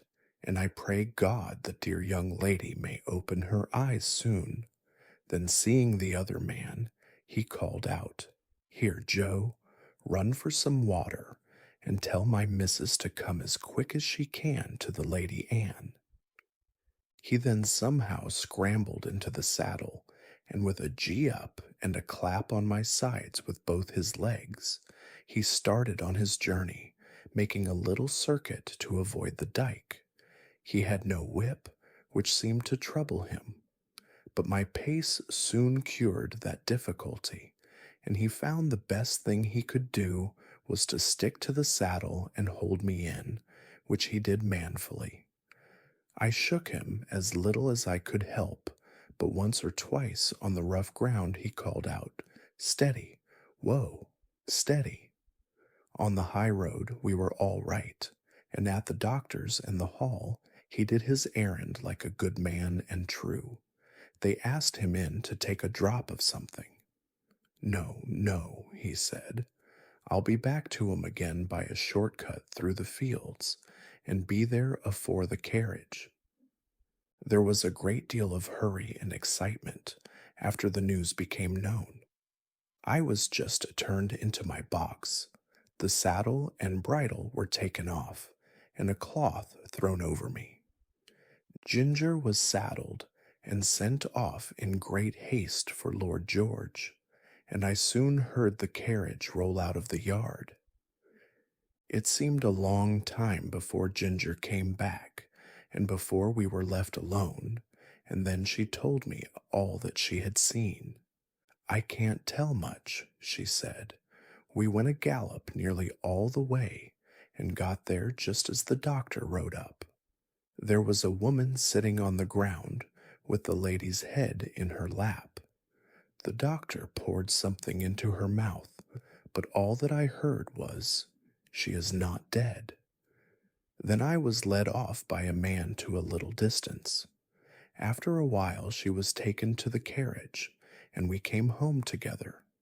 I heard my master say to a gentleman who stopped him to inquire that he hoped no bones were broken, but that she had not spoken yet. When Lord George took Ginger for hunting, York shook his head. He said it ought to be a steady hand to train a horse for the first season, and not a random rider like Lord George. Ginger used to like it very much, but sometimes when she came back I could see that she had been very much strained, and now and then she gave a short cough. She had too much spirit to complain, but I could not help feeling anxious about her. 2 days after the accident, Blantyre paid me a visit. He patted me and praised me very much. He told Lord George that he was sure the horse knew of Annie's danger as well as he did. I could not have held him in if I would, said he. She ought never to ride any other horse. I found by their conversation that my young mistress was now out of danger, and would soon be able to ride again. This was good news to me, and I looked forward to a happy life. Now I must say a little about Reuben Smith, who was left in charge of the stables when York went to London. No one more thoroughly understood his business than he did, and when he was all right there could not be a more faithful or valuable man. He was gentle and very clever in his management of horses, and could doctor them almost as well as a farrier, for he had lived 2 years with a veterinary surgeon. He was a first-rate driver. He could take a four-in-hand or a tandem as easily as a pair. He was a handsome man, a good scholar, and had very pleasant manners. I believe everybody liked him. Certainly the horses did. The only wonder was that he should be in an under situation, and not in the place of a head coachman like York. But he had one great fault, and that was the love of drink. He was not like some men, always at it. He used to keep steady for weeks or months together, and then he would break out and have a bout of it, as York called it, and be a disgrace to himself, a terror to his wife, and a nuisance to all that had to do with him. He was, however, so useful that 2 or 3 times York had hushed the matter up and kept it from the Earl's knowledge. But one night, when Reuben had to drive a party home from a ball, he was so drunk that he could not hold the reins, and a gentleman of the party had to mount the box and drive the ladies home. Of course, this could not be hidden, and Reuben was at once dismissed. His poor wife and little children had to turn out of the pretty cottage by the park gate and go where they could. Old Max told me all this, for it happened a good while ago, but shortly before Ginger and I came, Smith had been taken back again. York had interceded for him with the Earl, who is very kind-hearted, and the man had promised faithfully that he would never taste another drop as long as he lived there. He had kept his promise so well that York thought he might be safely trusted to fill his place while he was away, and he was so clever and honest that no one else seemed so well fitted for it. It was now early in April, and the family was expected home some time in May. The light brougham was to be fresh done up, and as Colonel Blantyre was obliged to return to his regiment, it was arranged that Smith should drive him to the town in it and ride back. For this purpose he took the saddle with him, and I was chosen for the journey. At the station, the colonel put some money into Smith's hand and bid him good-bye, saying, "Take care of your young mistress, Reuben, and don't let Black Auster be hacked about by any random young prig that wants to ride him. Keep him for the lady." We left the carriage at the maker's, and Smith rode me to the White Lion, and ordered the hostler to feed me well, and have me ready for him at 4 o'clock. A nail in one of my front shoes had started as I came along, but the hostler did not notice it till just about 4 o'clock. Smith did not come into the yard till 5, and then he said he should not leave till 6, as he had met with some old friends. The man then told him of the nail, and asked if he should have the shoe looked to. "No," said Smith, "that will be all right till we get home." He spoke in a very loud, offhand way, and I thought it very unlike him not to see about the shoe, as he was generally wonderfully particular about loose nails in our shoes. He did not come at 6, nor 7, nor 8, and it was nearly 9 o'clock before he called for me, and then it was with a loud, rough voice. He seemed in a very bad temper, and abused the hostler, though I could not tell what for. The landlord stood at the door and said, "Have a care, Smith." But he answered angrily with an oath, and almost before he was out of the town, he began to gallop, frequently giving me a sharp cut with his whip, though I was going at full speed. The moon had not yet risen, and it was very dark. The roads were stony, having been recently mended. Going over them at this pace, my shoe became looser, and as we neared the turnpike gate, it came off. If Smith had been in his right senses, he would have been sensible of something wrong in my pace, but he was too drunk to notice. Beyond the turnpike was a long piece of road, upon which fresh stones had just been laid, large, sharp stones, over which no horse could be driven quickly without risk of danger. Over this road, with one shoe gone, I was forced to gallop at my utmost speed, my rider meanwhile cutting into me with his whip, and with wild curses urging me to go still faster. Of course my shoeless foot suffered dreadfully.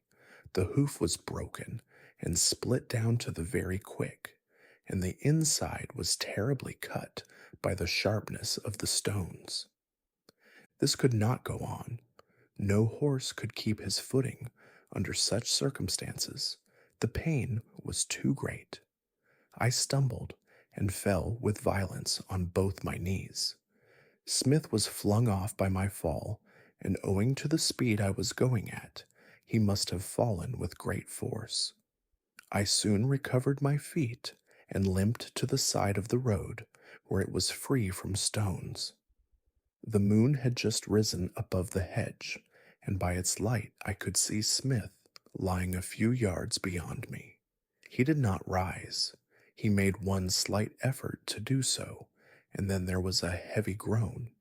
I could have groaned too, for I was suffering intense pain both from my foot and knees, but horses are used to bear their pain in silence. I uttered no sound, but I stood there and listened.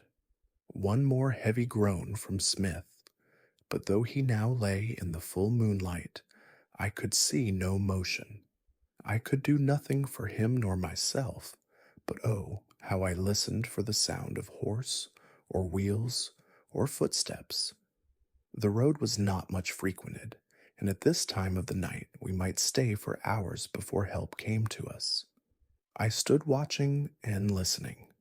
It was a calm, sweet April night. There were no sounds but a few low notes of a nightingale, and nothing moved but the white clouds near the moon and a brown owl that flitted over the hedge. It made me think of the summer nights long ago, when I used to lie beside my mother in the green, pleasant meadow at Farmer Gray's. It must have been nearly midnight when I heard at a great distance the sound of a horse's feet. Sometimes the sound died away, then it grew clearer again and nearer. The road to Earlshall led through woods that belonged to the Earl. The sound came in that direction, and I hoped it might be someone coming in search of us. As the sound came nearer and nearer, I was almost sure I could distinguish Ginger's step. A little nearer still, and I could tell she was in the dog-cart. I neighed loudly, and was overjoyed to hear an answering neigh from Ginger, and men's voices. They came slowly over the stones, and stopped at the dark figure that lay upon the ground. One of the men jumped out, and stooped down over it. "It is Reuben," he said, "and he does not stir." The other man followed and bent over him. "He's dead," he said. "Feel how cold his hands are." They raised him up, but there was no life, and his hair was soaked with blood. They laid him down again, and came and looked at me. They soon saw my cut knees. "Why, the horse has been down and thrown him. Who would have thought the black horse would have done that? Nobody thought he could fall. Reuben must have been lying here for hours. Odd, too, that the horse has not moved from the place." Robert then attempted to lead me forward. I made a step, but almost fell again. "Hello, he's bad in his foot as well as his knees. Look here, his hoof is cut all to pieces. He might well come down, poor fellow. I tell you what, Ned, I'm afraid it hasn't been all right with Reuben. Just think of his riding a horse over these stones without a shoe. Why, if he had been in his right senses, he would just as soon have tried to ride him over the moon. I'm afraid it has been the old thing over again. Poor Susan. She looked awfully pale when she came to my house to ask if he had not come home. She made believe she was not a bit anxious, and talked of a lot of things that might have kept him, but for all that she begged me to go and meet him. But what must we do? There's the horse to get home, as well as the body, and that will be no easy matter. Then followed a conversation between them, till it was agreed that Robert, as the groom, should lead me, and that Ned must take the body. It was a hard job to get it into the dog-cart, for there was no one to hold Ginger, but she knew as well as I did what was going on, and stood as still as a stone. I noticed that because, if she had a fault, it was that she was impatient in standing. Ned started off very slowly with his sad load, and Robert came and looked at my foot again. Then he took his handkerchief and bound it closely round, and so he led me home. I shall never forget that night walk. It was more than 3 miles. Robert led me on very slowly, and I limped and hobbled on as well as I could with great pain. I am sure he was sorry for me, for he often patted and encouraged me, talking to me in a pleasant voice. At last I reached my own box and had some corn, and after Robert had wrapped up my knees in wet cloths, he tied up my foot in a brown poultice to draw out the heat and cleanse it before the horse doctor saw it in the morning, and I managed to get myself down on the straw and slept in spite of the pain. The next day, after the farrier had examined my wounds, he said he hoped the joint was not injured, and if so, I should not be spoiled for work, but I should never lose the blemish. I believe they did the best to make a good cure, but it was a long and painful one. Proud flesh, as they called it, came up in my knees and was burned out with caustic, and when at last it was healed, they put a blistering fluid over the front of both knees to bring all the hair off. They had some reason for this, and I suppose it was all right. As Smith's death had been so sudden, and no one was there to see it, there was an inquest held. The landlord and hostler at the White Lion, with several other people, gave evidence that he was intoxicated when he started from the inn. The keeper of the toll gate said he rode at a hard gallop through the gate, and my shoe was picked up among the stones, so that the case was quite plain to them, and I was cleared of all blame. Everybody pitied Susan. She was nearly out of her mind. She kept saying over and over again, "Oh, he was so good, so good. It was all that cursed drink. Why will they sell that cursed drink? Oh, Reuben, Reuben." So she went on till after he was buried, and then, as she had no home or relations, she with her 6 little children was obliged once more to leave the pleasant home by the tall oak trees and go into that great gloomy Union house. As soon as my knees were sufficiently healed, I was turned into a small meadow for a month or 2. No other creature was there, and though I enjoyed the liberty and the sweet grass, yet I had been so long used to society that I felt very lonely. Ginger and I had become fast friends, and now I missed her company extremely. I often neighed when I heard horses' feet passing in the road, but I seldom got an answer, till one morning the gate was opened, and who should come in but dear old Ginger. The man slipped off her halter and left her there. With a joyful whinny, I trotted up to her. We were both glad to meet, but I soon found that it was not for our pleasure that she was brought to be with me. Her story would be too long to tell, but the end of it was that she had been ruined by hard riding, and was now turned off to see what rest would do. Lord George was young and would take no warning. He was a hard rider, and would hunt whenever he could get the chance, quite careless of his horse. Soon after I left the stable, there was a steeplechase, and he determined to ride.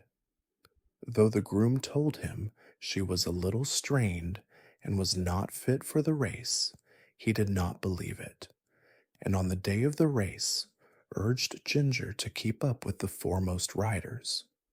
With her high spirit, she strained herself to the utmost. She came in with the first 3 horses, but her wind was touched, besides which he was too heavy for her, and her back was strained, and so she said, "here we are, ruined in the prime of our youth and strength, and you by a drunkard, and I by a fool. It is very hard."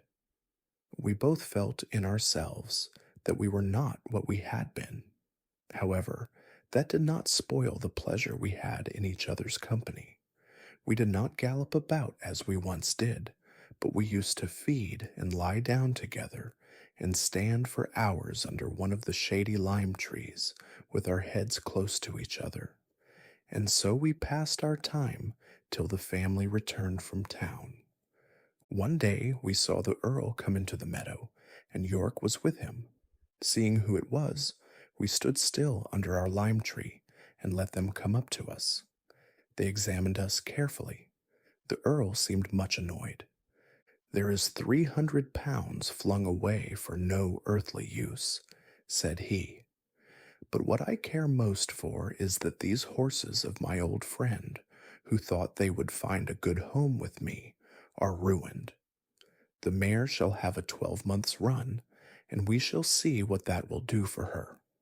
But the black one, he must be sold. 'Tis a great pity, but I could not have knees like these in my stables." "No, my lord, of course not," said York.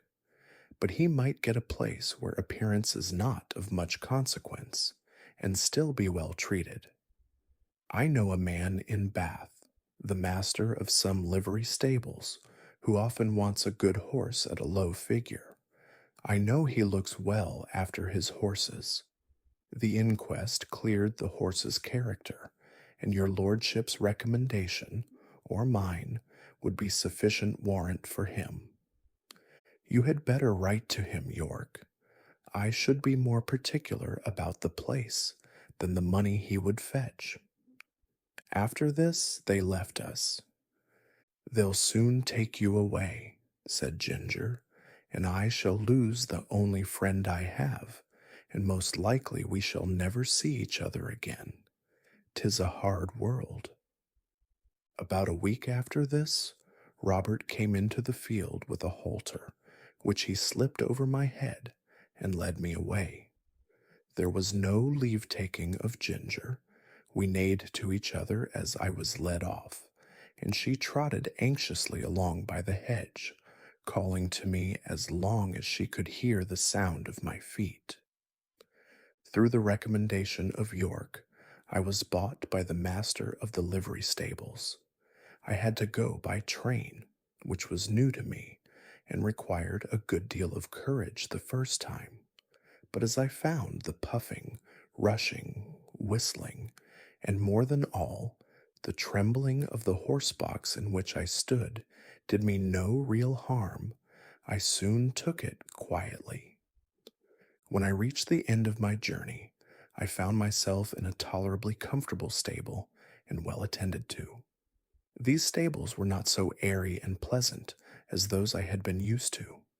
The stalls were laid on a slope instead of being level, and as my head was kept tied to the manger, I was obliged always to stand on the slope, which was very fatiguing. Men do not seem to know yet that horses can do more work if they can stand comfortably and can turn about. However, I was well fed and well cleaned, and on the whole, I think our master took as much care of us as he could.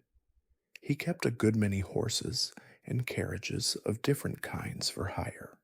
Sometimes his own men drove them.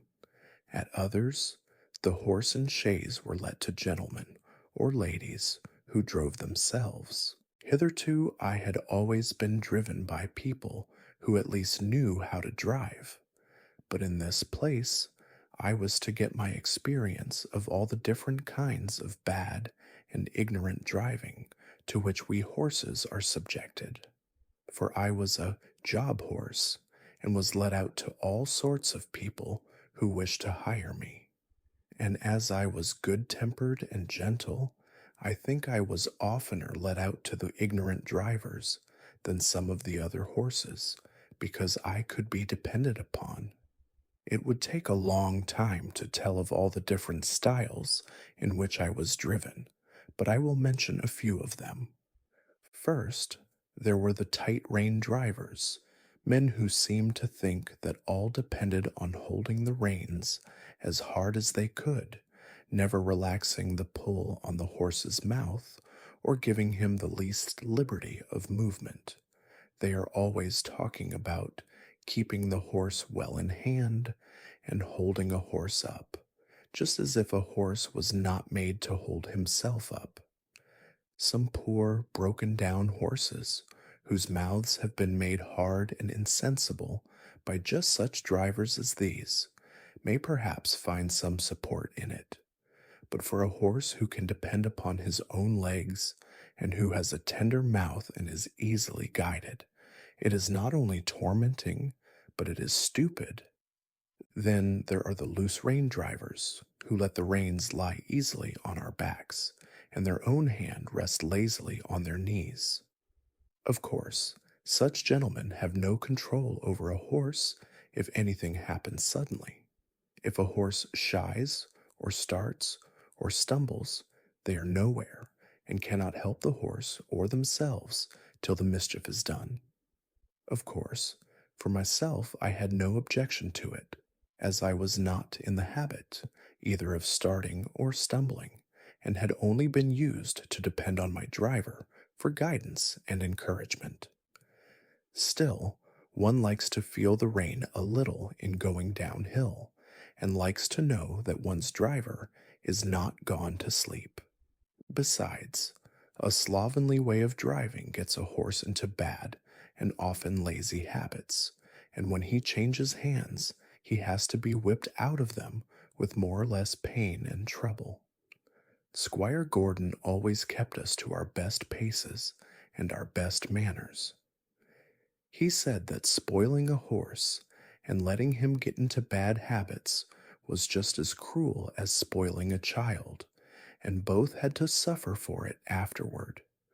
Besides, these drivers are often careless altogether, and will attend to anything else more than their horses. I went out in the phaeton one day with one of them. He had a lady and two children behind. He flopped the reins about as we started, and of course gave me several unmeaning cuts with the whip, though I was fairly off. There had been a good deal of road mending going on, and even where the stones were not freshly laid down, there were a great many loose ones about. My driver was laughing and joking with the lady and the children, and talking about the country to the right and the left, but he never thought it worth while to keep an eye on his horse, or to drive on the smoothest parts of the road, and so it easily happened that I got a stone in one of my 4 feet. Now, if Gordon or John, or in fact any good driver, had been there, he would have seen that something was wrong before I had gone 3 paces. Or even if it had been dark, a practiced hand would have felt by the rein that there was something wrong in the step, and they would have got down and picked out the stone. But this man went on laughing and talking, while at every step the stone became more firmly wedged between my shoe and the frog of my foot. The stone was sharp on the inside and round on the outside, which, as everyone knows, is the most dangerous kind that a horse can pick up, at the same time cutting his foot and making him most liable to stumble and fall. Whether the man was partly blind or only very careless, I can't say, but he drove me with that stone in my foot for a good half-mile before he saw anything. By that time, I was going so lame with the pain that at last he saw it and called out, "Well, here's a go. Why, they have sent us out with a lame horse. What a shame!" He then chucked the reins and flipped about with the whip, saying, "Now then, it's no use playing the old soldier with me. There's the journey to go, and it's no use turning lame and lazy." Just at this time, a farmer came riding up on a brown cob. He lifted his hat and pulled up. I beg your pardon, sir, he said, but I think there is something the matter with your horse. He goes very much as if he had a stone in his shoe. If you will allow me, I will look at his feet. These loose, scattered stones are confounded dangerous things for the horses. He's a hired horse, said my driver. I don't know what's the matter with him, but it is a great shame to send out a lame beast like this. The farmer dismounted, and slipping his rein over his arm, at once took up my near foot. Bless me, there's a stone. Lame, I should think so. At first, he tried to dislodge it with his hand, but as it was now very tightly wedged, he drew a stone pick out of his pocket, and very carefully and with some trouble got it out. Then holding it up, he said, There, that's the stone your horse had picked up. It is a wonder he did not fall down and break his knees into the bargain. Well, to be sure, said my driver, that is a queer thing. I never knew that horses picked up stones before. Didn't you? Said the farmer rather contemptuously. But they do, though, and the best of them will do it, and can't help it sometimes on such roads as these. And if you don't want to lame your horse, you must look sharp and get them out quickly. This foot is very much bruised, he said, setting it gently down and patting me. If I might advise, sir, you had better drive him gently for a while. The foot is a good deal hurt, and the lameness will not go off directly. Then mounting his cob and raising his hat to the lady, he trotted off. When he was gone, my driver began to flop the reins about and whip the harness, by which I understood that I was to go on, which of course I did, glad that the stone was gone, but still in a good deal of pain. This was the sort of experience we job horses often came in for. Then there is the steam engine style of driving. These drivers were mostly people from towns, who never had a horse of their own, and generally traveled by rail. They always seemed to think that a horse was something like a steam engine, only smaller. At any rate, they think that if only they pay for it, a horse is bound to go just as far and just as fast and with just as heavy a load as they please, and be the roads so heavy and muddy or dry and good, be they stony or smooth, uphill or downhill, it is all the same, on, on, on.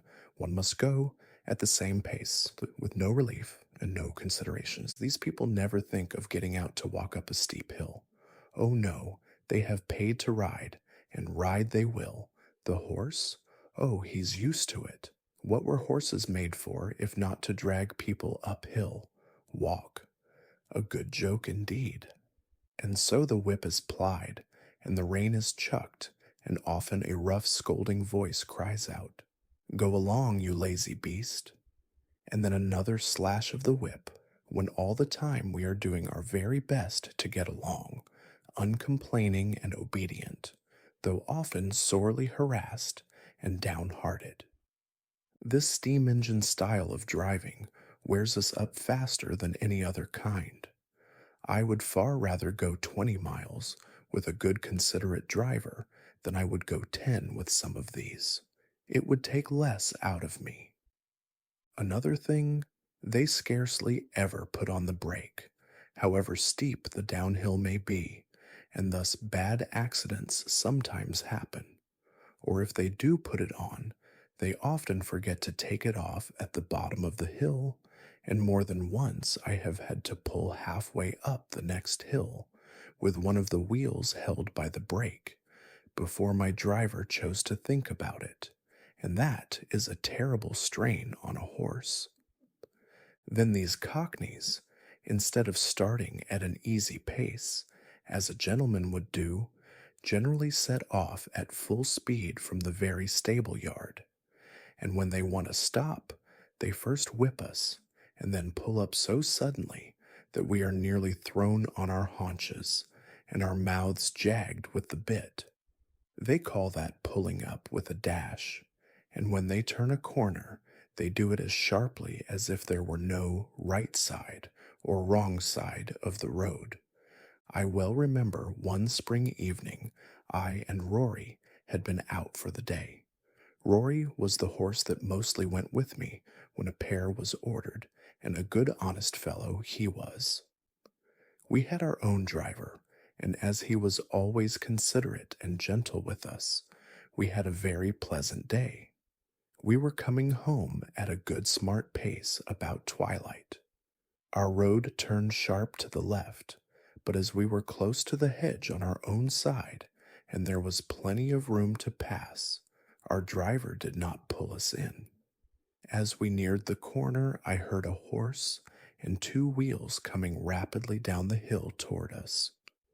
The hedge was high, and I could see nothing, but the next moment we were upon each other. Happily for me, I was on the side next the hedge. Rory was on the left side of the pole, and had not even a shaft to protect him. The man who was driving was making straight for the corner, and when he came in sight of us, he had no time to pull over to his own side.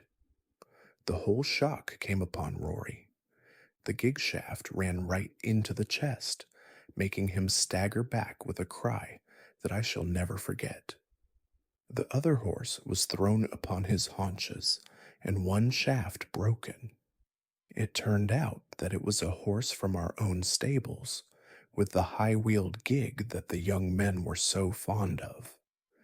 The driver was one of those random, ignorant fellows who don't even know which is their own side of the road, or if they know, don't care. And there was poor Rory with his flesh torn open and bleeding, and the blood streaming down. They said if it had been a little more to one side, it would have killed him. And a good thing for him, poor fellow, if it had. As it was a long time before the wound healed, and then he was sold for coal carting. And what that is, up and down those steep hills, only horses know. Some of the sights I saw there, where a horse had to come downhill with a heavily loaded two-wheel cart behind him, on which no brake could be placed, make me sad even now to think of. After Rory was disabled, I often went in the carriage with a mare named Peggy, who stood in the next stall to mine. She was a strong, well-made animal of a bright dun color, beautifully dappled, and with a dark brown mane and tail. There was no high breeding about her, but she was very pretty and remarkably sweet-tempered and willing. Still, there was an anxious look about her eye, by which I knew that she had some trouble. The first time we went out together, I thought she had a very odd pace. She seemed to go partly a trot, partly a canter 3 or 4 paces, and then a little jump forward. It was very unpleasant for any horse who pulled with her, and made me quite fidgety. When we got home, I asked her what made her go in that odd, awkward way. "Ah," she said in a troubled manner, "I know my paces are very bad, but what can I do?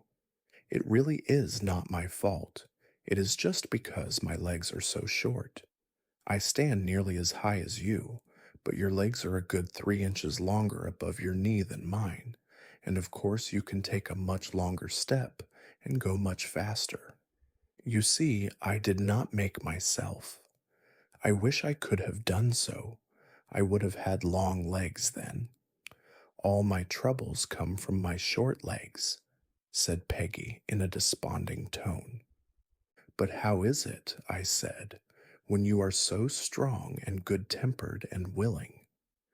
"Why, you see," said she, "men will go so fast, and if one can't keep up to other horses, it is nothing but whip, whip, whip all the time.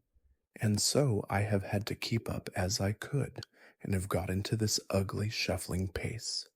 It was not always so. When I lived with my first master, I always went a good regular trot, but then he was not in such a hurry. He was a young clergyman in the country, and a good kind master he was. He had two churches a good way apart, and a great deal of work, but he never scolded or whipped me for not going faster. He was very fond of me. I only wish I was with him now, but he had to leave and go to a large town, and then I was sold to a farmer. Some farmers, you know, are capital masters, but I think this one was a low sort of man. He cared nothing about good horses or good driving.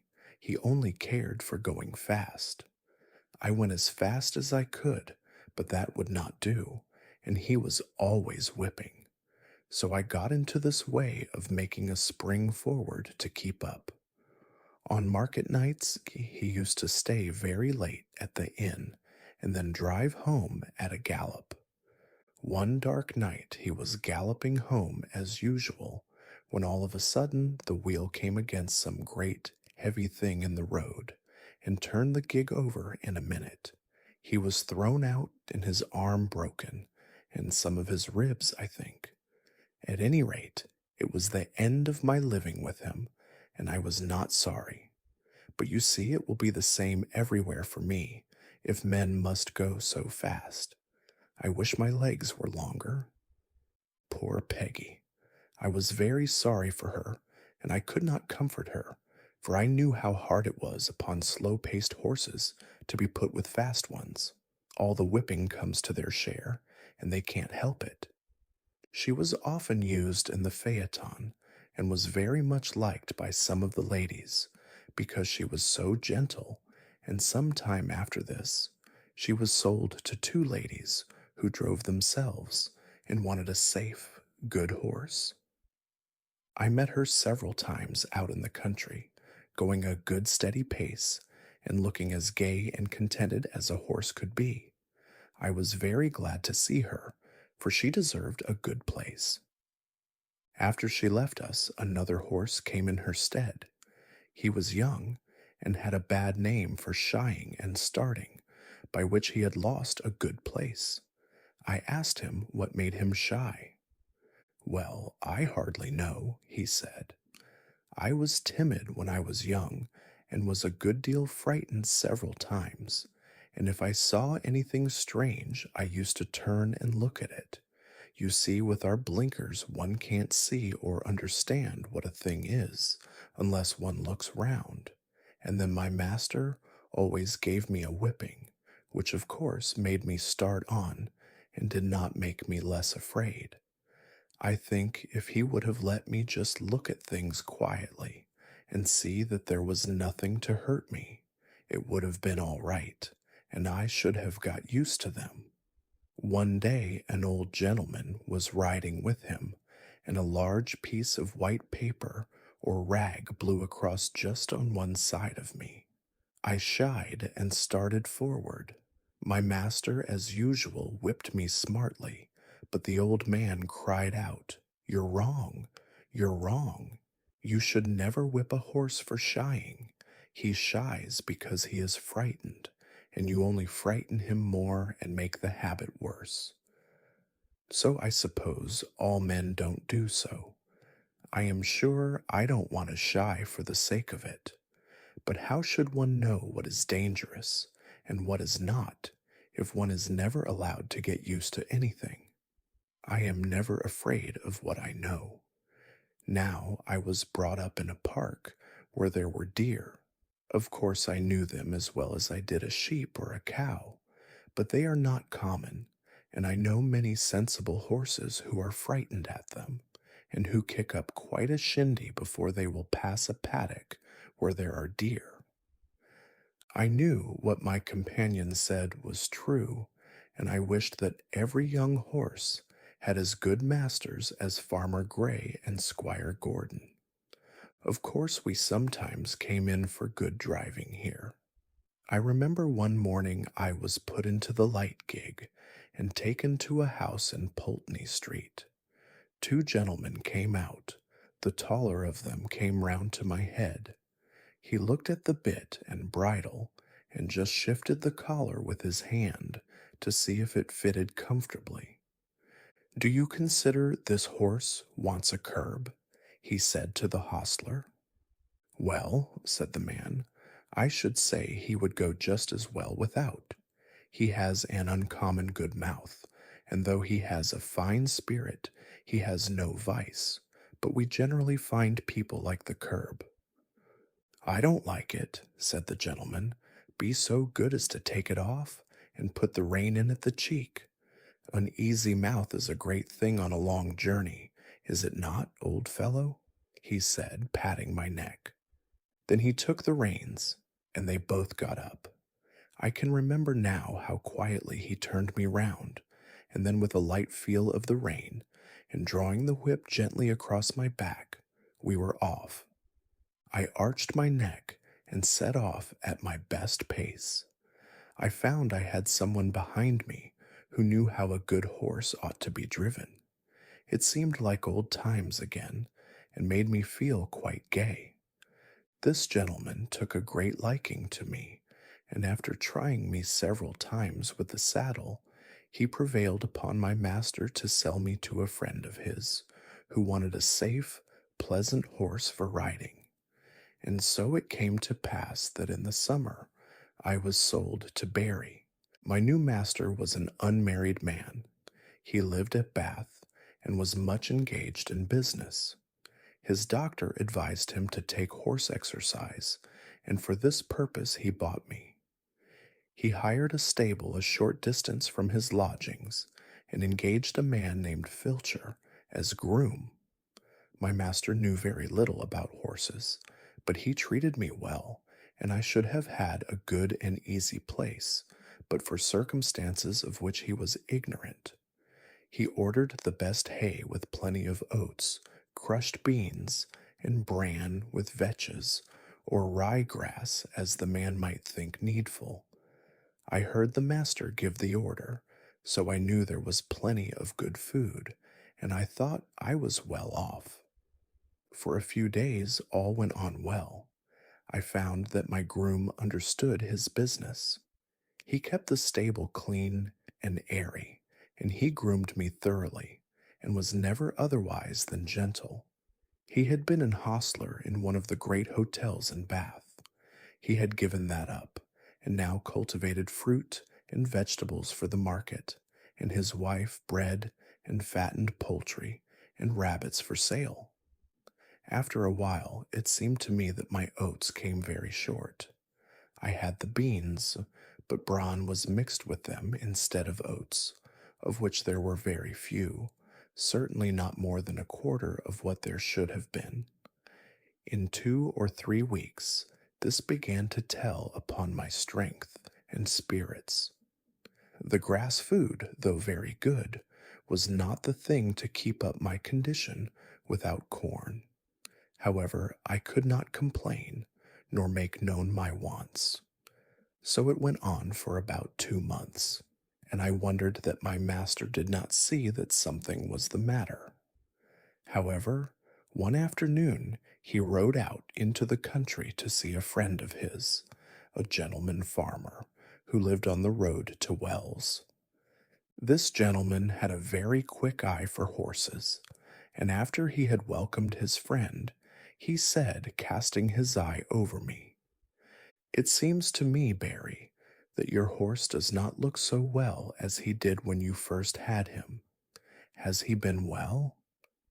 "Yes, I believe so," said my master, "but he is not nearly so lively as he was. My groom tells me that horses are always dull and weak in the autumn, and that I must expect it." "Autumn, fiddlesticks!" said the farmer. "Why, this is only August, and with your light work and good food, he ought not to go down like this, even if it was autumn. How do you feed him?" My master told him. The other shook his head slowly and began to feel me over. "I can't say who eats your corn, my dear fellow, but I am much mistaken if your horse gets it. Have you ridden very fast? No, very gently. Then just put your hand here, said he, passing his hand over my neck and shoulder. He is as warm and damp as a horse just come up from grass. I advise you to look into your stable a little more. I hate to be suspicious, and thank heaven I have no cause to be, for I can trust my men present or absent. But there are mean scoundrels, wicked enough to rob a dumb beast of his food. You must look into it. And turning to his man, who had come to take me, give this horse a right good feed of bruised oats, and don't stint him. Dumb beasts. Yes, we are. But if I could have spoken, I could have told my master where his oats went to. My groom used to come every morning about 6 o'clock, and with him a little boy who always had a covered basket with him.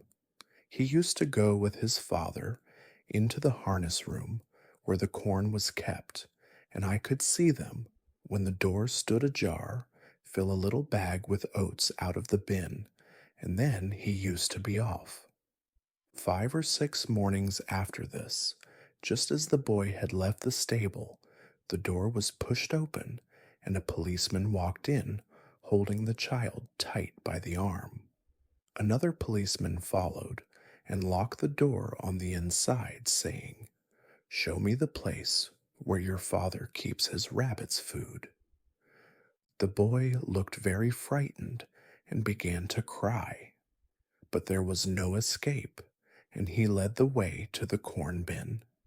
Here the policeman found another empty bag like that, which was found full of oats in the boy's basket.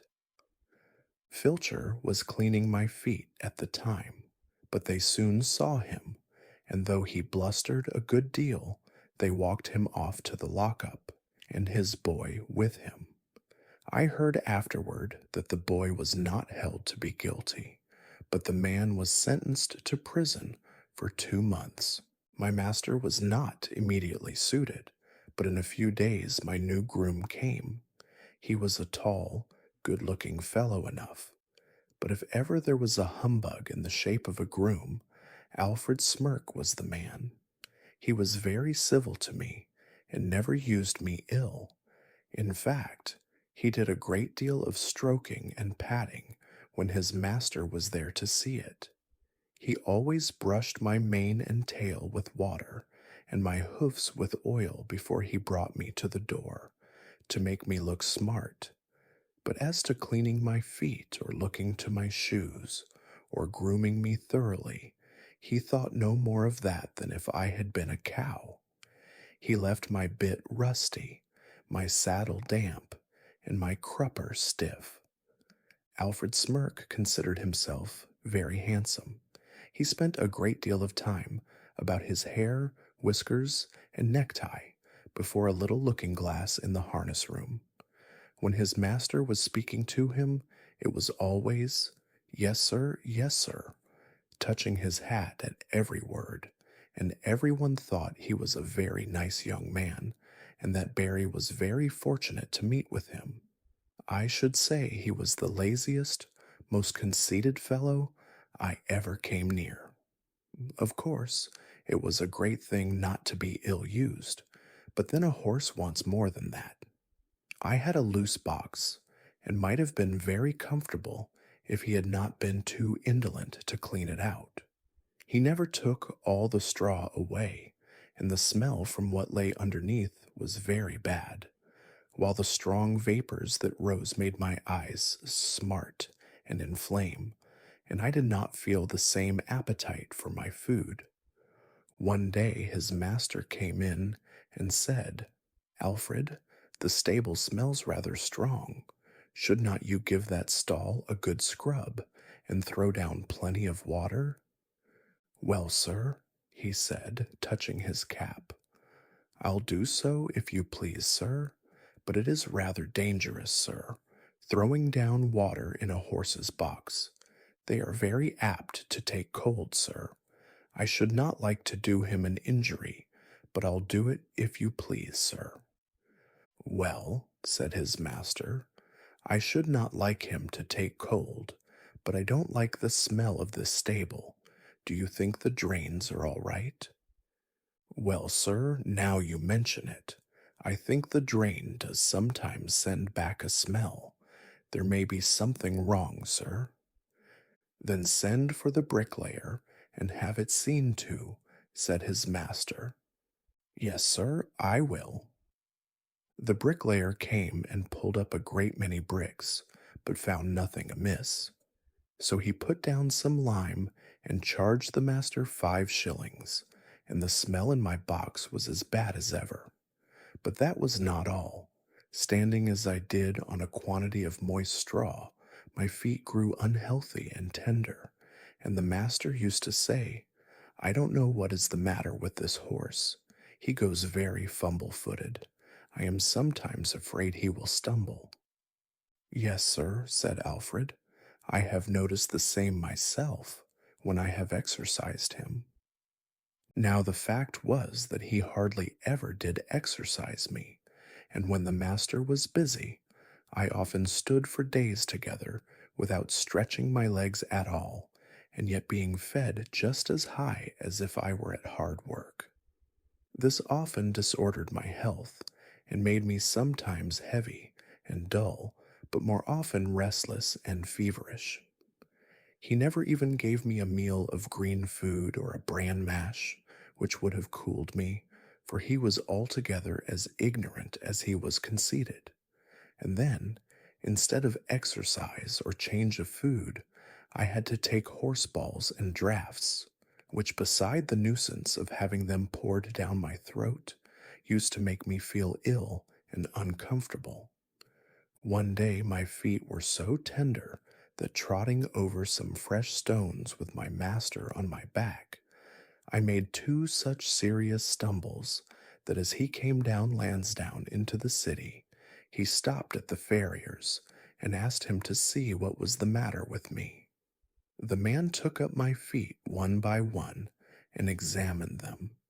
Then standing up and dusting his hands one against the other, he said, Your horse has got the thrush, and badly too. His feet are very tender. It is fortunate that he has not been down. I wonder your groom has not seen to it before. This is the sort of thing we find in foul stables, where the litter is never properly cleaned out. If you will send him here tomorrow, I will attend to the hoof, and I will direct your man how to apply the liniment which I will give him. The next day I had my feet thoroughly cleansed and stuffed with tow, soaked in some strong lotion, and an unpleasant business it was. The farrier ordered all the litter to be taken out of my box day by day, and the floor kept very clean. Then I was to have bran mashes, a little green food, and not so much corn till my feet were well again. With this treatment I soon regained my spirits, but Barry was so much disgusted at being twice deceived by his grooms that he determined to give up keeping a horse, and to hire when he wanted one. I was therefore kept till my feet were quite sound, and was then sold again. Part the Threes.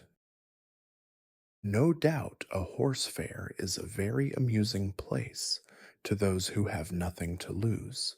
At any rate, there is plenty to see.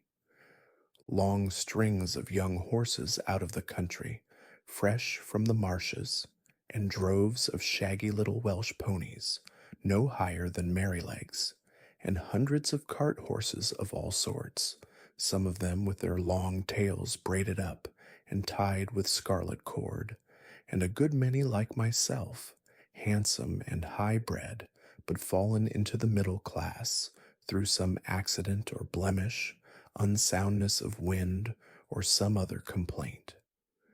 There were some splendid animals quite in their prime, and fit for anything. They were throwing out their legs and showing off their paces in high style, as they were trotted out with the leading rein, the groom running by the side. But round in the background There were a number of poor things, sadly broken down with hard work, with their knees knuckling over and their hind legs swinging out at every step, and there were some very dejected looking old horses, with the underlip hanging down and the ears lying back heavily, as if there were no more pleasure in life and no more hope. There were some so thin you might see all their ribs, and some with old sores on their backs and hips. These were sad sights for a horse to look upon, who knows not but he may come to the same state. There was a great deal of bargaining, of running up and beating down, and if a horse may speak his mind so far as he understands, I should say there were more lies told and more trickery at that horse fair than a clever man could give an account of. I was put with 2 or 3 other strong, useful looking horses, and a good many people came to look at us. The gentlemen always turned from me when they saw my broken knees, though the man who had me swore it was only a slip in the stall. The first thing was to pull my mouth open, then to look at my eyes, then feel all the way down my legs, and give me a hard feel of the skin and flesh, and then try my paces. It was wonderful what a difference there was in the way these things were done. Some did it in a rough, offhand way, as if one was only a piece of wood, while others would take their hands gently over one's body, with a pat now and then, as much as to say, "By your leave." Of course, I judged a good deal of the buyers by their manners to myself. There was one man, I thought, if he would buy me, I should be happy. He was not a gentleman, nor yet one of the loud, flashy sort that call themselves so. He was rather a small man, but well made, and quick in all his motions. I knew in a moment by the way he handled me that he was used to horses. He spoke gently, and his gray eye had a kindly, cheery look in it. It may seem strange to say, but it is true all the same, that the clean, fresh smell there was about him made me take to him. No smell of old beer and tobacco, which I hated, but a fresh smell as if he had come out of a hayloft. He offered £23 for me, but that was refused, and he walked away. I looked after him, but he was gone, and a very hard-looking, loud-voiced man came. I was dreadfully afraid he would have me, but he walked off. 1 or 2 more came who did not mean business. Then the hard-faced man came back again and offered £23. A very close bargain was being driven, for my salesman began to think he should not get all he asked, and must come down. But just then the gray-eyed man came back again. I could not help reaching out my head toward him. He stroked my face kindly. "Well, old chap," he said, "I think we should suit each other. I'll give 24 for him. Say 25, and you shall have him." 24.10, said my friend, in a very decided tone, and not another sixpence, yes or no. "Done," said the salesman, "and you may depend upon it there's a monstrous deal of quality in that horse, and if you want him for cab work, he's a bargain." The money was paid on the spot, and my new master took my halter and led me out of the fair to an inn where he had a saddle and bridle ready. He gave me a good feed of oats and stood by while I ate it, talking to himself and talking to me. Half an hour after we were on our way to London, through pleasant lanes and country roads, until we came into the great London thoroughfare, on which we traveled steadily, till in the twilight we reached the great city. The gas lamps were already lighted. There were streets to the right, and streets to the left, and streets crossing each other for mile upon mile. I thought we should never come to the end of them. At last, in passing through one, we came to a long cab stand when my rider called out in a cheery voice, "Good night, Governor." "Hello," cried a voice. "Have you got a good one?" "I think so," replied my owner. "I wish you luck with him." "Thank you, Governor," and he rode on. We soon turned up one of the side streets, and about halfway up that we turned into a very narrow street, with rather poor-looking houses on one side, and what seemed to be coach houses and stables on the other. My owner pulled up at one of the houses and whistled.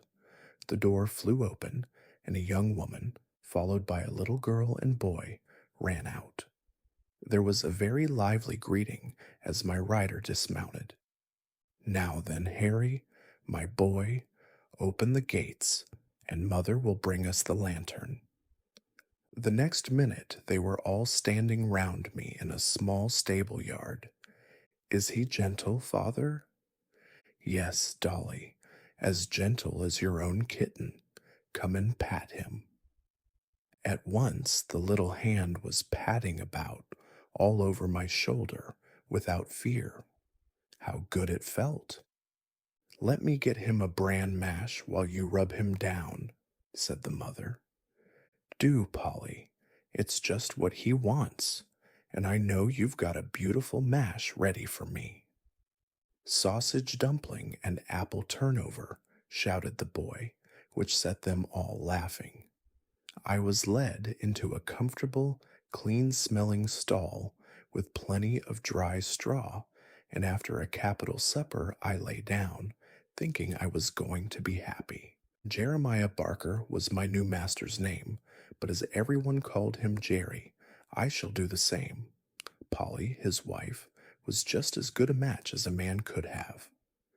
She was a plump, trim, tidy little woman with smooth, dark hair, dark eyes, and a merry little mouth. The boy was 12 years old, a tall, frank, good-tempered lad, and little Dorothy, Dolly they called her, was her mother over again, at 8 years old.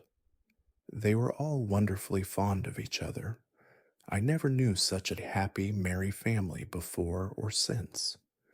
Jerry had a cab of his own, and 2 horses, which he drove and attended to himself. His other horse was a tall, white, rather large-boned animal called Captain. He was old now, but when he was young he must have been splendid. He had still a proud way of holding his head and arching his neck. In fact, he was a high-bred, fine-mannered, noble old horse, every inch of him. He told me that in his early youth he went to the Crimean War. He belonged to an officer in the cavalry and used to lead the regiment. I will tell more of that hereafter. The next morning, when I was well groomed, Polly and Dolly came into the yard to see me and make friends. Harry had been helping his father since the early morning, and had stated his opinion that I should turn out a regular brick. Polly brought me a slice of apple, and Dolly a piece of bread, and made as much of me as if I had been the Black Beauty of olden time. It was a great treat to be petted again, and talked to in a gentle voice, and I let them see as well as I could that I wished to be friendly. Polly thought I was very handsome, and a great deal too good for a cab, if it was not for the broken knees. Of course, there's no one to tell us whose fault that was, said Jerry, and as long as I don't know, I shall give him the benefit of the doubt. For a firmer, neater stepper I never rode. We'll call him Jack after the old one, shall we, Polly? Do, she said, for I like to keep a good name going. Captain went out in the cab all the morning. Harry came in after school to feed me and give me water. In the afternoon I was put into the cab. Jerry took as much pains to see if the collar and bridle fitted comfortably as if he had been John Manley over again. When the crupper was let out a hole or two, it all fitted well. There was no check rein, no curb, nothing but a plain ring snaffle. What a blessing that was! After driving through the side street, we came to the large cab stand where Jerry had said good night. On one side of this wide street were high houses with wonderful shop fronts, and on the other was an old church and churchyard surrounded by iron palisades. Alongside these iron rails, a number of cabs were drawn up, waiting for passengers. Bits of hay were lying about on the ground. Some of the men were standing together talking. Some were sitting on their boxes reading the newspaper, and one or two were feeding their horses with bits of hay and giving them a drink of water. We pulled up in the rank at the back of the last cab. 2 or 3 men came round and began to look at me and pass their remarks. "Very good for a funeral," said one. "Too smart looking," said another, shaking his head in a very wise way. "You'll find out something wrong one of these fine mornings, or my name isn't Jones." "Well," said Jerry pleasantly, "I suppose I need not find it out till it finds me out, eh? And if so, I'll keep up my spirits a little longer." Then there came up a broad-faced man, dressed in a great gray coat, with great gray cape and great white buttons, a gray hat, and a blue comforter loosely tied round his neck. His hair was gray too, but he was a jolly-looking fellow, and the other men made way for him. He looked me all over, as if he had been going to buy me, and then straightening himself up with a grunt, he said, "He's the right sort for you, Jerry. I don't care what you gave for him. He'll be worth it." Thus my character was established on the stand. This man's name was Grant, but he was called Gray Grant, or Governor Grant. He had been the longest on that stand of any of the men, and he took it upon himself to settle matters and stop disputes.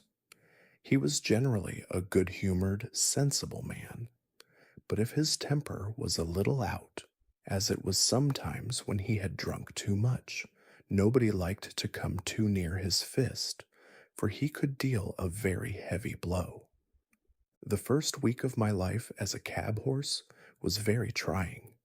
I had never been used to London, and the noise, the hurry, the crowds of horses, carts, and carriages that I had to make my way through made me feel anxious and harassed.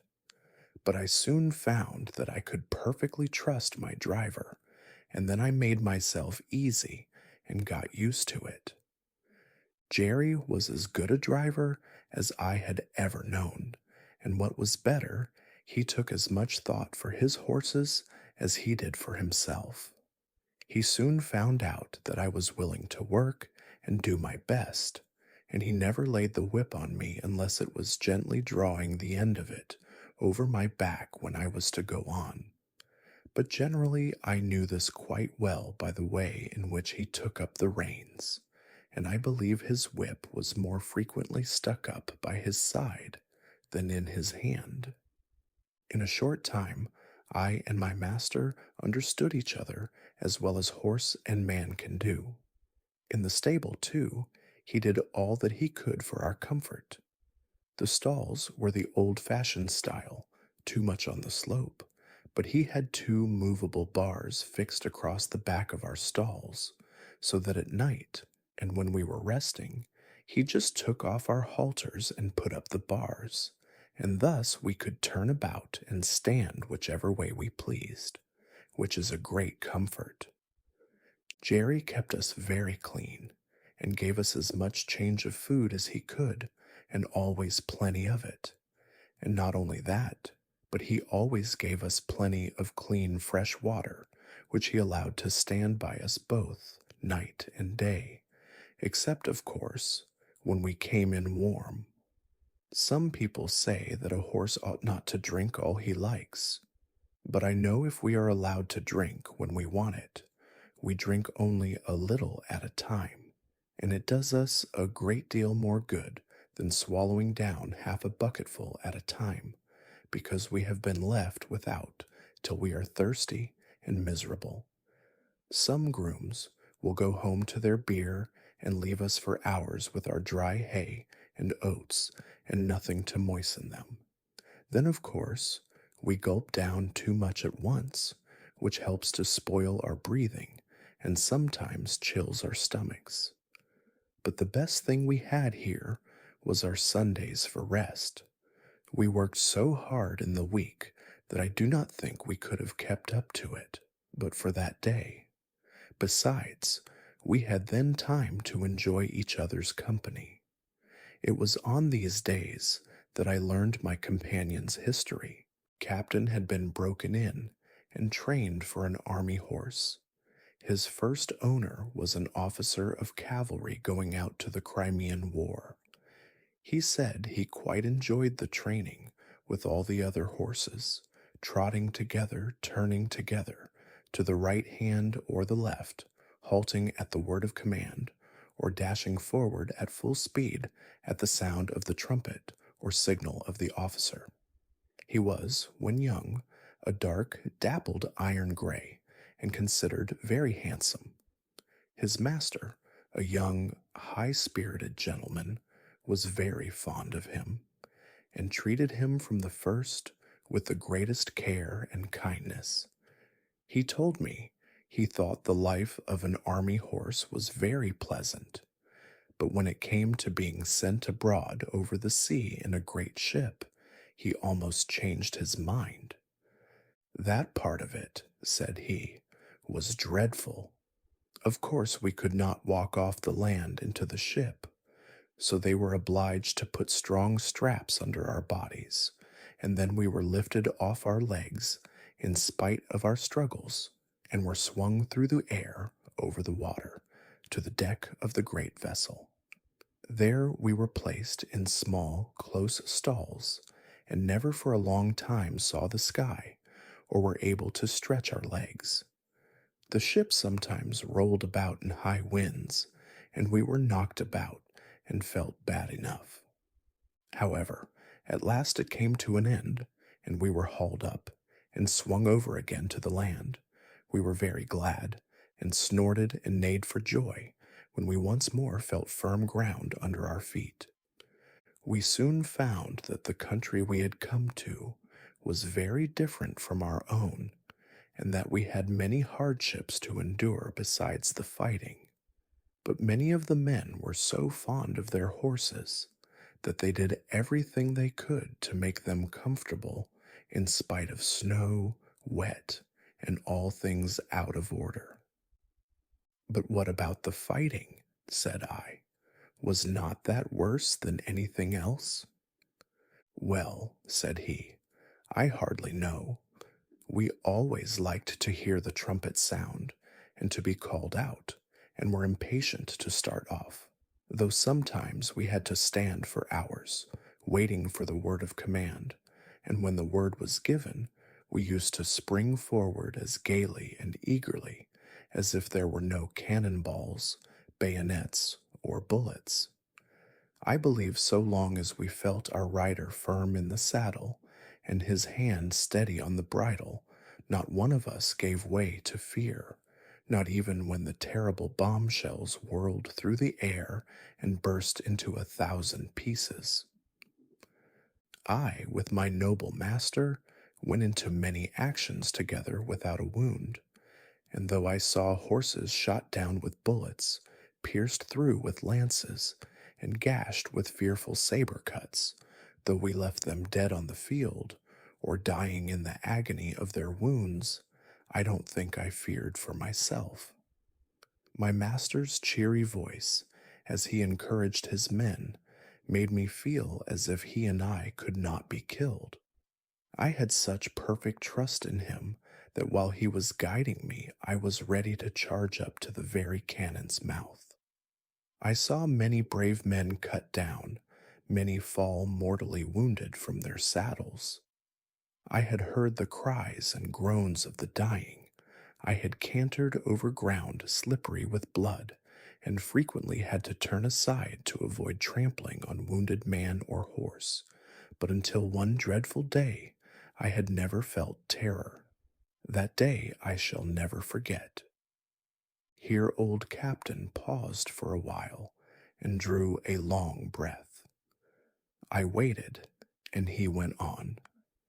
It was one autumn morning, and as usual, an hour before daybreak, our cavalry had turned out, ready caparisoned for the day's work, whether it might be fighting or waiting. The men stood by their horses waiting, ready for orders. As the light increased, there seemed to be some excitement among the officers, and before the day was well begun, we heard the firing of the enemy's guns. Then one of the officers rode up and gave the word for the men to mount, and in a second every man was in his saddle, and every horse stood expecting the touch of the rein or the pressure of his rider's heels, all animated, all eager.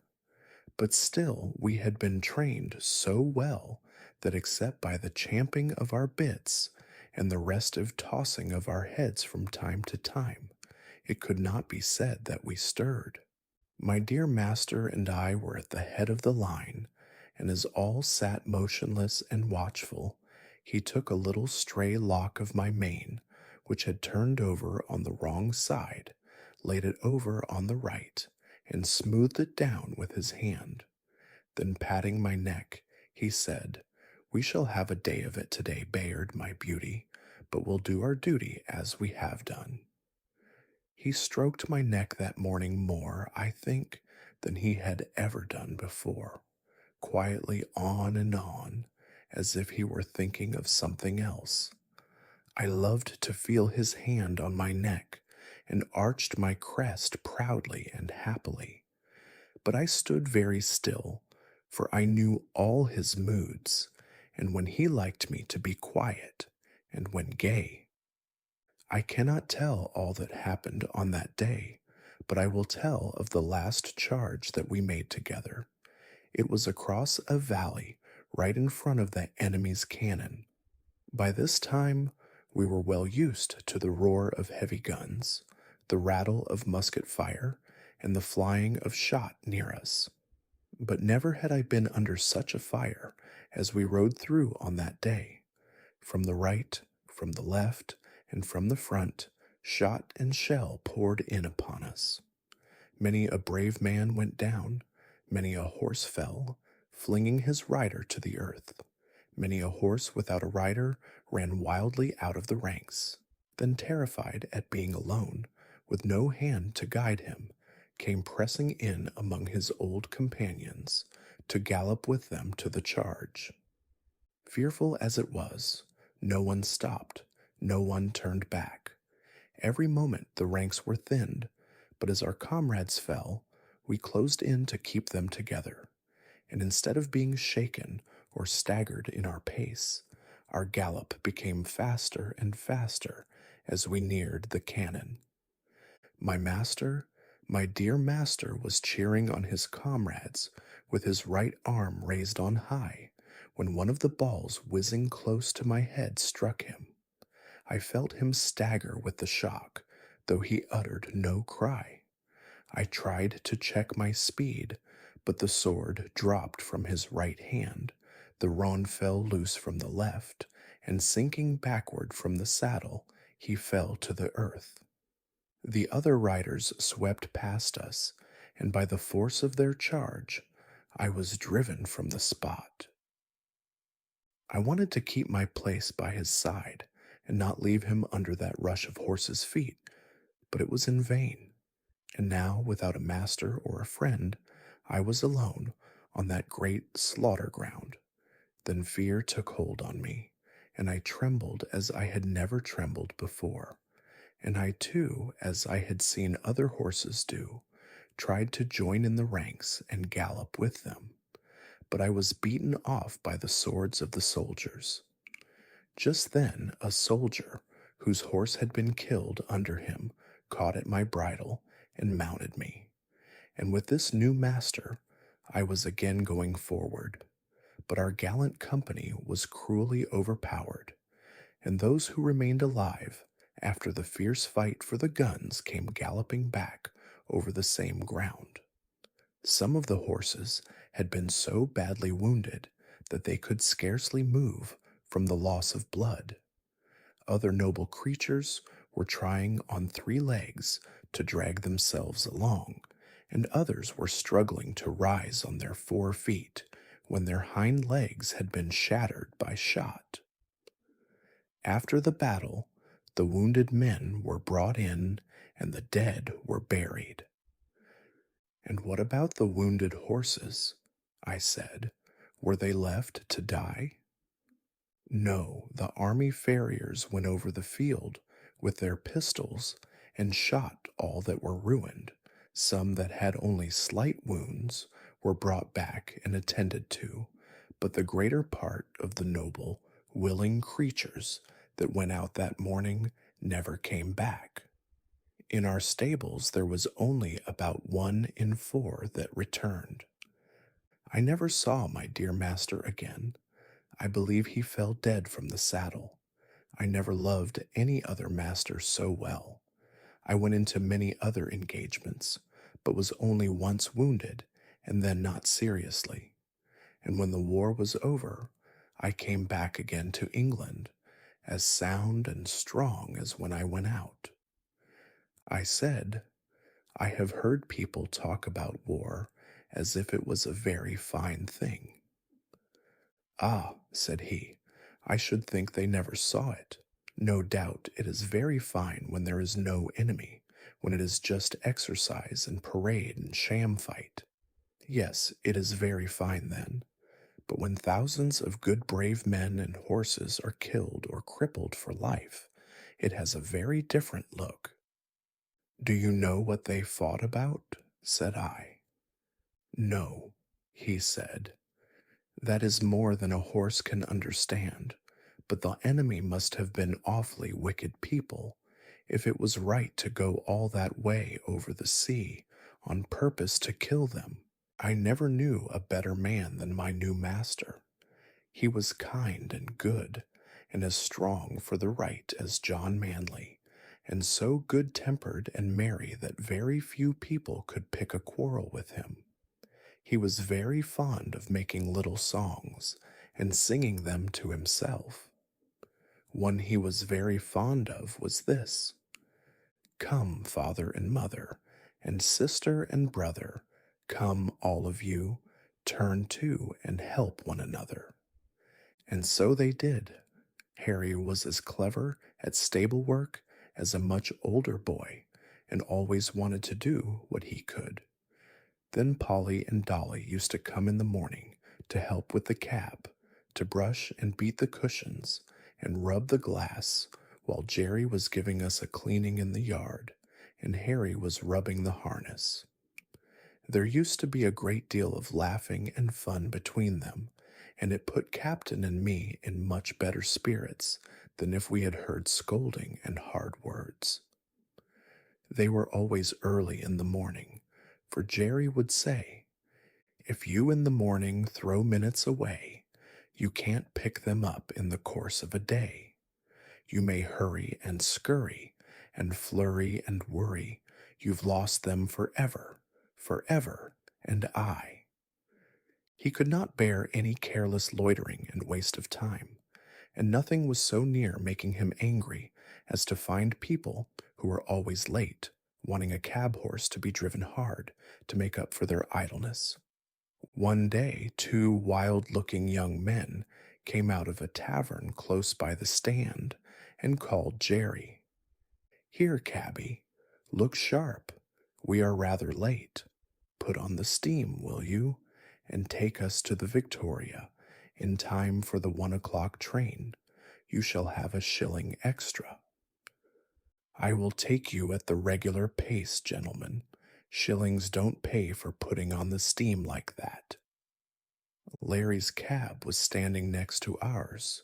He flung open the door and said, "I'm your man, gentlemen. Take my cab. My horse will get you there all right." And as he shut them in, with a wink toward Jerry, said, "It's against his conscience to go beyond a jog trot." Then, slashing his jaded horse, he set off as hard as he could. Jerry patted me on the neck. "No, Jack, a shilling would not pay for that sort of thing, would it, old boy?" Although Jerry was determinedly set against hard driving to please careless people, he always went a good fair pace, and was not against putting on the steam, as he said, if only he knew why. I well remember one morning, as we were on the stand waiting for a fare, that a young man, carrying a heavy portmanteau, trod on a piece of orange peel which lay on the pavement, and fell down with great force. Jerry was the first to run and lift him up. He seemed much stunned, and as they led him into a shop, he walked as if he were in great pain.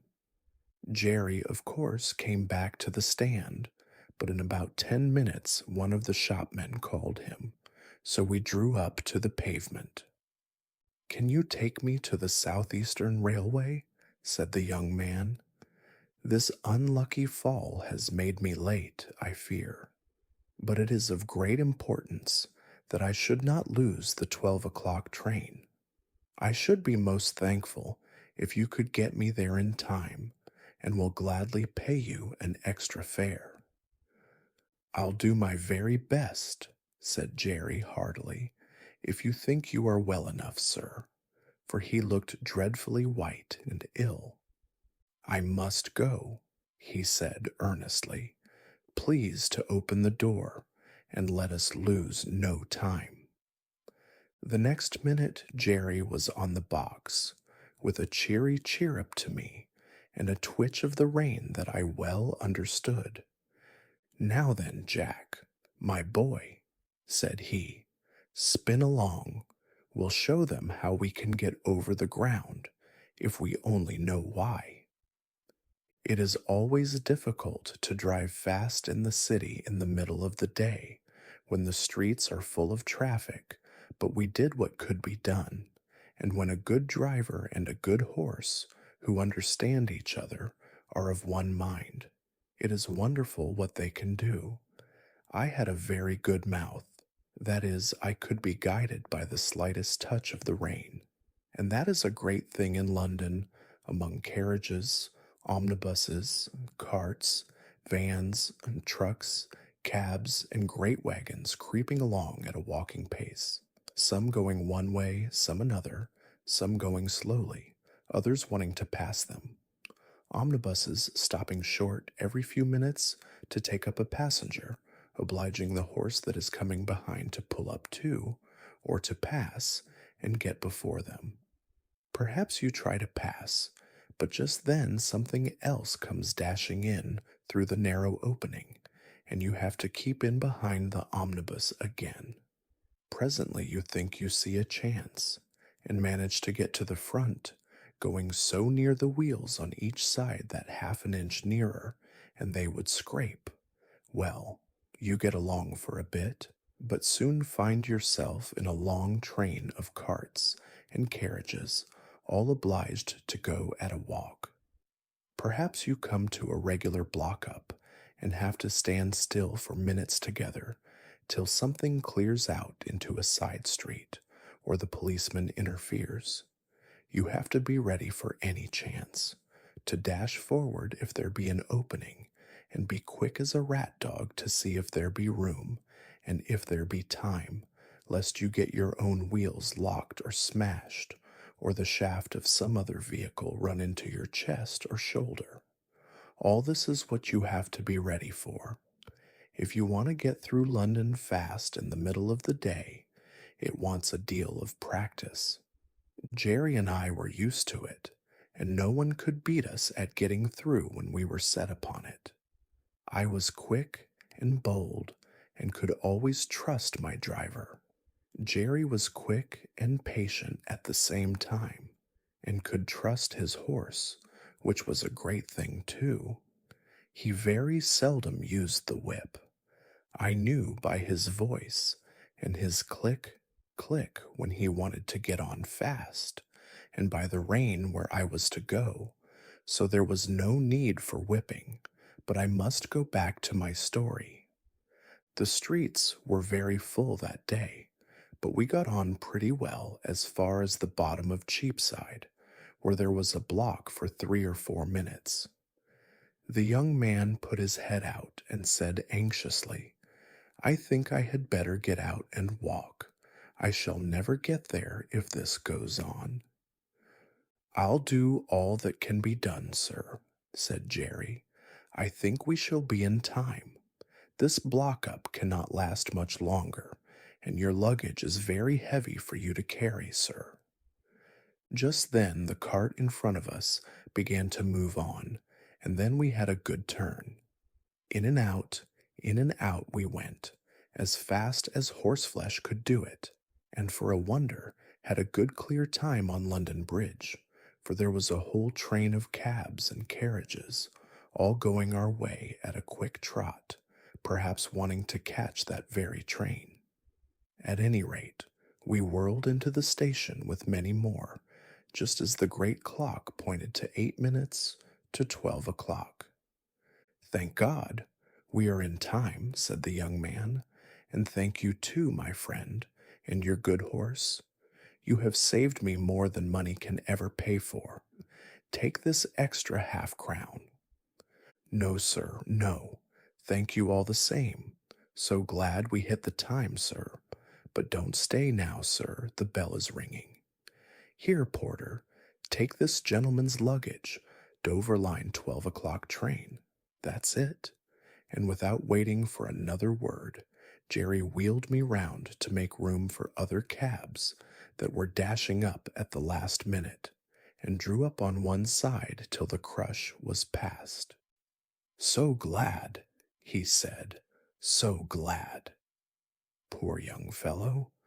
I wonder what it was that made him so anxious.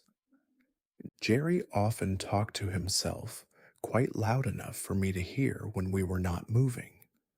On Jerry's return to the rank, there was a good deal of laughing and chaffing at him for driving hard to the train for an extra fare, as they said, all against his principles, and they wanted to know how much he had pocketed. "A good deal more than I generally get," said he, nodding slyly. "What he gave me will keep me in little comforts for several days." "Gammon," said one. "He's a humbug," said another, "preaching to us and then doing the same himself." "Look here, mates," said Jerry. "The gentleman offered me half-a-crown extra, but I didn't take it. 'Twas quite pay enough for me to see how glad he was to catch that train. And if Jack and I choose to have a quick run now and then to please ourselves, that's our business and not yours." "Well," said Larry, "you'll never be a rich man." "Most likely not," said Jerry, "but I don't know that I shall be the less happy for that. I have heard the commandments read a great many times, and I never noticed that any of them said, 'Thou shalt be rich.' And there are a good many curious things said in the New Testament about rich men that I think would make me feel rather queer if I was one of them."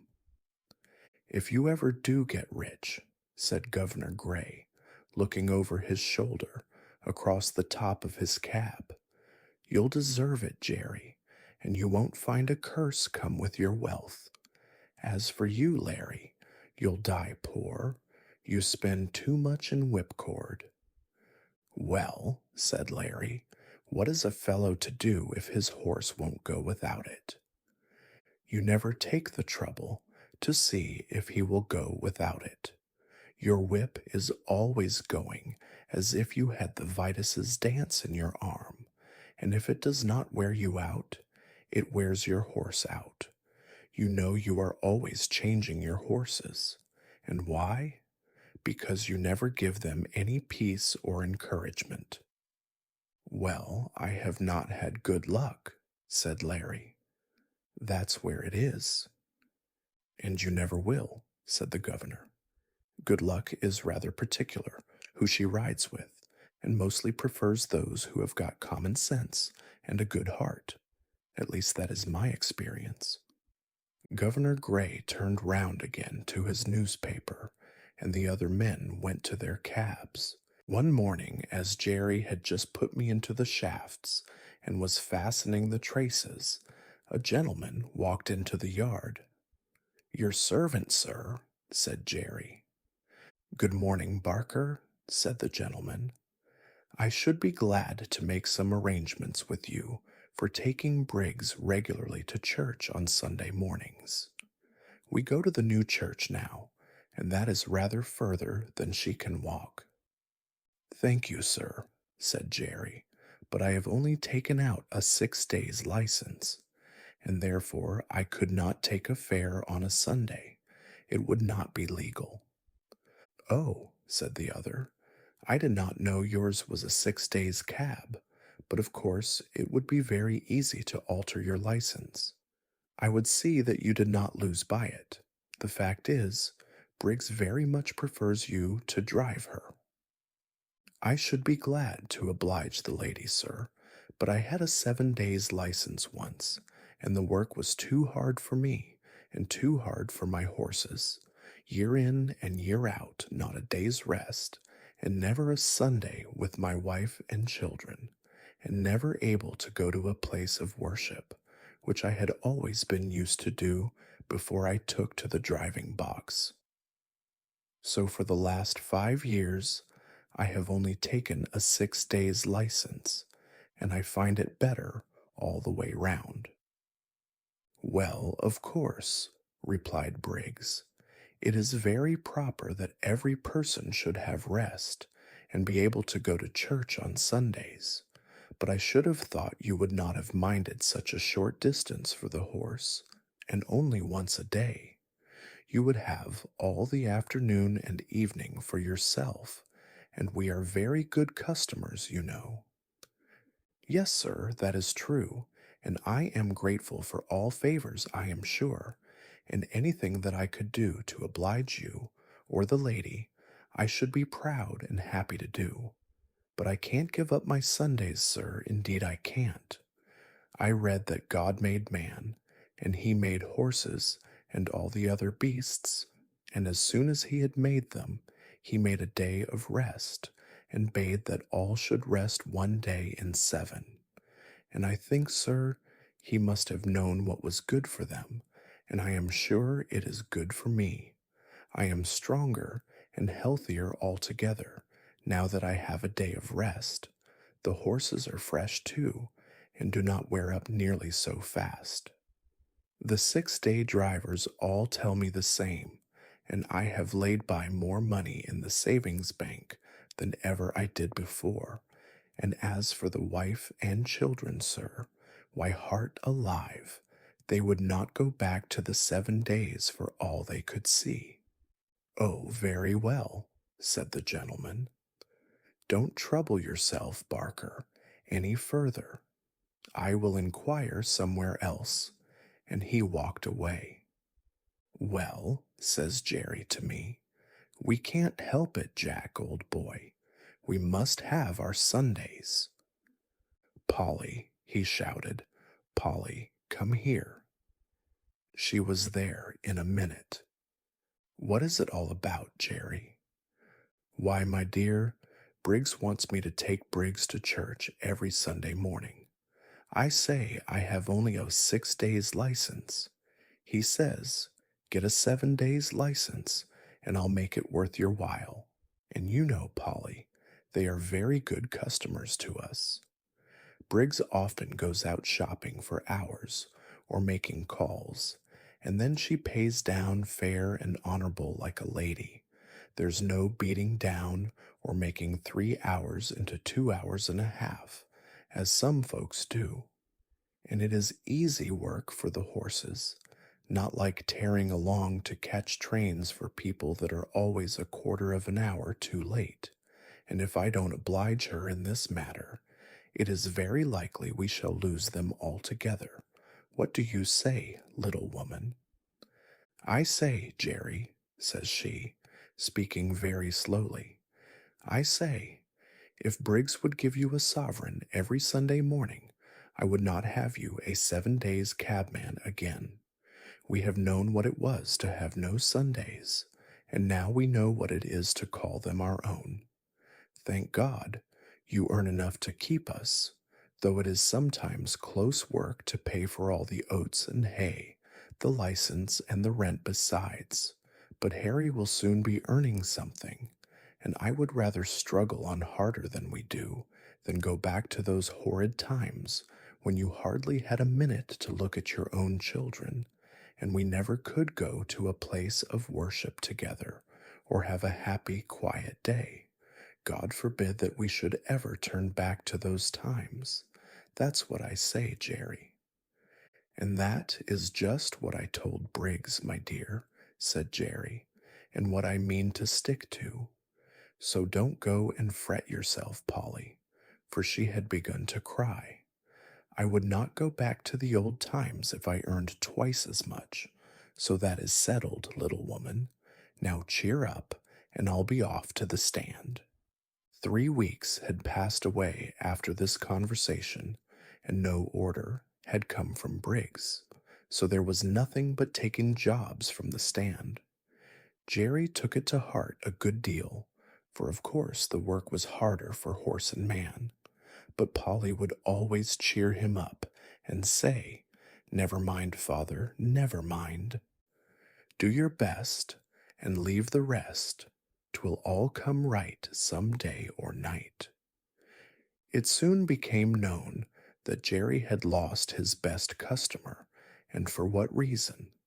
Most of the men said he was a fool, but 2 or 3 took his part. If working men don't stick to their Sunday, said Truman, they'll soon have none left. It is every man's right and every beast's right. By God's law, we have a day of rest, and by the law of England, we have a day of rest. And I say we ought to hold to the rights these laws give us and keep them for our children. All very well for you religious chaps to talk so, said Larry, but I'll turn a shilling when I can. I don't believe in religion, for I don't see that your religious people are any better than the rest. If they are not better, put in Jerry, it is because they are not religious. You might as well say that our country's laws are not good because some people break them. If a man gives way to his temper and speaks evil of his neighbor and does not pay his debts, he is not religious. I don't care how much he goes to church. If some men are shams and humbugs, that does not make religion untrue. Real religion is the best and truest thing in the world, and the only thing that can make a man really happy or make the world we live in any better. If religion was good for anything, said Jones, it would prevent your religious people from making us work on Sundays, as you know many of them do, and that's why I say religion is nothing but a sham. Why, if it was not for the church and chapel goers, it would be hardly worthwhile our coming out on a Sunday. But they have their privileges, as they call them, and I go without. I shall expect them to answer for my soul if I can't get a chance of saving it. Several of the men applauded this, till Jerry said, "That may sound well enough, but it won't do. Every man must look after his own soul. You can't lay it down at another man's door like a foundling and expect him to take care of it. And don't you see, if you are always sitting on your box waiting for a fare, they will say, if we don't take him, someone else will, and he does not look for any Sunday." Of course, they don't go to the bottom of it, or they would see if they never came for a cab. It would be no use your standing there. But people don't always like to go to the bottom of things. It may not be convenient to do it, but if you Sunday drivers would all strike for a day of rest, the thing would be done. And what would all the good people do if they could not get to their favorite preachers? Said Larry. "'Tis not for me to lay down plans for other people," said Jerry, "but if they can't walk so far, they can go to what is nearer. And if it should rain, they can put on their mackintoshes as they do on a weekday. If a thing is right, it can be done, and if it is wrong, it can be done without. And a good man will find a way. And that is as true for us cabmen as it is for the churchgoers." 2 or 3 weeks after this, as we came into the yard rather late in the evening, Polly came running across the road with the lantern. She always brought it to him if it was not very wet. "It has all come right, Jerry. Briggs sent her servant this afternoon to ask you to take her out tomorrow at 11 o'clock. I said, yes, I thought so, but we supposed she employed someone else now." "Well," said he, "the real fact is, Master was put out because Barker refused to come on Sundays, and he has been trying other cabs, but there's something wrong with them all. Some drive too fast and some too slow, and the mistress says there is not one of them so nice and clean as yours, and nothing will suit her but Barker's cab again." Polly was almost out of breath, and Jerry broke out into a merry laugh. "'Twill all come right some day or night. You were right, my dear, you generally are.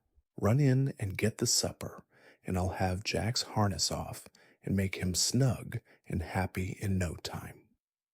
After this, Briggs wanted Jerry's cab quite as often as before, never, however, on a Sunday. But there came a day when we had Sunday work, and this was how it happened. We had all come home on the Saturday night very tired, and very glad to think that the next day would be all rest. But so it was not to be. On Sunday morning, Jerry was cleaning me in the yard when Polly stepped up to him, looking very full of something. "What is it?" said Jerry. "Well, my dear," she said, "poor Dinah Brown has just had a letter brought to say that her mother is dangerously ill, and that she must go directly if she wishes to see her alive. The place is more than 10 miles away from here, out in the country, and she says if she takes the train, she should still have 4 miles to walk.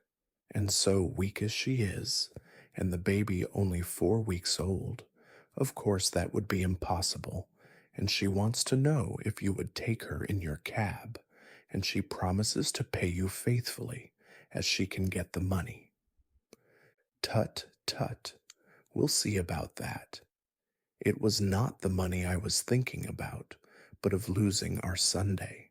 The horses are tired, and I am tired too.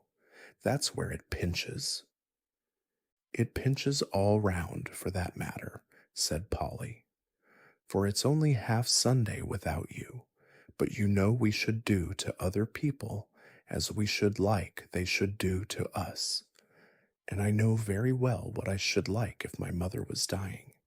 And Jerry, dear, I am sure it won't break the Sabbath, for if pulling a poor beast or donkey out of a pit would not spoil it, I am quite sure taking poor Dinah would not do it. Why, Polly, you are as good as the minister, and so, as I've had my Sunday morning sermon early today, you may go and tell Dinah that I'll be ready for her as the clock strikes 10. But stop, just step round to Butcher Braden's with my compliments, and ask him if he would lend me his light trap. I know he never uses it on the Sunday, and it would make a wonderful difference to the horse." Away she went, and soon returned, saying that he could have the trap and welcome. "All right," said he. "Now put me up a bit of bread and cheese, and I'll be back in the afternoon as soon as I can. And I'll have the meat pie ready for an early tea instead of for dinner, said Polly. And away she went, while he made his preparations to the tune of Polly's the Woman and No Mistake, of which tune he was very fond. I was selected for the journey, and at 10 o'clock we started in a light, high-wheeled gig, which ran so easily that after the four-wheeled cab it seemed like nothing. It was a fine May day, and as soon as we were out of the town, the sweet air, the smell of the fresh grass, and the soft country roads were as pleasant as they used to be in the old times, and I soon began to feel quite fresh. Dinah's family lived in a small farmhouse up a green lane, close by a meadow with some fine shady trees. There were 2 cows feeding in it. A young man asked Jerry to bring his trap into the meadow, and he would tie me up in the cowshed. He wished he had a better stable to offer. If your cows would not be offended, said Jerry, there is nothing my horse would like so well as to have an hour or two in your beautiful meadow. He's quiet, and it would be a rare treat for him. Do and welcome, said the young man. The best we have is at your service for your kindness to my sister. We shall be having some dinner in an hour, and I hope you'll come in, though with mother so ill we are all out of sorts in the house. Jerry thanked him kindly, but said as he had some dinner with him, there was nothing he should like so well as walking about in the meadow. When my harness was taken off, I did not know what I should do first, whether to eat the grass, or roll over on my back, or lie down and rest, or have a gallop across the meadow out of sheer spirits at being free, and I did all by turns. Jerry seemed to be quite as happy as I was. He sat down by a bank under a shady tree and listened to the birds.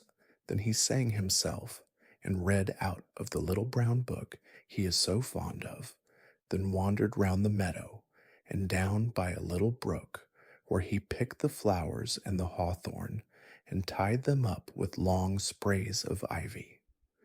Then he gave me a good feed of the oats which he had brought with him. But the time seemed all too short. I had not been in a field since I left poor Ginger at Earl's Hall. We came home gently, and Jerry's first words were, as we came into the yard, "Well, Polly, I have not lost my Sunday after all, for the birds were singing hymns in every bush, and I joined in the service, and as for Jack, he was like a young colt."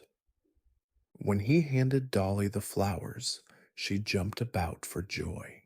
Winter came in early, with a great deal of cold and wet. There was snow or sleet or rain almost every day for weeks, changing only for keen driving winds or sharp frosts. The horses all felt it very much. When it is a dry cold, a couple of good thick rugs will keep the warmth in us. But when it is soaking rain, they soon get wet through and are no good. Some of the drivers had a waterproof cover to throw over, which was a fine thing. But some of the men were so poor that they could not protect either themselves or their horses, and many of them suffered very much that winter. When we horses had worked half the day, we went to our dry stables and could rest, while they had to sit on their boxes, sometimes staying out as late as 1 or 2 o'clock in the morning if they had a party to wait for. When the streets were slippery with frost or snow, that was the worst of all for us horses.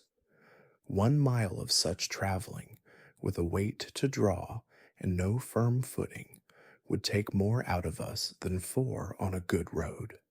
Every nerve and muscle of our bodies is on the strain to keep our balance. And added to this, the fear of falling is more exhausting than anything else. If the roads are very bad indeed, our shoes are roughed, but that makes us feel nervous at first. When the weather was very bad, many of the men would go and sit in the tavern close by and get someone to watch for them, but they often lost a fare in that way and could not, as Jerry said, be there without spending money. He never went to the Rising Sun. There was a coffee shop near where he now and then went, or he bought of an old man who came to our rank with tins of hot coffee and pies. It was his opinion that spirits and beer made a man colder afterward, and that dry clothes, good food, cheerfulness, and a comfortable wife at home were the best things to keep a cabman warm. Polly always supplied him with something to eat when he could not get home, and sometimes he would see little Dolly peeping from the corner of the street to make sure if father was on the stand. If she saw him, she would run off at full speed and soon come back with something in a tin or basket, some hot soup or pudding Polly had ready. It was wonderful how such a little thing could get safely across the street, often thronged with horses and carriages.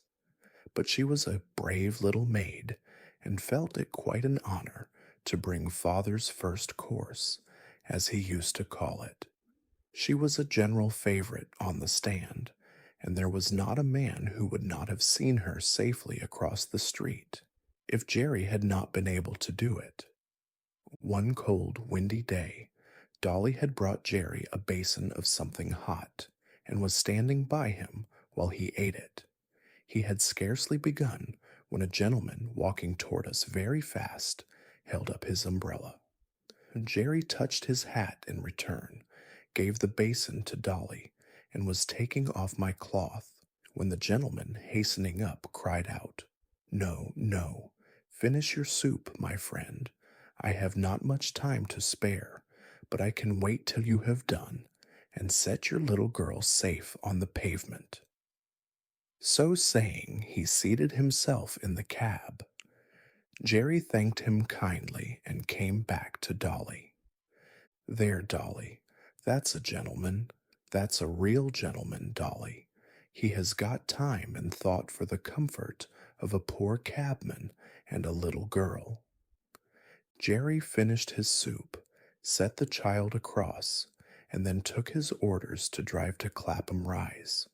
Several times after that the same gentleman took our cab. I think he was very fond of dogs and horses, for whenever we took him to his own door, 2 or 3 dogs would come bounding out to meet him.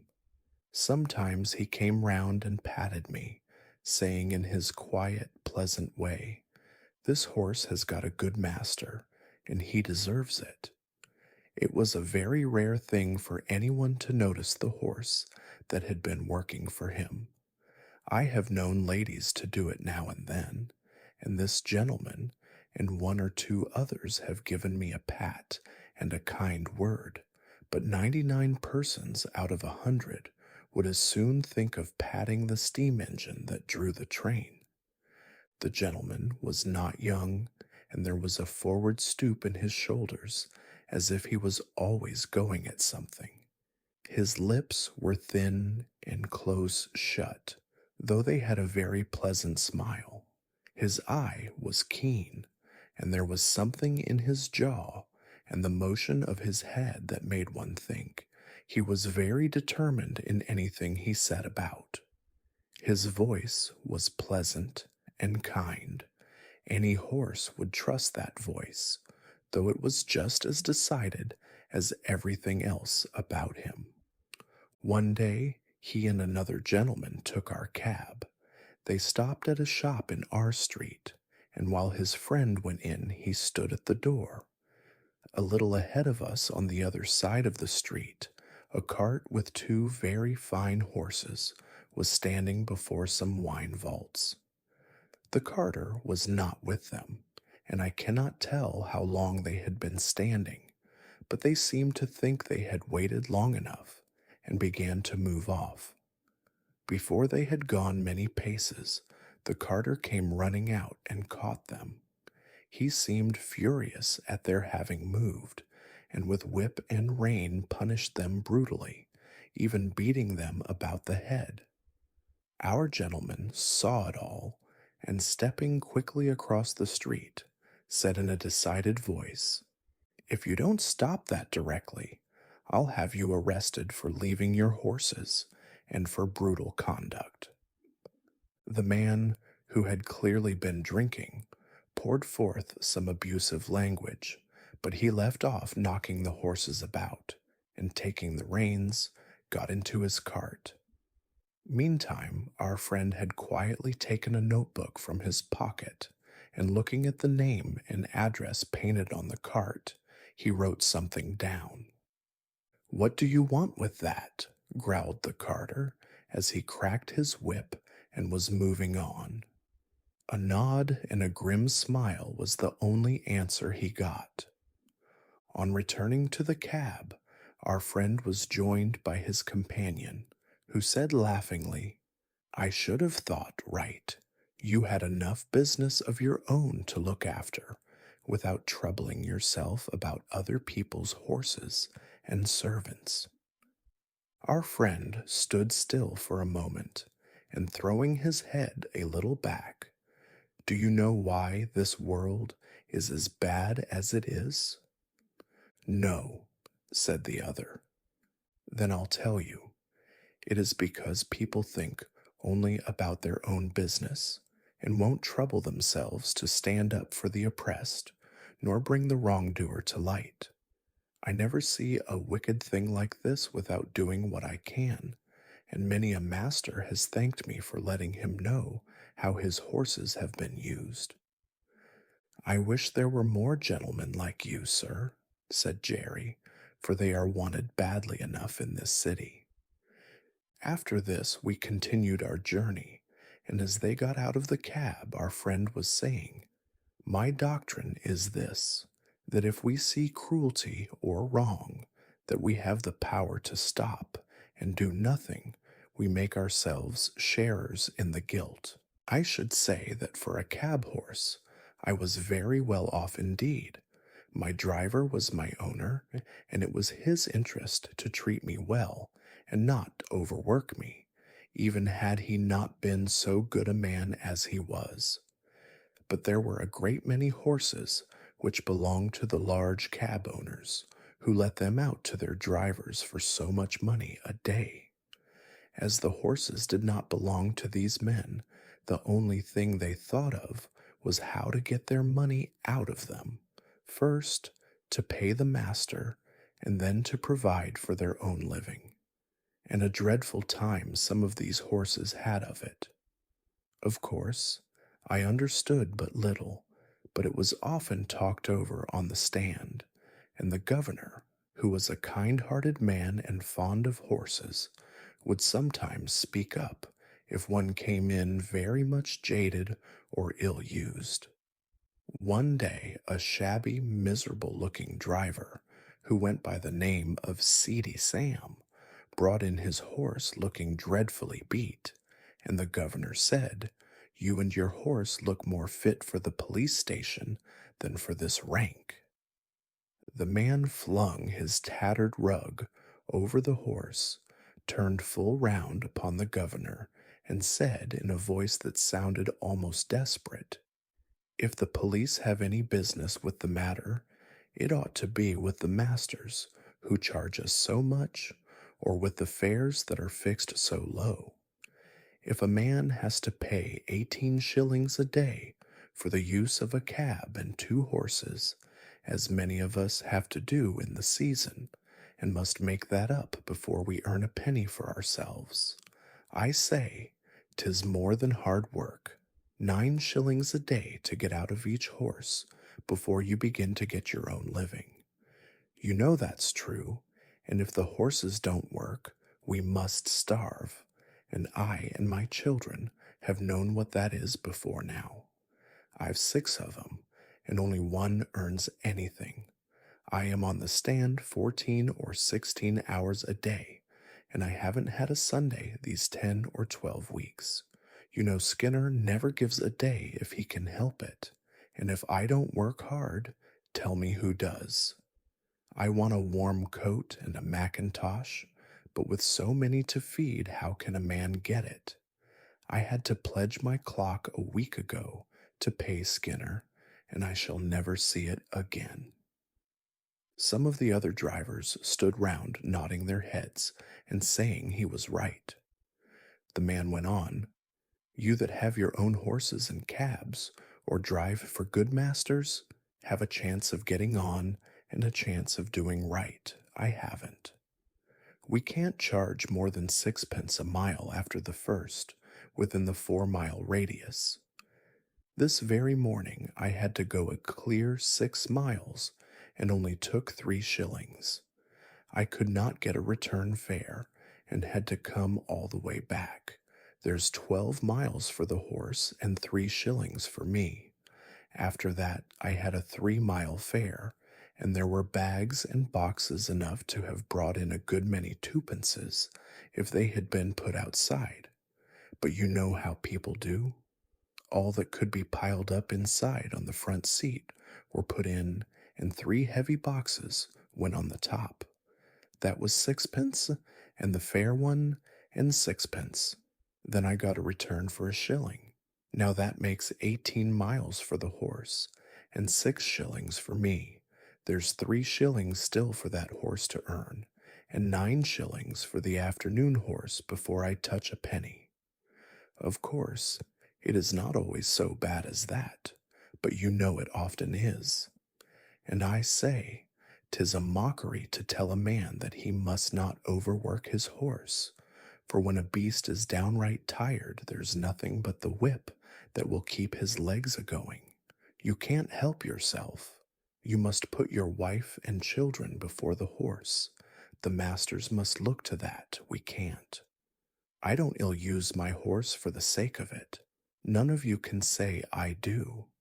There's wrong lays somewhere, never a day's rest, never a quiet hour with the wife and children.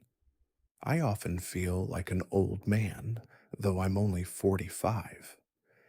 You know how quick some of the gentry are to suspect us of cheating and overcharging. Why, they stand with their purses in their hands, counting it over to a penny, and looking at us as if we were pickpockets.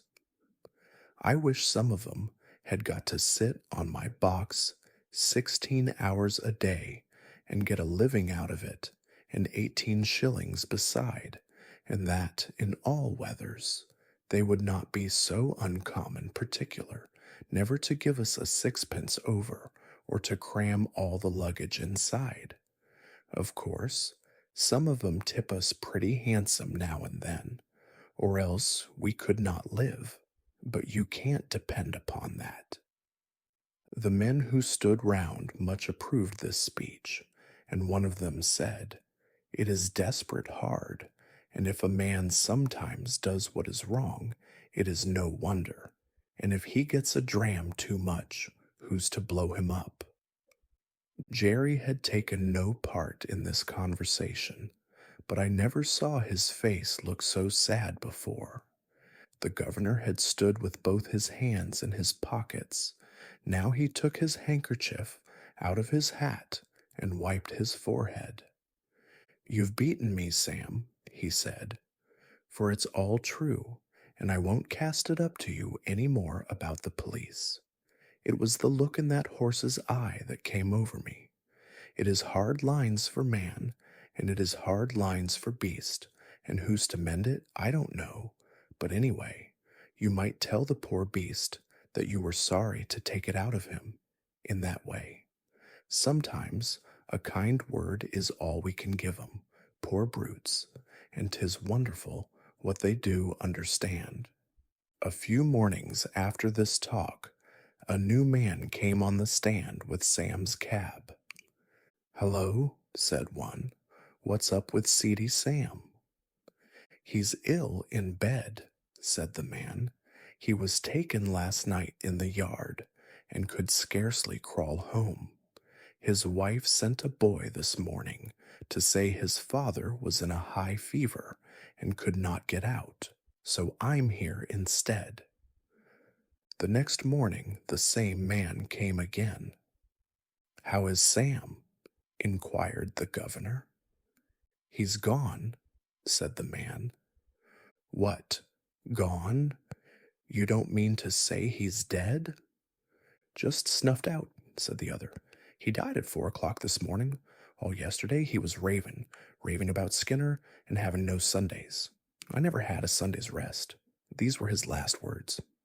No one spoke for a while, and then the governor said, I'll tell you what, mates, this is a warning for us.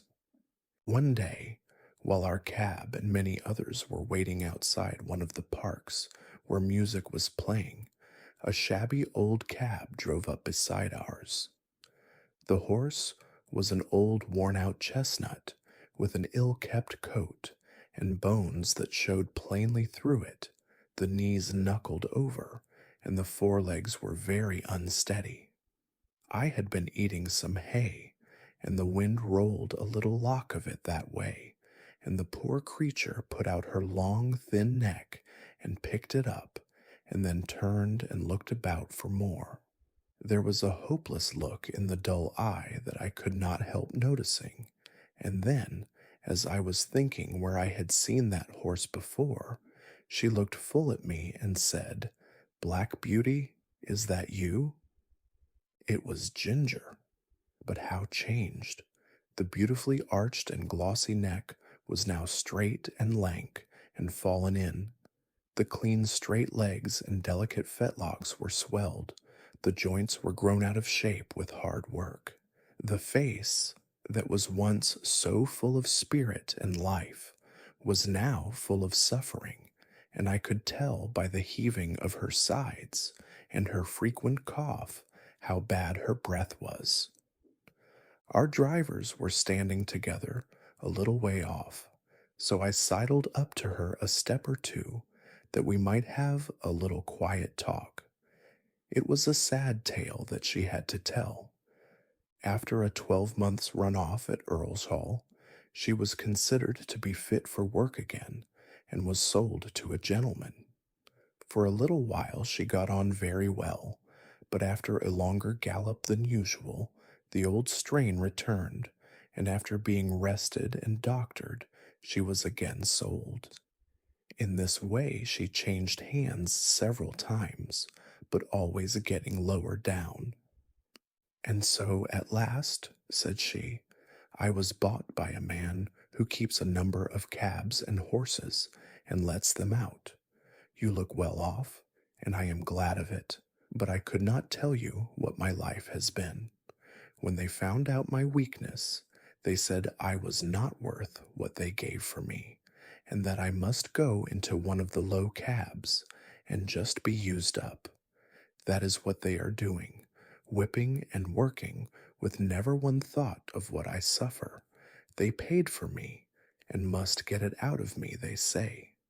The man who hires me now pays a deal of money to the owner every day, and so he has to get it out of me too, and so it's all the week round and round, with never a Sunday rest. I said, You used to stand up for yourself if you were ill used. Ah, she said, I did once, but it's no use. Men are strongest, and if they are cruel and have no feeling, there is nothing that we can do, but just bear it on and on to the end. I wish the end was come. I wish I was dead. I have seen dead horses, and I am sure they do not suffer pain. I wish I may drop down dead at my work and not be sent off to the knackers. I was very much troubled, and I put my nose up to hers, but I could say nothing to comfort her. I think she was pleased to see me, for she said, You are the only friend I ever had. Just then her driver came up, and with a tug at her mouth, backed her out of the line and drove off, leaving me very sad indeed. A short time after this, A cart with a dead horse in it passed our cab stand. The head hung out of the cart tail, the lifeless tongue was slowly dropping with blood, and the sunken eyes. But I can't speak of them. The sight was too dreadful. It was a chestnut horse with a long, thin neck. I saw a white streak down the forehead. I believe it was Ginger. I hoped it was, for then her troubles would be over. Oh, if men were more merciful, they would shoot us before we came to such misery. I saw a great deal of trouble among the horses in London, and much of it might have been prevented by a little common sense. We horses do not mind hard work if we are treated reasonably, and I am sure there are many driven by quite poor men who have a happier life than I had when I used to go in the Countess of W's carriage with my silver-mounted harness and high feeding. It often went to my heart to see how the little ponies were used, straining along with heavy loads, or staggering under heavy blows from some low, cruel boy. Once I saw a little gray pony with a thick mane and a pretty head, and so much like Merrylegs that if I had not been in harness, I should have neighed to him. He was doing his best to pull a heavy cart, while a strong, rough boy was cutting him under the belly with his whip and chucking cruelly at his little mouth. Could it be Merrylegs? It was just like him. But then Blomefield was never to sell him, and I think he would not do it. But this might have been quite as good a little fellow, and had as happy a place when he was young. I often noticed the great speed at which butchers' horses were made to go, though I did not know why it was so till one day, when we had to wait some time in John's Wood. There was a butcher's shop next door, and as we were standing, a butcher's cart came dashing up at a great pace. The horse was hot and much exhausted. He hung his head down, while his heaving sides and trembling legs showed how hard he had been driven. The lad jumped out of the cart and was getting the basket when the master came out of the shop much displeased. After looking at the horse, he turned angrily to the lad. "How many times shall I tell you not to drive in this way? You ruined the last horse and broke his wind, and you are going to ruin this in the same way. If you were not my own son, I would dismiss you on the spot. It is a disgrace to have a horse brought to the shop in a condition like that. You are liable to be taken up by the police for such driving, and if you are, you need not look to me for bail, for I have spoken to you till I'm tired. You must look out for yourself." During this speech, as the boy had stood by, sullen and dogged, but when his father ceased, he broke out angrily. It wasn't his fault, and he wouldn't take the blame. He was only going by orders all the time. You always say, "Now be quick, now look sharp," and when I go to the houses, one wants a leg of mutton for an early dinner, and I must be back with it in a quarter of an hour. Another cook has forgotten to order the beef. I must go and fetch it and be back in no time, or the mistress will scold, and the housekeeper says they have company coming unexpectedly and must have some chops sent up directly, and the lady at 4 in the Crescent never orders her dinner till the meat comes in for lunch, and it's nothing but hurry, hurry all the time. If the gentry would think of what they want and order their meat the day before, there need not be this blow-up. "I wish to goodness they would," said the butcher. "'Twould save me a wonderful deal of harass, and I could suit my customers much better if I knew beforehand. But there, what's the use of talking? Whoever thinks of a butcher's convenience or a butcher's horse? Now then, take him in and look to him well. Mind, He does not go out again today, and if anything else is wanted, you must carry it yourself in the basket." With that he went in, and the horse was led away. But all boys are not cruel. I have seen some as fond of their pony or donkey as if it had been a favorite dog, and the little creatures have worked away as cheerfully and willingly for their young drivers as I work for Jerry. It may be hard work sometimes, but a friend's hand and voice make it easy. There was a young coster boy who came up our street with greens and potatoes. He had an old pony, not very handsome, but the cheerfulest and pluckiest little thing I ever saw, and to see how fond those two were of each other was a treat. The pony followed his master like a dog, and when he got into his cart would trot off without a whip or a word, and rattle down the street as merrily as if he had come out of the Queen's stables. Jerry liked the boy, and called him Prince Charlie, for he said he would make a king of drivers some day. There was an old man, too, who used to come up our streets with a little coal cart. He wore a coal heaver's hat, and looked rough and black. He and his old horse used to plod together along the street, like two good partners who understood each other. The horse would stop of his own accord at the doors where they took coal of him. He used to keep one ear bent toward his master. The old man's cry could be heard up the street long before he came near. I never knew what he said, but the children called him Old Ba-a-ar-hoo, for it sounded like that. Polly took her coal of him and was very friendly, and Jerry said it was a comfort to think how happy an old horse might be in a poor place. As we came into the yard one afternoon, Polly came out. "Jerry, I've had B here asking about your vote, and he wants to hire your cab for the election. He will call for an answer." "Well, Polly, you may say that my cab will be otherwise engaged. I should not like to have it pasted over with their great bills, and as to making Jack and Captain Race about to the public houses to bring up half-drunken voters, why, I think 'twould be an insult to the horses. No, I shan't do it." "I suppose you'll vote for the gentleman? He said he was of your politics."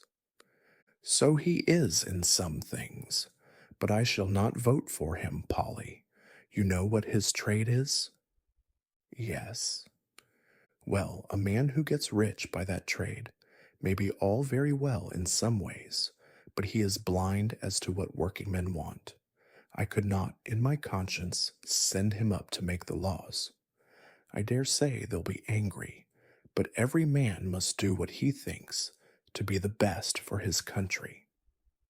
On the morning before the election, Jerry was putting me into the shafts when Dolly came into the yard sobbing and crying, with her little blue frock and white pinafore spattered all over with mud. "Why, Dolly, what is the matter?" "Those naughty boys," she sobbed, "have thrown the dirt all over me and called me a little Raga. "They called her a little blue ragamuffin, father," said Harry, who ran in looking very angry, "but I have given it to them. They won't insult my sister again. I have given them a thrashing they will remember. A set of cowardly, rascally orange blackguards."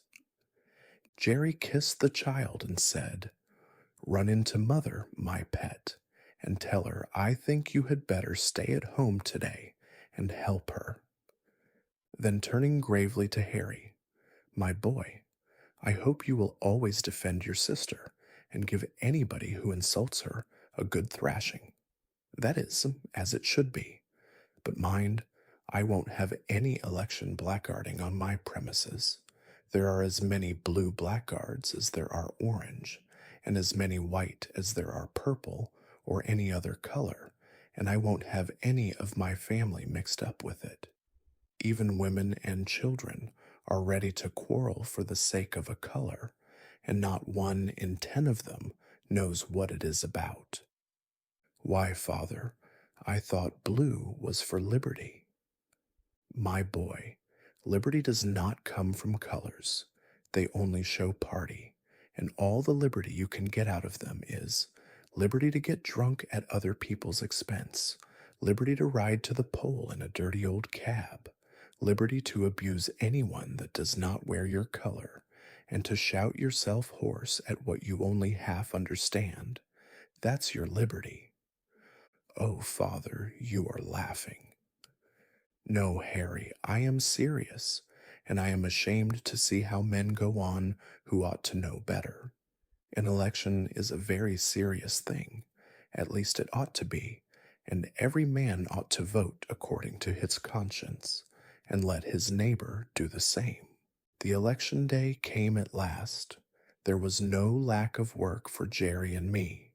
First came a stout, puffy gentleman with a carpet bag. He wanted to go to the Bishopsgate station. Then we were called by a party who wished to be taken to the Regent's Park. And next, we were wanted in a side street where a timid, anxious old lady was waiting to be taken to the bank. There we had to stop to take her back again, and just as we had set her down, a red-faced gentleman with a handful of papers came running up out of breath, and before Jerry could get down, he had opened the door, popped himself in, and called out, "Bow Street Police Station, quick!" So off we went with him, and when after another turn or two we came back, there was no other cab on the stand.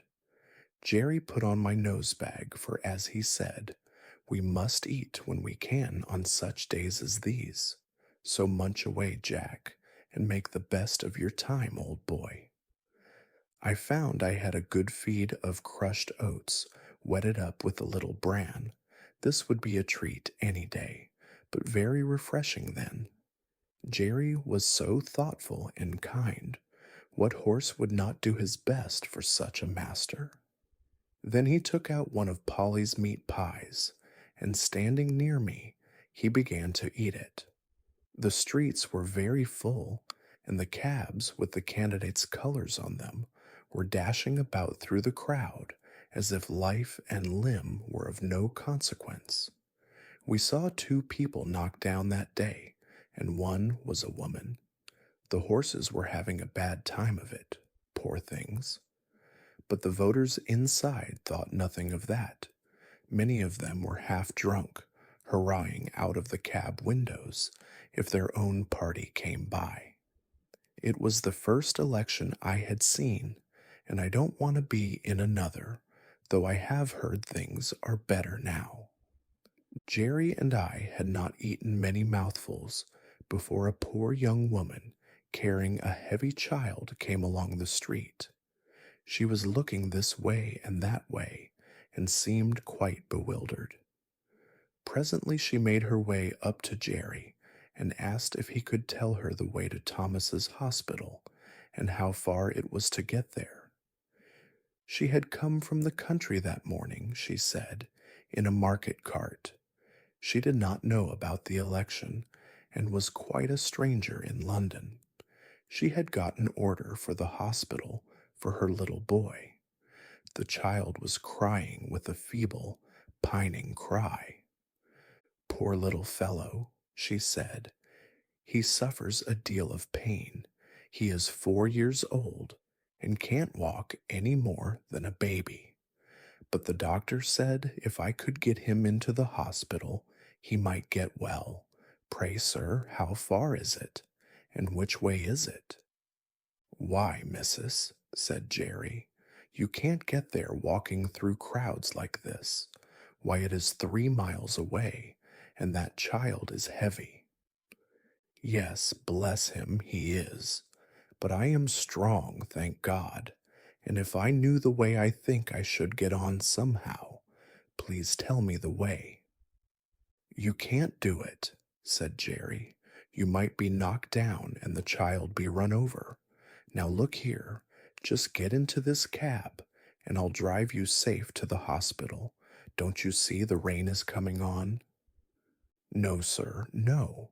I can't do that, thank you. I have only just money enough to get back with. Please tell me the way. Look you here, missus, said Jerry. I've got a wife and dear children at home, and I know a father's feelings. Now get you into that cab, and I'll take you there for nothing. I'd be ashamed of myself to let a woman and a sick child run a risk like that. Heaven bless you, said the woman, and burst into tears. There, there, cheer up, my dear. I'll soon take you there. Come, let me put you inside. As Jerry went to open the door, two men with colors in their hats and buttonholes ran up calling out, "Cab!" "Engaged!" cried Jerry, but one of the men pushing past the woman sprang into the cab, followed by the other. Jerry looked as stern as a policeman. "This cab is already engaged, gentlemen, by that lady." "Lady?" said one of them. "Oh, she can wait. Our business is very important. Besides, we were in first. It is our right, and we shall stay in." A droll smile came over Jerry's face as he shut the door upon them. "All right, gentlemen, pray stay in as long as it suits you. I can wait while you rest yourselves." And turning his back upon them, he walked up to the young woman who was standing near me. "They'll soon be gone," he said, laughing. "Don't trouble yourself, my dear." And they soon were gone, for when they understood Jerry's dodge, they got out, calling him all sorts of bad names and blustering about his number and getting a summons. After this little stoppage, we were soon on our way to the hospital, going as much as possible through by streets. Jerry rung the great bell and helped the young woman out. "Thank you 1,000 times," she said. "I could never have got here alone." "You're kindly welcome, and I hope the dear child will soon be better." He watched her go in at the door, and gently he said to himself, "Inasmuch as ye have done it to one of the least of these." Then he patted my neck, which was always his way when anything pleased him. The rain was now coming down fast, and just as we were leaving the hospital, the door opened again, and the porter called out, "Cab." We stopped, and a lady came down the steps. Jerry seemed to know her at once. She put back her veil and said, "Barker, Jeremiah Barker, is it you? I am very glad to find you here. You are just the friend I want, for it is very difficult to get a cab in this part of London today." "I shall be proud to serve you, ma'am. I am right glad I happened to be here. Where may I take you to, ma'am?" "To the Paddington station, and then if we are in good time, as I think we shall be, you shall tell me all about Mary and the children." We got to the station in good time, and being under shelter, the lady stood a good while talking to Jerry. I found she had been Polly's mistress, and after many inquiries about her, she said, "How do you find the cab work suit you in winter? I know Mary was rather anxious about you last year." "Yes, ma'am, she was. I had a bad cough that followed me up quite into the warm weather, and when I am kept out late, she does worry herself a good deal. You see, ma'am, it is all hours and all weathers, and that does try a man's constitution. But I am getting on pretty well, and I should feel quite lost if I had not horses to look after. I was brought up to it, and I am afraid I should not do so well at anything else." "Well, Barker," she said, "it would be a great pity that you should seriously risk your health in this work, not only for your own, but for Mary's and the children's sake. There are many places where good drivers or good grooms are wanted, and if ever you think you ought to give up this cab work, let me know." Then, sending some kind messages to Mary, she put something into his hand, saying, "There is 5 shillings each for the 2 children. Mary will know how to spend it." Jerry thanked her and seemed much pleased, and turning out of the station, we at last reached home, and I, at least, was tired. Captain and I were great friends. He was a noble old fellow, and he was very good company. I never thought that he would have to leave his home and go down the hill, but his turn came, and this was how it happened. I was not there, but I heard all about it. He and Jerry had taken a party to the great railway station over London Bridge, and were coming back, somewhere between the bridge and the monument, when Jerry saw a brewer's empty dray coming along, drawn by 2 powerful horses. The drayman was lashing his horses with his heavy whip. The dray was light, and they started off at a furious rate. The man had no control over them, and the street was full of traffic. One young girl was knocked down and run over, and the next moment they dashed up against our cab. Both the wheels were torn off, and the cab was thrown over. Captain was dragged down, the shafts splintered, and one of them ran into his side. Jerry, too, was thrown, but was only bruised. Nobody could tell how he escaped. He always said 'twas a miracle. When poor Captain was got up, he was found to be very much cut and knocked about. Jerry led him home gently, and a sad sight it was to see the blood soaking into his white coat and dropping from his side and shoulder. The drayman was proved to be very drunk, and was fined, and the brewer had to pay damages to our master. But there was no one to pay damages to poor Captain. The farrier and Jerry did the best they could to ease his pain and make him comfortable. The fly had to be mended, and for several days I did not go out, and Jerry earned nothing. The first time we went to the stand after the accident, the governor came up to hear how Captain was. "He'll never get over it," said Jerry, "at least not for my work, so the farrier said this morning.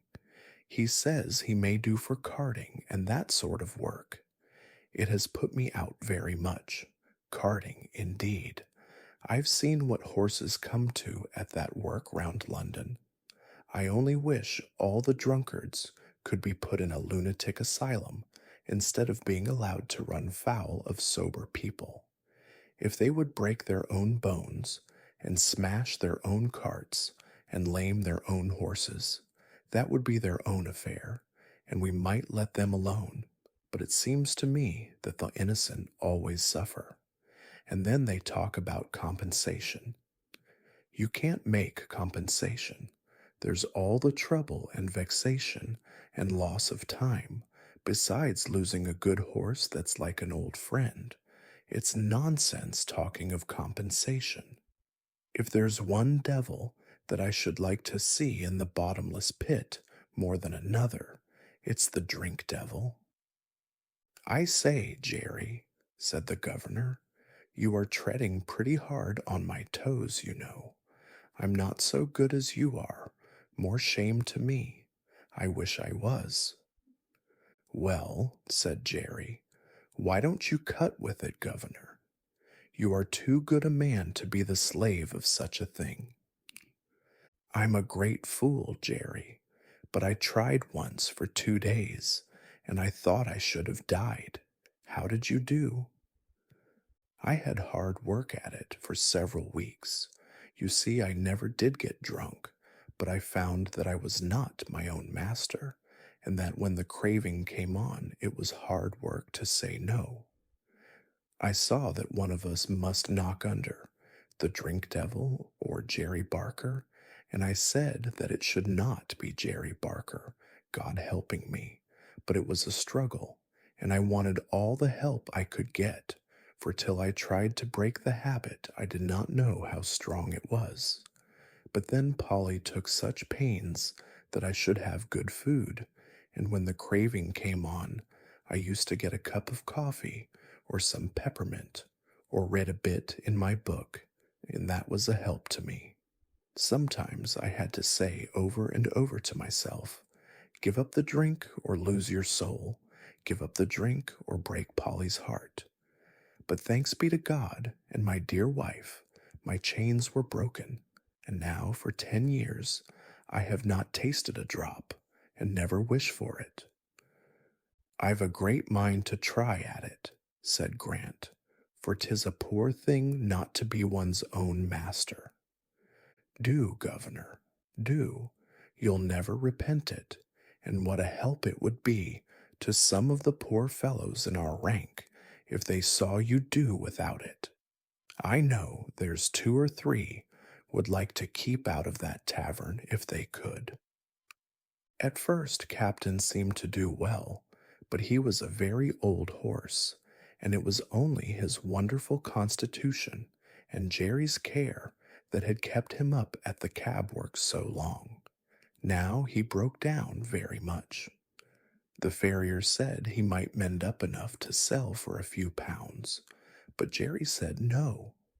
A few pounds got by selling a good old servant into hard work, and misery would canker all the rest of his money, and he thought the kindest thing he could do for the fine old fellow would be to put a sure bullet through his head, and then he would never suffer more, for he did not know where to find a kind master for the rest of his days. The day after this was decided, Harry took me to the forge for some new shoes. When I returned, Captain was gone. I and the family all felt it very much. Jerry had now to look out for another horse, and he soon heard of one through an acquaintance who was under groom in a nobleman's stables. He was a valuable young horse, but he had run away, smashed into another carriage, flung his lordship out, and so cut and blemished himself that he was no longer fit for a gentleman's stables, and the coachman had orders to look round and sell him as well as he could. I can do with high spirits, said Jerry, if a horse is not vicious or hard-mouthed. There is not a bit of vice in him, said the man. His mouth is very tender, and I think myself that was the cause of the accident. You see, he had just been clipped, and the weather was bad, and he had not had exercise enough. And when he did go out, he was as full of spring as a balloon. Our governor, the coachman, I mean, had him harnessed in as tight and strong as he could, with the martingale and the check rein, a very sharp curb, and the reins put in at the bottom bar. It is my belief that it made the horse mad, being tender in the mouth and so full of spirit. Likely enough, I'll come and see him, said Jerry. The next day, Hotspur, that was his name, came home. He was a fine brown horse, without a white hair in him, as tall as Captain, with a very handsome head, and only 5 years old. I gave him a friendly greeting by way of good fellowship, but did not ask him any questions. The first night he was very restless. Instead of lying down, he kept jerking his halter rope up and down through the ring, and knocking the block about against the manger till I could not sleep. However, the next day, after 5 or 6 hours in the cab, he came in quiet and sensible. Jerry patted and talked to him a good deal, and very soon they understood each other, and Jerry said that with an easy bit and plenty of work, he would be as gentle as a lamb, and that it was an ill wind that blew nobody good, for if his lordship had lost 100-guinea favorite, the cabman had gained a good horse with all his strength in him. Hotspur thought it a great come down to be a cab horse, and was disgusted at standing in the rank. But he confessed to me at the end of the week that an easy mouth and a free head made up for a great deal, and after all, the work was not so degrading as having one's head and tail fastened to each other at the saddle. In fact, he settled in well, and Jerry liked him very much. For some people, Christmas and the New Year are very merry times, but for cabmen and cabmen's horses, it is no holiday, though it may be a harvest. There are so many parties, balls, and places of amusement open that the work is hard and often late. Sometimes driver and horse have to wait for hours in the rain or frost, shivering with the cold, while the merry people within are dancing away to the music. I wonder if the beautiful ladies ever think of the weary cabman waiting on his box and his patient beast standing till his legs get stiff with cold. I had now most of the evening work, as I was well accustomed to standing, and Jerry was also more afraid of Hotspur taking cold. We had a great deal of late work in the Christmas week, and Jerry's cough was bad. But however late we were, Polly sat up for him and came out with a lantern to meet him, looking anxious and troubled. On the evening of the New Year, we had to take two gentlemen to a house in one of the West End squares. We set them down at 9 o'clock and were told to come again at 11. But, said one, as it is a card party, you may have to wait a few minutes, but don't be late. As the clock struck 11, we were at the door, for Jerry was always punctual. The clock chimed the quarters, 1, 2, 3, and then struck 12, but the door did not open. The wind had been very changeable, with squalls of rain during the day, but now it came on sharp, driving sleet, which seemed to come all the way round. It was very cold, and there was no shelter. Jerry got off his box and came and pulled one of my cloths a little more over my neck. Then he took a turn or two up and down, stamping his feet. Then he began to beat his arms, but that set him off coughing. So he opened the cab door and sat at the bottom with his feet on the pavement and was a little sheltered. Still, the clock chimed the quarters, and no one came. At 12:30, he rang the bell and asked the servant if he would be wanted that night. "Oh, yes, you'll be wanted safe enough," said the man. "You must not go. It will soon be over." And again, Jerry sat down, but his voice was so hoarse I could hardly hear him. At 1:15 the door opened, and the two gentlemen came out. They got into the cab without a word, and told Jerry where to drive. That was nearly 2 miles. My legs were numb with cold, and I thought I should have stumbled. When the men got out, they never said they were sorry to have kept us waiting so long, but were angry at the charge. However, as Jerry never charged more than was his due, so he never took less, and they had to pay for the 2 hours and a quarter waiting. But it was hard-earned money to Jerry. At last we got home. He could hardly speak, and his cough was dreadful. Polly asked no questions, but opened the door and held the lantern for him. "Can't I do something?" she said. "Yes, get Jack something warm, and then boil me some gruel." This was said in a hoarse whisper. He could hardly get his breath, but he gave me a rub-down as usual, and even went up into the hayloft for an extra bundle of straw for my bed. Polly brought me a warm mash that made me comfortable, and then they locked the door. It was late the next morning before anyone came, and then it was only Harry. He cleaned us and fed us and swept out the stalls. Then he put the straw back again as if it was Sunday. He was very still and neither whistled nor sang. At noon he came again and gave us our food and water. This time Dolly came with him. She was crying, and I could gather from what they said that Jerry was dangerously ill, and the doctor said it was a bad case. So 2 days passed, and there was great trouble indoors. We only saw Harry, and sometimes Dolly. I think she came for company, for Polly was always with Jerry, and he had to be kept very quiet. On the third day, while Harry was in the stable, a tap came at the door, and Governor Grant came in. "I wouldn't go to the house, my boy," he said, "but I want to know how your father is." "He is very bad," said Harry. "He can't be much worse. They call it bronchitis.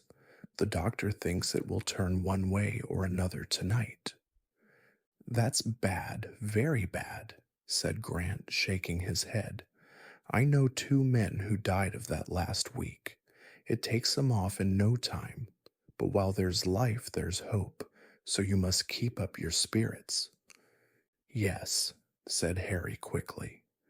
"And the doctor said that father had a better chance than most men, because he didn't drink.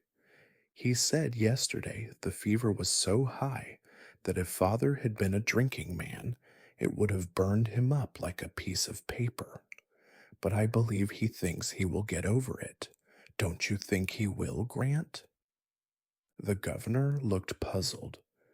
"If there's any rule that good men should get over these things, I'm sure he will, my boy. He's the best man I know. I'll look in the early tomorrow." Early next morning he was there. "Well," said he. "Father is better," said Harry. "Mother hopes he will get over it."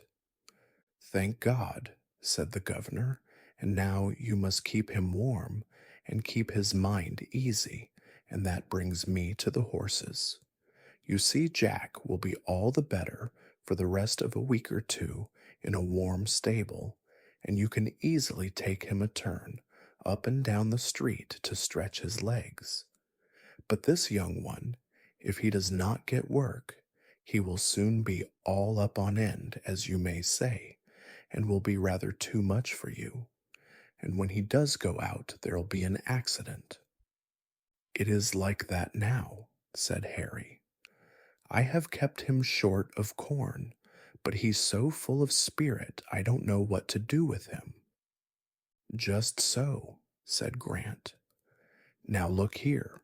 Will you tell your mother that if she is agreeable, I will come for him every day till something is arranged, and take him for a good spell of work, and whatever he earns, I'll bring your mother half of it, and that will help with the horses' feed. Your father is in a good club, I know, but that won't keep the horses, and they'll be eating their heads off all this time. I'll come at noon and hear what she says." And without waiting for Harry's thanks, he was gone. At noon, I think he went and saw Polly, for he and Harry came to the stable together, harnessed Hotspur, and took him out.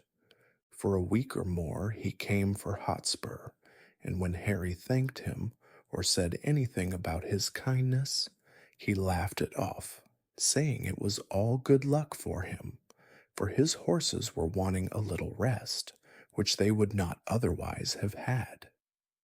Jerry grew better steadily, but the doctor said that he must never go back to the cab work again if he wished to be an old man. The children had many consultations together about what father and mother would do and how they could help to earn money. One afternoon, Hotspur was brought in very wet and dirty. "The streets are nothing but slush," said the governor. "It will give you a good warming, my boy, to get him clean and dry." "All right, governor," said Harry. I shall not leave him till he is. You know I have been trained by my father. I wish all the boys had been trained like you, said the governor.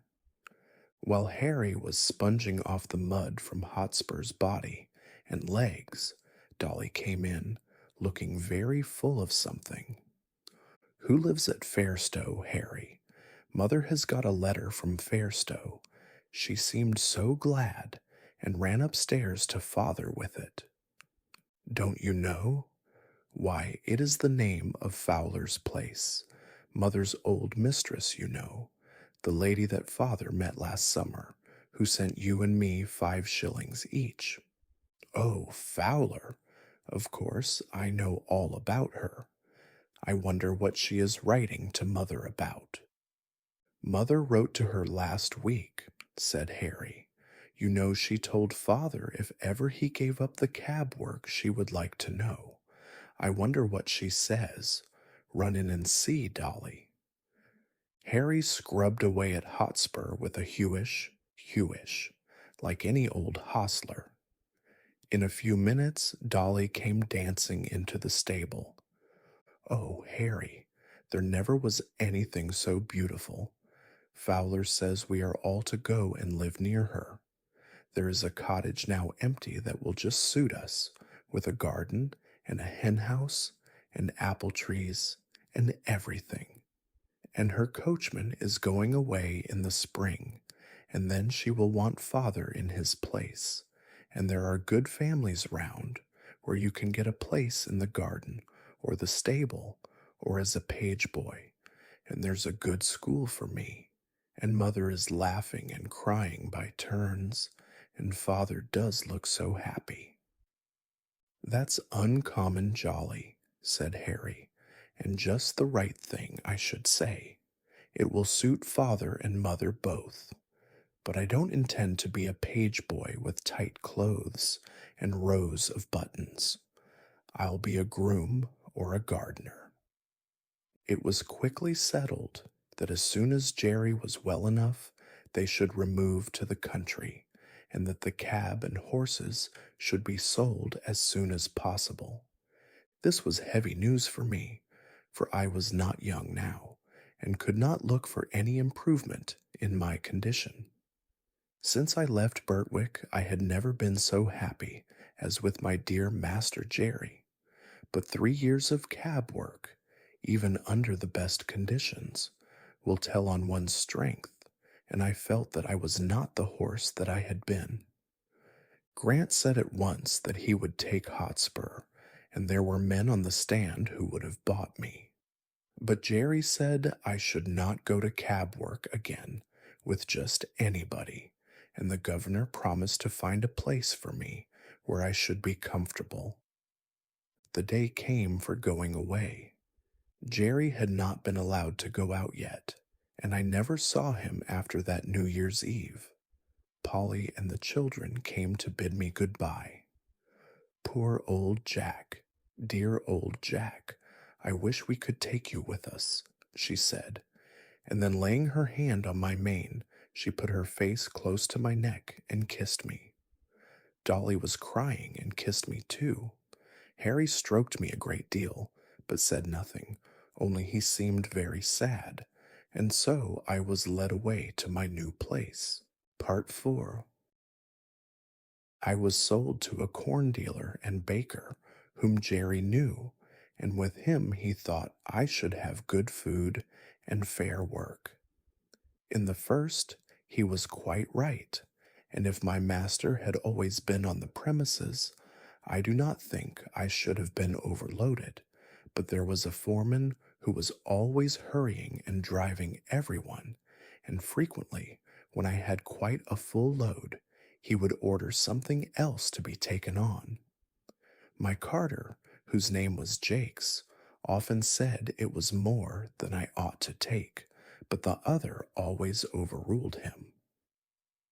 'Twas no use going twice when once would do, and he chose to get business forward. Jakes, like the other carters, always had the check rein up, which prevented me from drawing easily, and by the time I had been there 3 or 4 months, I found the work telling very much on my strength. One day I was loaded more than usual, and part of the road was a steep uphill. I used all my strength, but I could not get on, and was obliged continually to stop. This did not please my driver, and he laid his whip on badly. "Get on, you lazy fellow," he said, "or I'll make you." Again I started the heavy load, and struggled on a few yards. Again the whip came down, and again I struggled forward. The pain of that great cart whip was sharp, but my mind was hurt quite as much as my poor sides. To be punished and abused when I was doing my very best was so hard it took the heart out of me. A third time he was flogging me cruelly, when a lady stepped quickly up to him and said in a sweet, earnest voice, "Oh, pray do not whip your good horse any more. I am sure he is doing all he can, and the road is very steep. I am sure he is doing his best. If doing his best won't get this load up, he must do something more than his best. That's all I know, ma'am," said Jakes. "But is it not a heavy load?" she said. "Yes, yes, too heavy," he said. "But that's not my fault. The foreman came just as we were starting, and would have 300 weight more put on to save him trouble, and I must get on with it as well as I can." He was raising the whip again when the lady said, "Pray stop. I think I can help you if you will let me." The man laughed. "You see," she said, "you do not give him a fair chance. He cannot use all his power with his head held back as it is with that check rein. If you would take it off, I am sure he would do better. Do try it," she said persuasively. "I should be very glad if you would." "Well, well," said Jakes, with a short laugh. "Anything to please a lady, of course. How far would you wish it down, ma'am?" "Quite down. Give him his head altogether." The rein was taken off, and in a moment I put my head down to my very knees. What a comfort it was! Then I tossed it up and down several times to get the aching stiffness out of my neck. "Poor fellow, that is what you wanted," said she, patting and stroking me with her gentle hand. "And now, if you will speak kindly to him and lead him on, I believe he will be able to do better." Jakes took the rein. "Come on, Blackie." I put down my head and threw my whole weight against the collar. I spared no strength. The load moved on, and I pulled it steadily up the hill and then stopped to take breath. The lady had walked along the footpath and now came across into the road. She stroked and patted my neck as I had not been patted for many a long day. "You see, he was quite willing when you gave him the chance. I am sure he is a fine-tempered creature, and I dare say has known better days. You won't put that rein on again, will you?"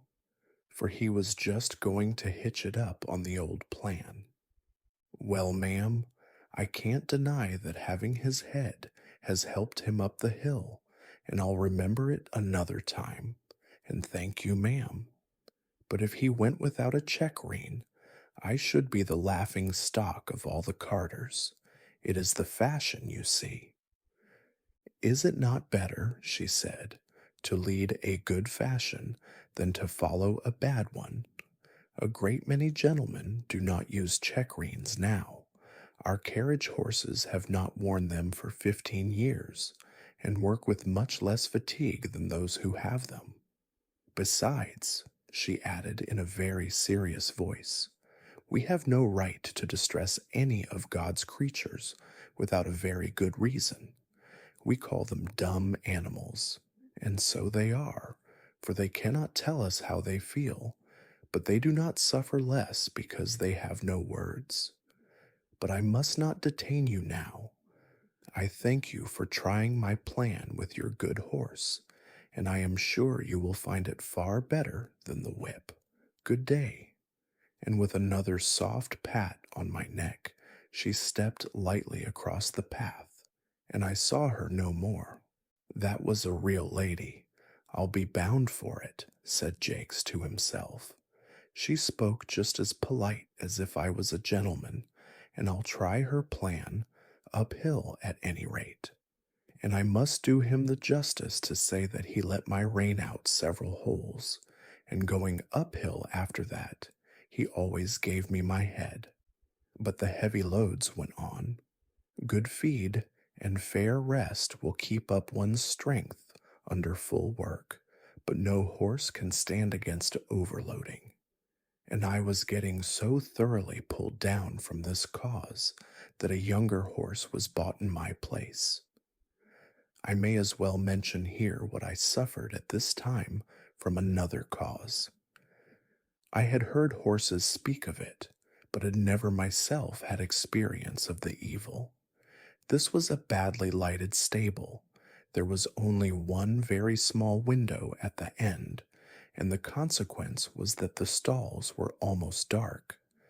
Besides the depressing effect this had on my spirits, it very much weakened my sight, and when I was suddenly brought out of the darkness into the glare of daylight, it was very painful to my eyes. Several times I stumbled over the threshold and could scarcely see where I was going. I believe, had I stayed there very long, I should have become purblind, and that would have been a great misfortune, for I have heard men say that a stone-blind horse was safer to drive than one which had imperfect sight, as it generally makes them very timid. However, I escaped without any permanent injury to my sight, and was sold to a large cab owner. My new master I shall never forget. He had black eyes and a hooked nose. His mouth was as full of teeth as a bulldog's, and his voice was as harsh as the grinding of cartwheels over graveled stones. His name was Nicholas Skinner, and I believe he was the man that poor seedy Sam drove for. I have heard men say that seeing is believing, but I should say that feeling is believing. For much as I had seen before, I never knew till now the utter misery of a cab horse's life. Skinner had a low set of cabs and a low set of drivers. He was hard on the men, and the men were hard on the horses. In this place we had no Sunday rest, and it was in the heat of summer. Sometimes, on a Sunday morning, a party of fast men would hire the cab for the day, 4 of them inside, and another with the driver, and I had to take them 10 or 15 miles out into the country and back again. Never would any of them get down to walk up a hill, let it be ever so steep or the day ever so hot, unless indeed when the driver was afraid I should not manage it, and sometimes I was so fevered and worn that I could hardly touch my food.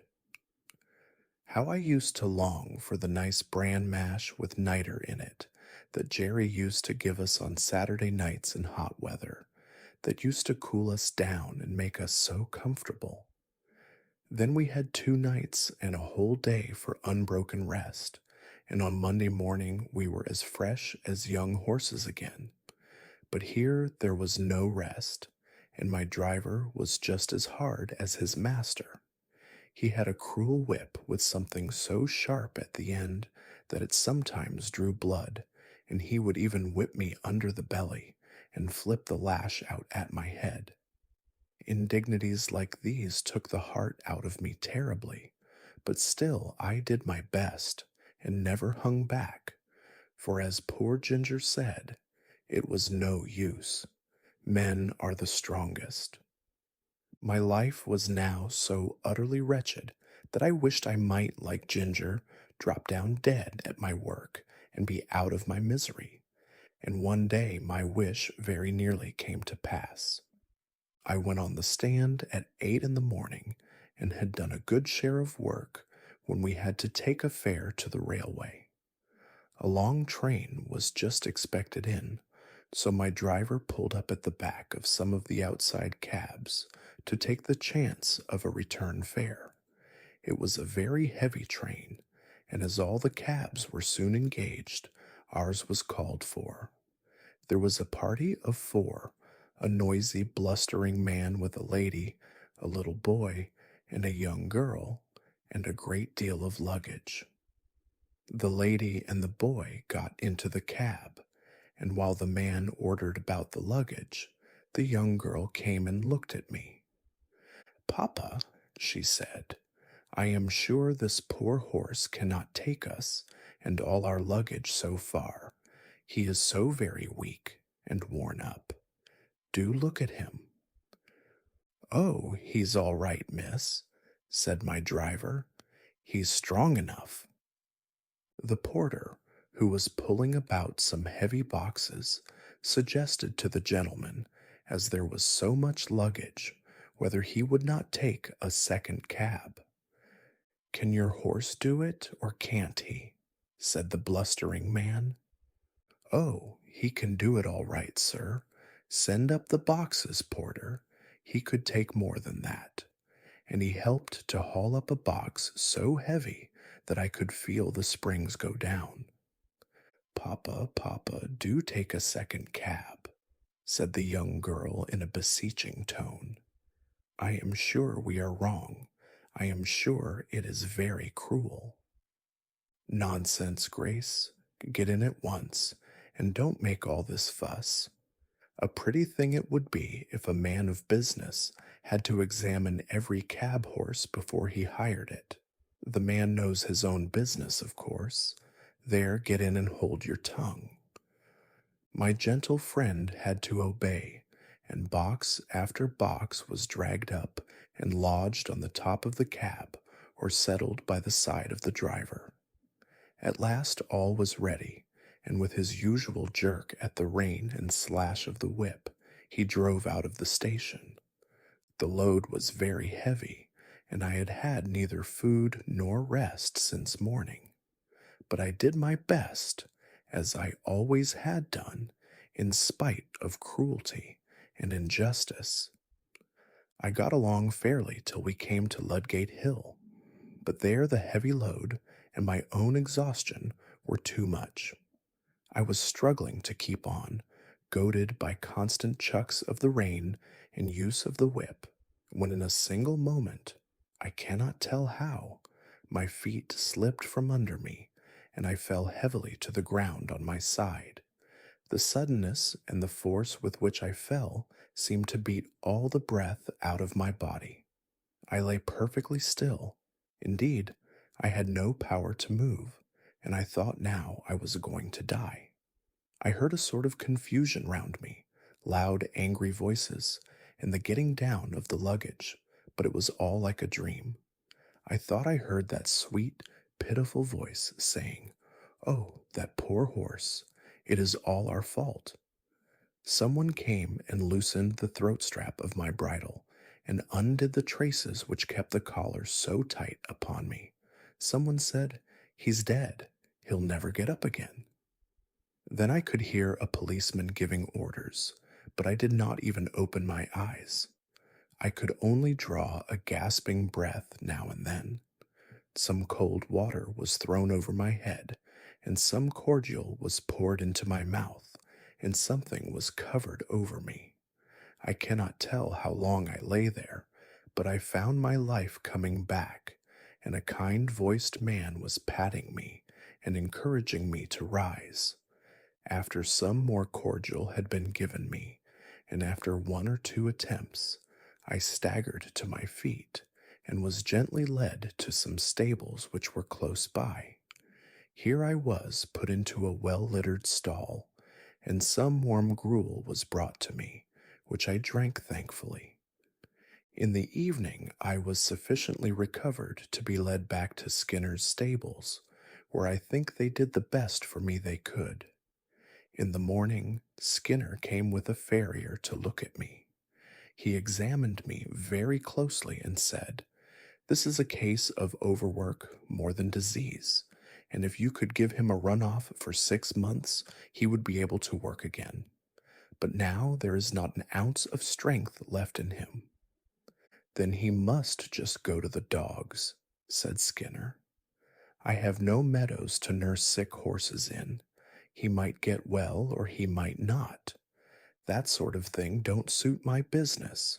My plan is to work 'em as long as they'll go, and then sell 'em for what they'll fetch, at the knacker's or elsewhere." "If he was broken-winded," said the farrier, "you had better have him killed out of hand, but he is not. There is a sale of horses coming off in about 10 days. If you rest him and feed him up, he may pick up, and you may get more than his skin is worth, at any rate." Upon this advice, Skinner, rather unwillingly, I think, gave orders that I should be well fed and cared for, and the stableman, happily for me, carried out the orders with a much better will than his master had in giving them. 10 days of perfect rest, plenty of good oats, hay, bran mashes, with boiled linseed mixed in them, did more to get up my condition than anything else could have done. Those linseed mashes were delicious, and I began to think, after all, it might be better to live than go to the dogs. When the 12th day after the accident came, I was taken to the sale, a few miles out of London. I felt that any change from my present place must be an improvement, so I held up my head and hoped for the best. At this sale, of course, I found myself in company with the old broken-down horses, some lame, some broken-winded, some old, and some that I am sure it would have been merciful to shoot. The buyers and sellers, too, many of them, looked not much better off than the poor beasts they were bargaining about. There were poor old men trying to get a horse or a pony for a few pounds that might drag about some little wood or coal cart. There were poor men trying to sell a worn-out beast for 2 or 3 pounds rather than have the greater loss of killing him. Some of them looked as if poverty and hard times had hardened them all over, but there were others that I would have willingly used the last of my strength in serving, poor and shabby, but kind and human, with voices that I could trust. There was one tottering old man who took a great fancy to me, and I to him, but I was not strong enough. It was an anxious time. Coming from the better part of the fair, I noticed a man who looked like a gentleman farmer, with a young boy by his side. He had a broad back and round shoulders, a kind, ruddy face, and he wore a broad-brimmed hat. When he came up to me and my companions, he stood still and gave a pitiful look round upon us. I saw his eye rest on me. I had still a good mane and tail, which did something for my appearance. I pricked my ears and looked at him. "There's a horse, Willie, that has known better days." "Poor old fellow," said the boy. "Do you think, Grandpapa, he was ever a carriage horse?" "Oh, yes, my boy," said the farmer, coming closer. "He might have been anything when he was young. Look at his nostrils and his ears, the shape of his neck and shoulder. There's a deal of breeding about that horse." He put out his hand and gave me a kind pat on the neck. I put out my nose in answer to his kindness. The boy stroked my face. "Poor old fellow! See, Grandpapa, how well he understands kindness. Could not you buy him and make him young again as you did with Ladybird?" "My dear boy, I can't make all old horses young. Besides, Ladybird was not so very old, as she was run down and badly used. Well, Grandpapa, I don't believe that this one is old. Look at his mane and tail. I wish you would look into his mouth, and then you could tell. Though he is so very thin, his eyes are not sunk like some old horses. The old gentleman laughed. Bless the boy, he is as horsey as his old grandfather. But do look at his mouth, Grandpapa, and ask the price. I am sure he would grow young in our meadows. The man who had brought me for sale now put in his word. The young gentleman's a real knowing one, sir. Now the fact is, this 'ere hoss is just pulled down with overwork in the cabs. He's not an old one, and I heard as how the veterinary should say that a 6 months run-off would set him right up, being as how his wind was not broken. I've had the tending of him these 10 days past, and a gratefuller, pleasanter animal I never met with, and 'twould be worth a gentleman's while to give a £5 note for him and let him have a chance. I'll be bound he'd be worth £20 next spring. The old gentleman laughed, and the little boy looked up eagerly. Oh, Grandpapa, did you not say the colt sold for £5 more than you expected?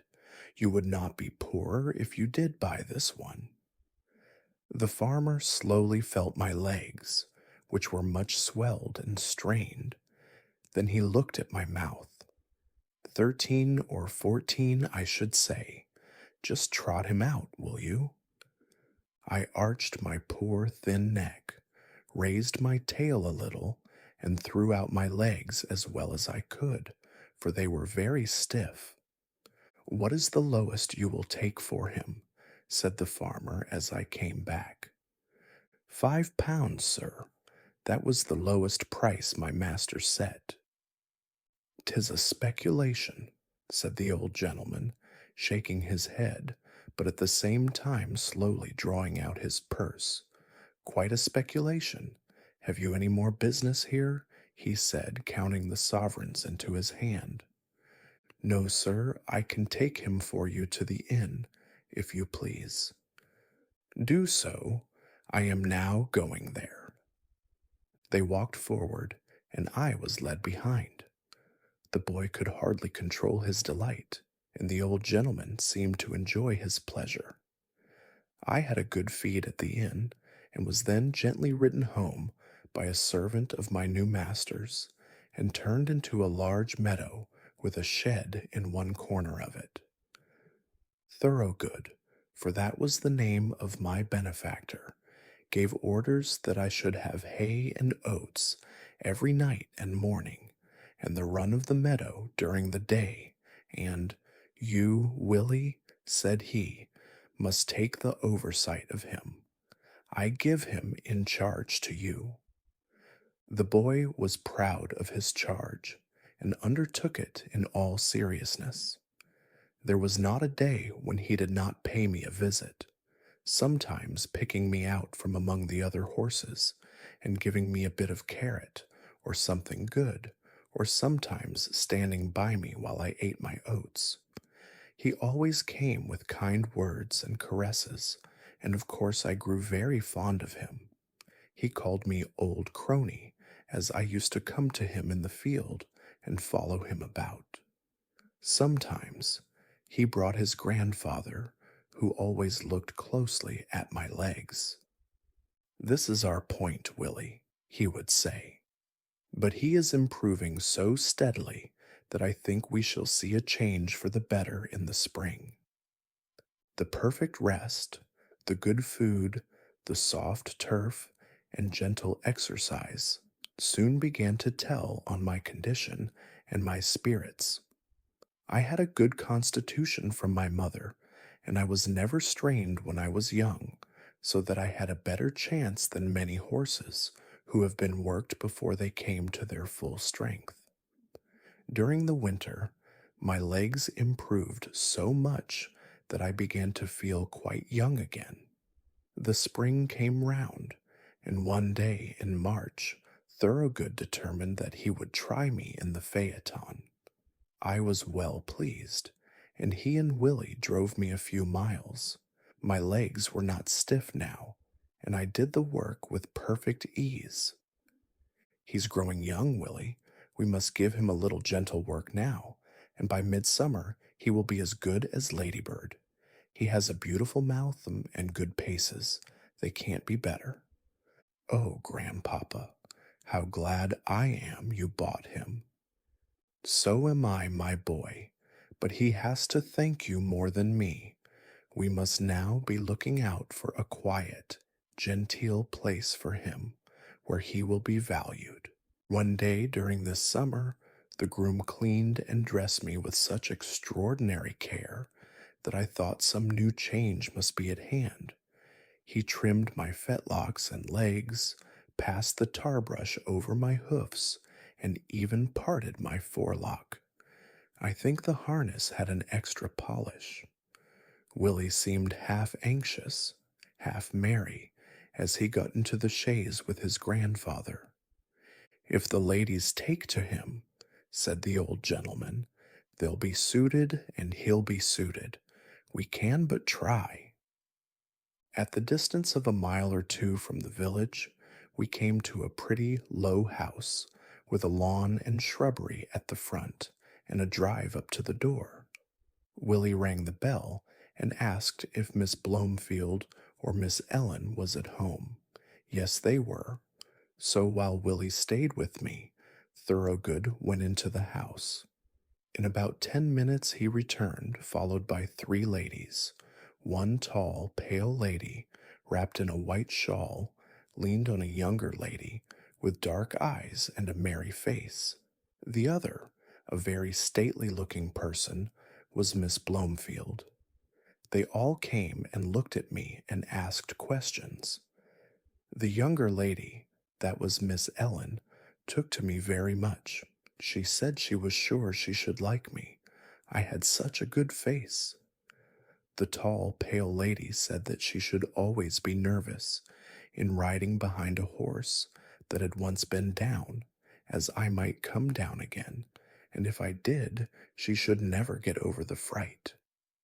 You see, ladies, said Thorogood, many first-rate horses have had their knees broken through the carelessness of their drivers, without any fault of their own, and from what I see of this horse, I should say that is his case, but of course I do not wish to influence you. If you incline, you can have him on trial, and then your coachman will see what he thinks of him.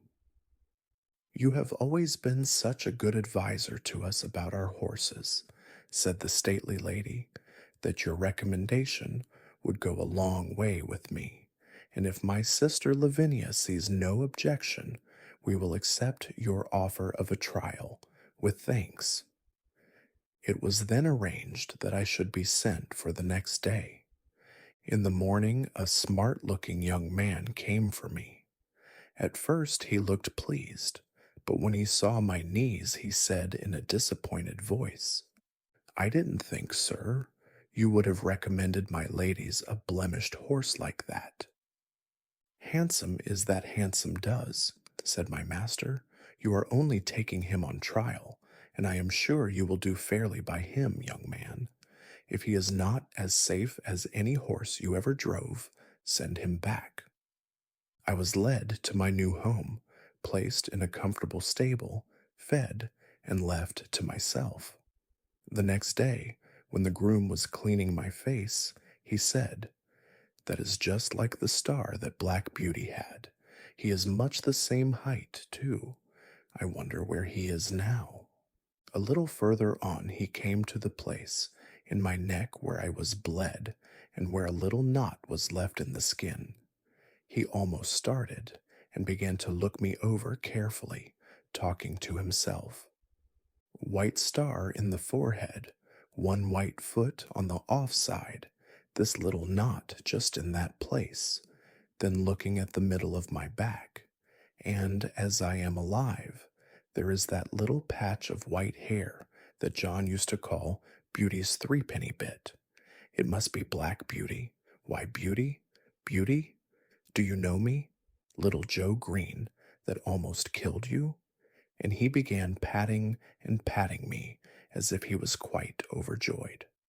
I could not say that I remembered him, for now he was a fine grown young fellow with black whiskers and a man's voice. But I was sure he knew me and that he was Joe Green, and I was very glad. I put my nose up to him and tried to say that we were friends. I never saw a man so pleased. Give you a fair trial? I should think so indeed. I wonder who the rascal was that broke your knees, my old beauty. You must have been badly served out somewhere. Well, well, it won't be my fault if you haven't good times of it now. I wish John Manley was here to see you. In the afternoon, I was put into a low park chair and brought to the door.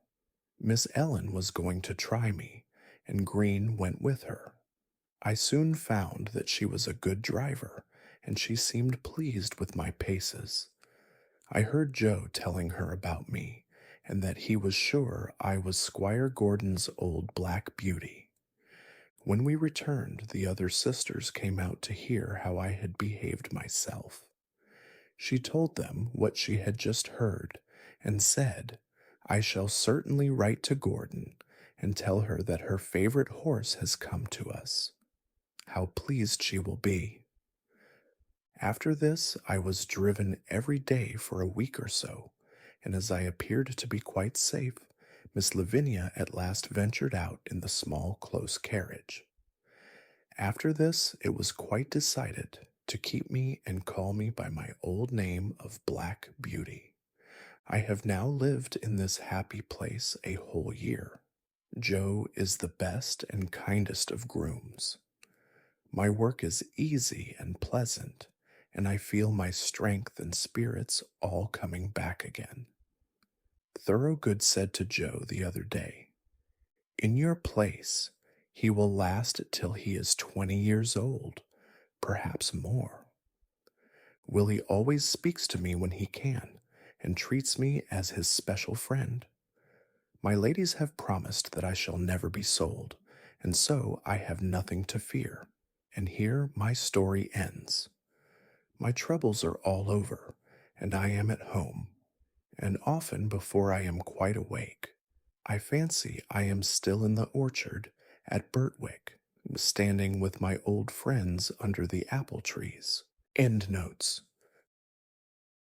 A few years since the annual charge for a cab license was very much reduced, and the difference between the 6 and 7 days cabs was abolished.